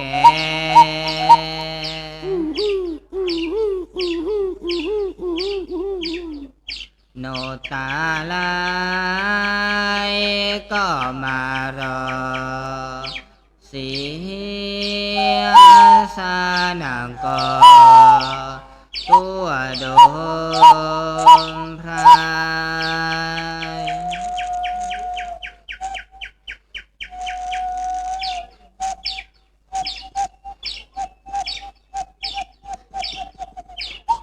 โนตาลายก็มารอมีตาโนปุโตและก็เฮยก็มารอเสียสานังก็ตัวโดมพระ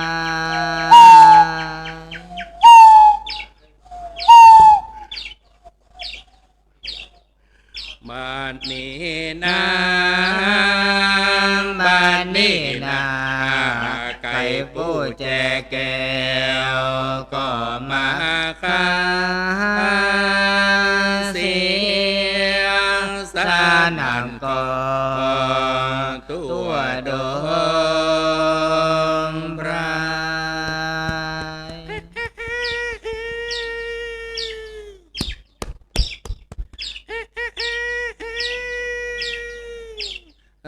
เดินหน้าขาเดินมาเจยใจไก่ผู้จงตัวใหญ่ก็มาค้าเสียสานังก็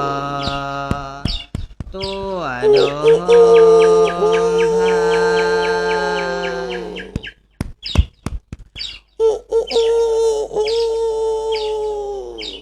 บัดนี้นาบัดนี้นาพาจนแป้แล้วพระผ่านแป้วภาพมาลาได้เจอว่าสาธาเป็นครูไตรโลกนำสัตธรรมปนจากโอคาสงสารเข้าสู่นิพพานเสียงโสนก็อาลัยสัตตโลกอเนกาจิงศาสนาหาปันพระวาสานิวาเพื่อเป็นไม่ตายสองทางไปก็ยังรุ่งเรืองรายสายบ่อสาวเหลืองเลือดลาวโลจีจีกว่าเราตารักษาศีลเมตตาภาวนาไปใจก็เตียงว่าจากบ้านได้ร้อนเวียงแก้วย้อนมาหา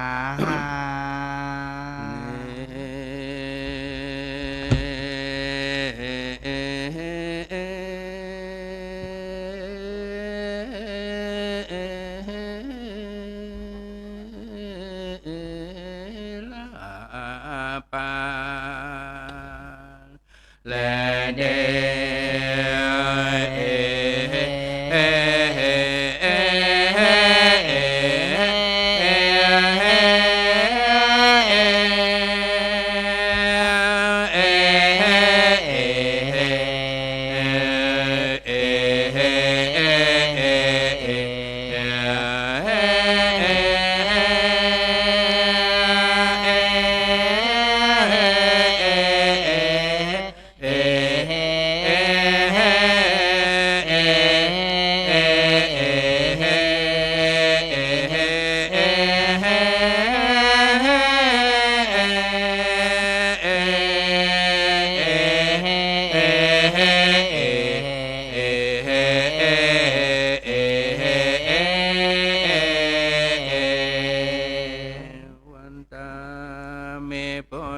สัพพังเมโทสักขมาทาเมปันเตวันทามิธัมมังสัพพังเมโทสังฆมาทาเมปันเตวันทามิสังฆังสัพพังเมโทสังฆมาทาเมปันเตวันทามิคารุอุปัชฌายาจาริเยสัพพังเมโทสังฆมาทาเมปันเตวันทามิกัมมาทานังสัพพังเมโทสังฆมาทาเม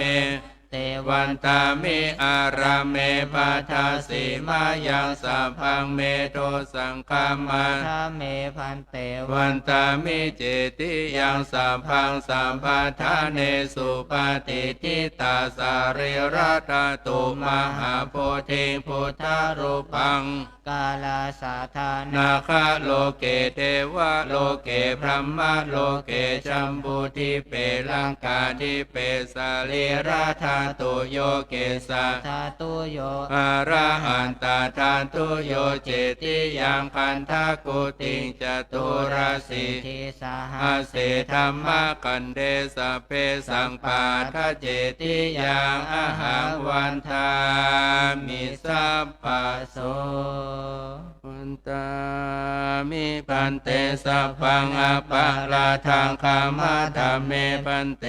มยากตังบุญญาสามินาอนุโมทิตัมปังสามินาคตังบุญยังไมหังทาตพังสาธุสาธุอนุโมทามิ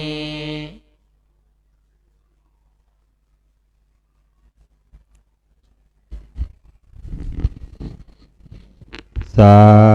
ธุสาธุสาธุ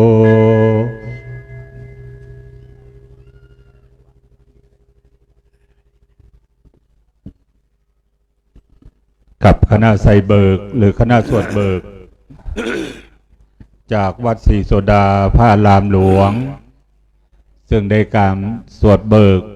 เจกซองน้อมยกอย่างพุทธปิมปาสารูปเจ้า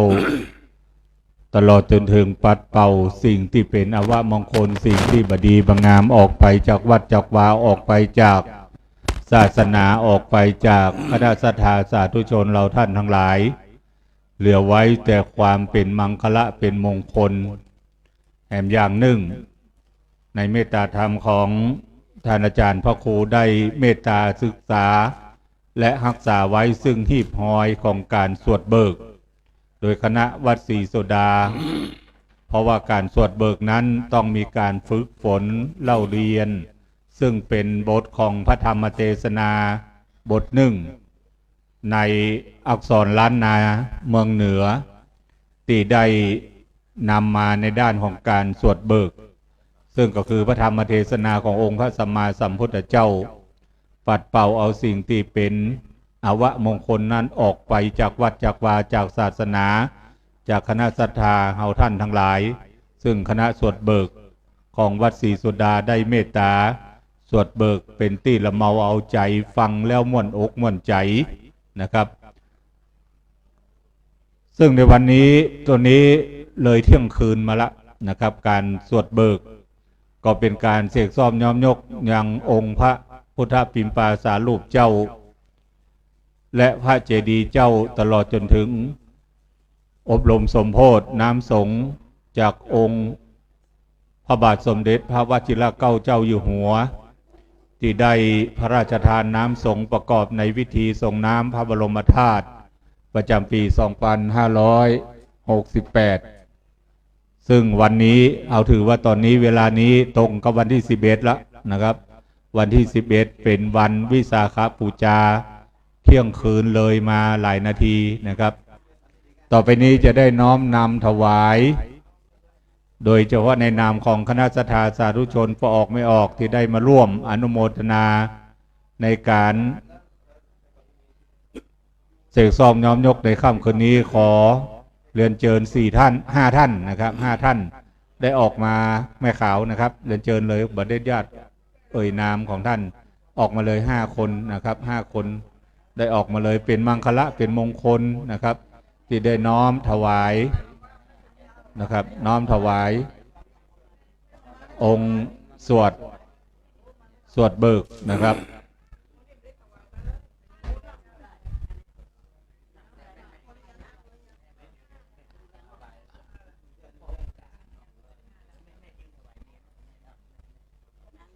สวัสดีเจ้ากับคณะสัทธาสาธุชนนะครับนักศีลนักบุญที่ได้เดินทางมานะครับรักษาหีบหอยครูบาเจ้าศรีวิจัยเตียวป่าเวณีเตียวขึ้นดอย นะครับเฮาเริ่มตั้งแต่หัวค่ำบางคนกำลังมาถึงระยะทาง11กิโลเมตรนี่นะครับกับดังนั้นทางวัดพระธาตุดอยสุเทพขอยินดีต้อนรับคณะศรัทธาสาธุชนทุกคนทุกท่านเข้าสู่ร่มอารามของพระบรมธาตุเจ้าดอยสุเทพนะครับซึ่งมีการเทศนาธรรมตั้งแต่หัวค่ำเป็นต้นมาจนถึงบัดนี้เป็นการสวดเบิกจบไปนะครับท่านที่มีดอกไม้ธูปเทียนแล้วก็ทำการประทักษิณเวียนเทียนรอบองค์พระบรมธาตุเจ้าเป็นเบื้องต้นก่อนคนที่บ่มีบ่ได้นำมาก็บ่เป็นอย่างมือ10 นิ้วของท่านนั้นน้อมประนมเหมือนดังดุจดอกบัวน้อมถวายปูจาองค์พระสัมมาสัมพุทธเจ้าซึ่งเกศาธาตุมัทธลุงคธาตุประดิษฐานอยู่ในองค์พระสุวรรณเจดีย์พระบรมธาตุเจ้าดอยสุเทพนะครับตั้งอกตั้งใจทำการประทักษิณเวียนเทียนครบทั้ง3 รอบท่านจะได้บุญได้กุศลปอน4 ประการคืออายุวันนะสุขภละ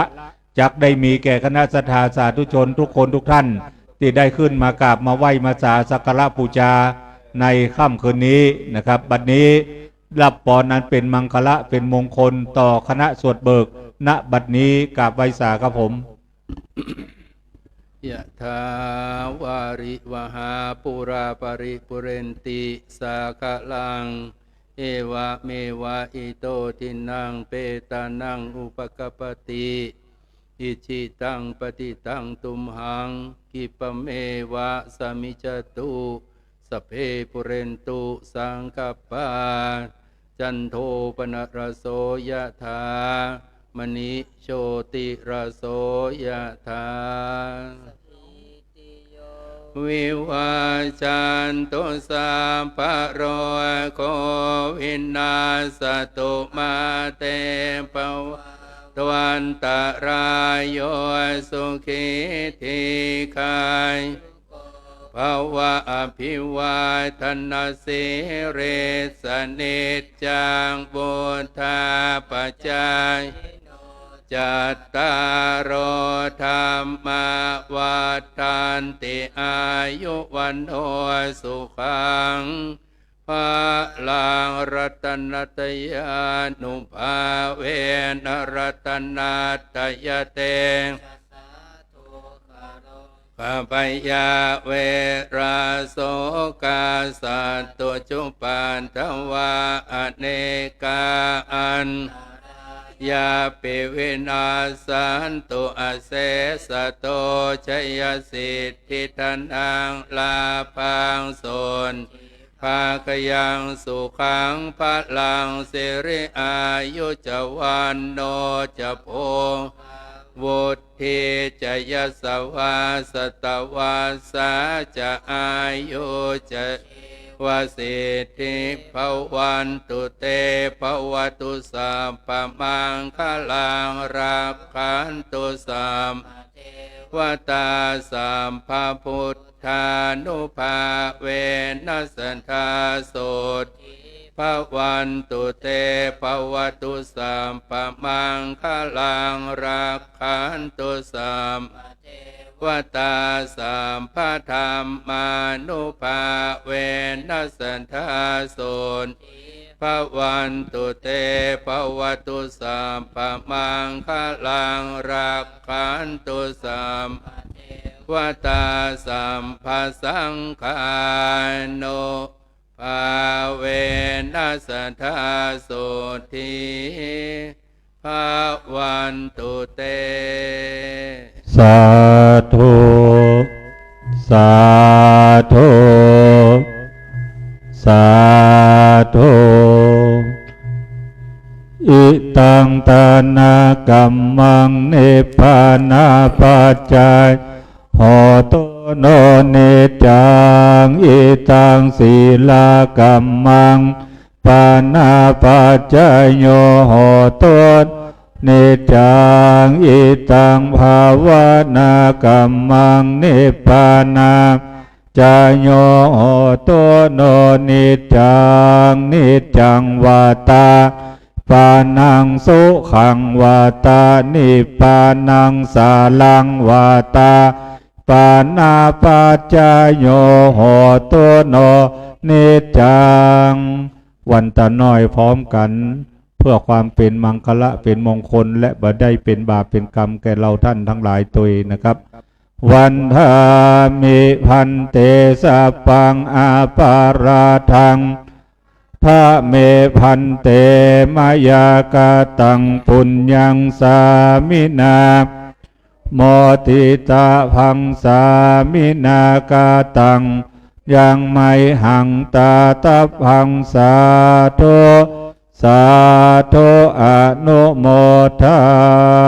มิ ขายุโกอายุวันโนสุขังปะลา สาธุสาธุสาธุกับผมในนามของพระเดชพระคุณหลวงพ่อพระธรรมเสนาบดี ในนามของคณะสงฆ์ในนามของคณะศรัทธาสาธุชนปออกไม่ออกทุกคนทุกท่านกราบไหว้สาขอบพระคุณ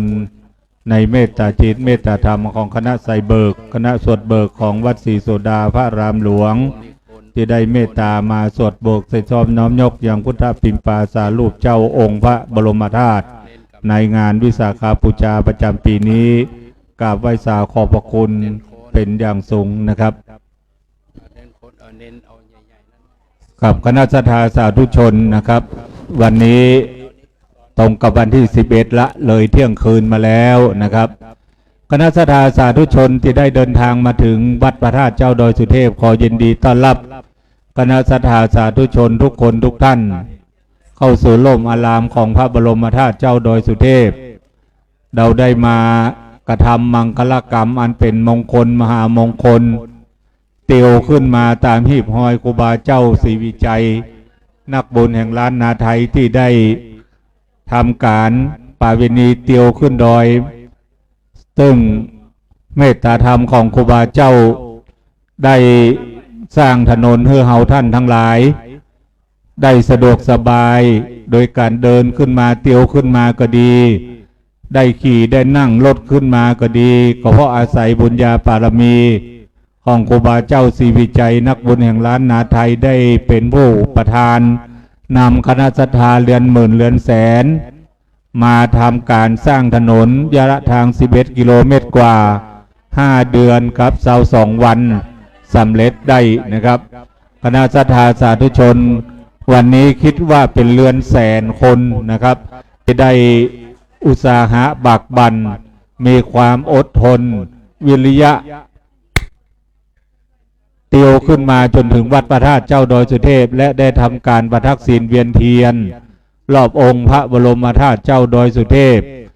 เนื่องในวันวิสาขบูชาในวันนี้จึงเป็นบุญเป็นกุศลอันยิ่งใหญ่นะครับพร4ประการคืออายุวรรณะสุขภละจักมีแก่ท่านทุกคนขออำนวยอวยพรอำนวยอวยชัยให้ท่านทั้งหลายเดินทางกลับเคหสถานบ้านช่องพรหมิลำเนาที่อยู่ที่อาศัยของท่านด้วยความสะดวกปลอดภัยบุญรักษาเทวดาคุ้มครองทุกคนทุกท่านนะครับดังนั้นในโอกาสนี้จึงเป็นนิมิตหมายที่ดีของท่านที่ได้มาถึงวัดพระธาตุเจ้าดอยสุเทพด้วยความอุตสาหะบักบั่นของท่านนะครับดังนั้นจึงกราบอนุโมทนาสาธุนะครับกับทุกคนทุกท่านเรือนแสนคงจะถึงในวันนี้นะครับแสนคนเฮารักษาไว้ซึ่งหิ้มห้อยครูบาเจ้าศรีวิจัยนะครับป่าเวณีเตียวขึ้นดอยเฮายังสะดวกสบายโดยทางรถยนต์เฮาสะดวกสบายด้วยการเดินก็ดีด้วยการเตียวขึ้นมาก็ได้นั่งรถก็ดีโดยอาศัยบุญญาบารมีของครูบาวันนี้ได้อัญเชิญรูปหล่อของครูบาประดิษฐานณมณฑลพิธีนี้ได้กราบได้ไหว้รักษาอย่างพระบรมธาตุเจ้าดอยสุเทพพุทธปิมปาสารูปเจ้าแล้วได้มากราบมาไหว้มาสารูปหล่อห่อเหมือนของครูบาเจ้าศรีวิจัยก็เป็นมังคละเป็นมงคลอย่างยิ่งขออนุโมทนาสาธุและขอยินดีต้อนรับคณะศรัทธาสาธุชนทุกคนทุกท่านเข้าสู่วัดพระธาตุเจ้าดอยสุเทพด้วยความยินดียิ่งนะครับคนโบราณคิดการไก่สร้างหุ่นตางไว้ให้ลูกหลานก็โดยบุญญาบารมีของครูบานะครับที่ได้ทำการสร้างถนนขึ้นมาสู่วัดพระธาตุเจ้าดอยสุเทพก็เพราะอาศัย บุญญาปารมีของครูบาได้หันการไกว่าลูกหลานจะได้ลำบากในวันข้างหน้าในการขึ้นมาไหว้มาสาจึงได้สร้างทางสร้างถนน90 ปีนะครับครบเมื่อวันที่30 เดือนเมษายนที่ผ่านมาครบรอบ90 ปีของการสร้างถนนนะครับวัดพระธาตุเจ้าดอยสุเทพองค์พระสุวรรณเจดีย์ตั้งงานอยู่นี่เป็นเวลาถึง654 ปีนะครับเมื่อเดือนวิสาขบูชาปี 1914 พญากือนาธมิกราชพร้อมทางพระสุวรรณเถระได้อัญเชิญองค์พระบรมธาตุเจ้าดอยสุเทพในส่วนของมัทธลุงกธาตุคือมันสมองของพระองค์พระสัมมาสัมพุทธเจ้ามาประดิษฐานเมื่อเดือนวิสาขฤกษ์นะครับหรือว่าเดือนวิสาขะเมื่อปี 1914 บวกลบคูณหารจะได้อยู่654 ปีนะครับในปีนี้ดังนั้นเราได้มาไหว้มาสักการะบูชาอย่างพระบรมธาตุเจ้าดอยสุเทพจึงเป็นบุญเป็นกุศลอย่างยิ่งอนุโมทนาสาธุในความบากบั่นพยายามอุตสาหะนะครับของคณะศรัทธาสาธุชนเรือนหมื่นเรือนแสนในวันนี้ได้พร้อมใจกันได้เตียวขึ้นมาอย่างวัดพระธาตุเจ้าดอยสุเทพซึ่งในค่ำคืนนี้นะครับตั้งแต่หัวค่ำไปต้นมาได้เทศนาธรรมนะครับตั้งแต่ธรรมจักรกับปวัตนสูตรปฐมสมโพธิและทำพุทธาภิเษกและใส่เบิกหรือว่าสวดเบิกจบไปทั้งหมดต่อไปจะเป็นการเทศนาธรรมแบบฉบับพื้นเมืองล้านนาตลอดจนถึงธรรมบรรยายนะครับมาเรียงต่อเรียง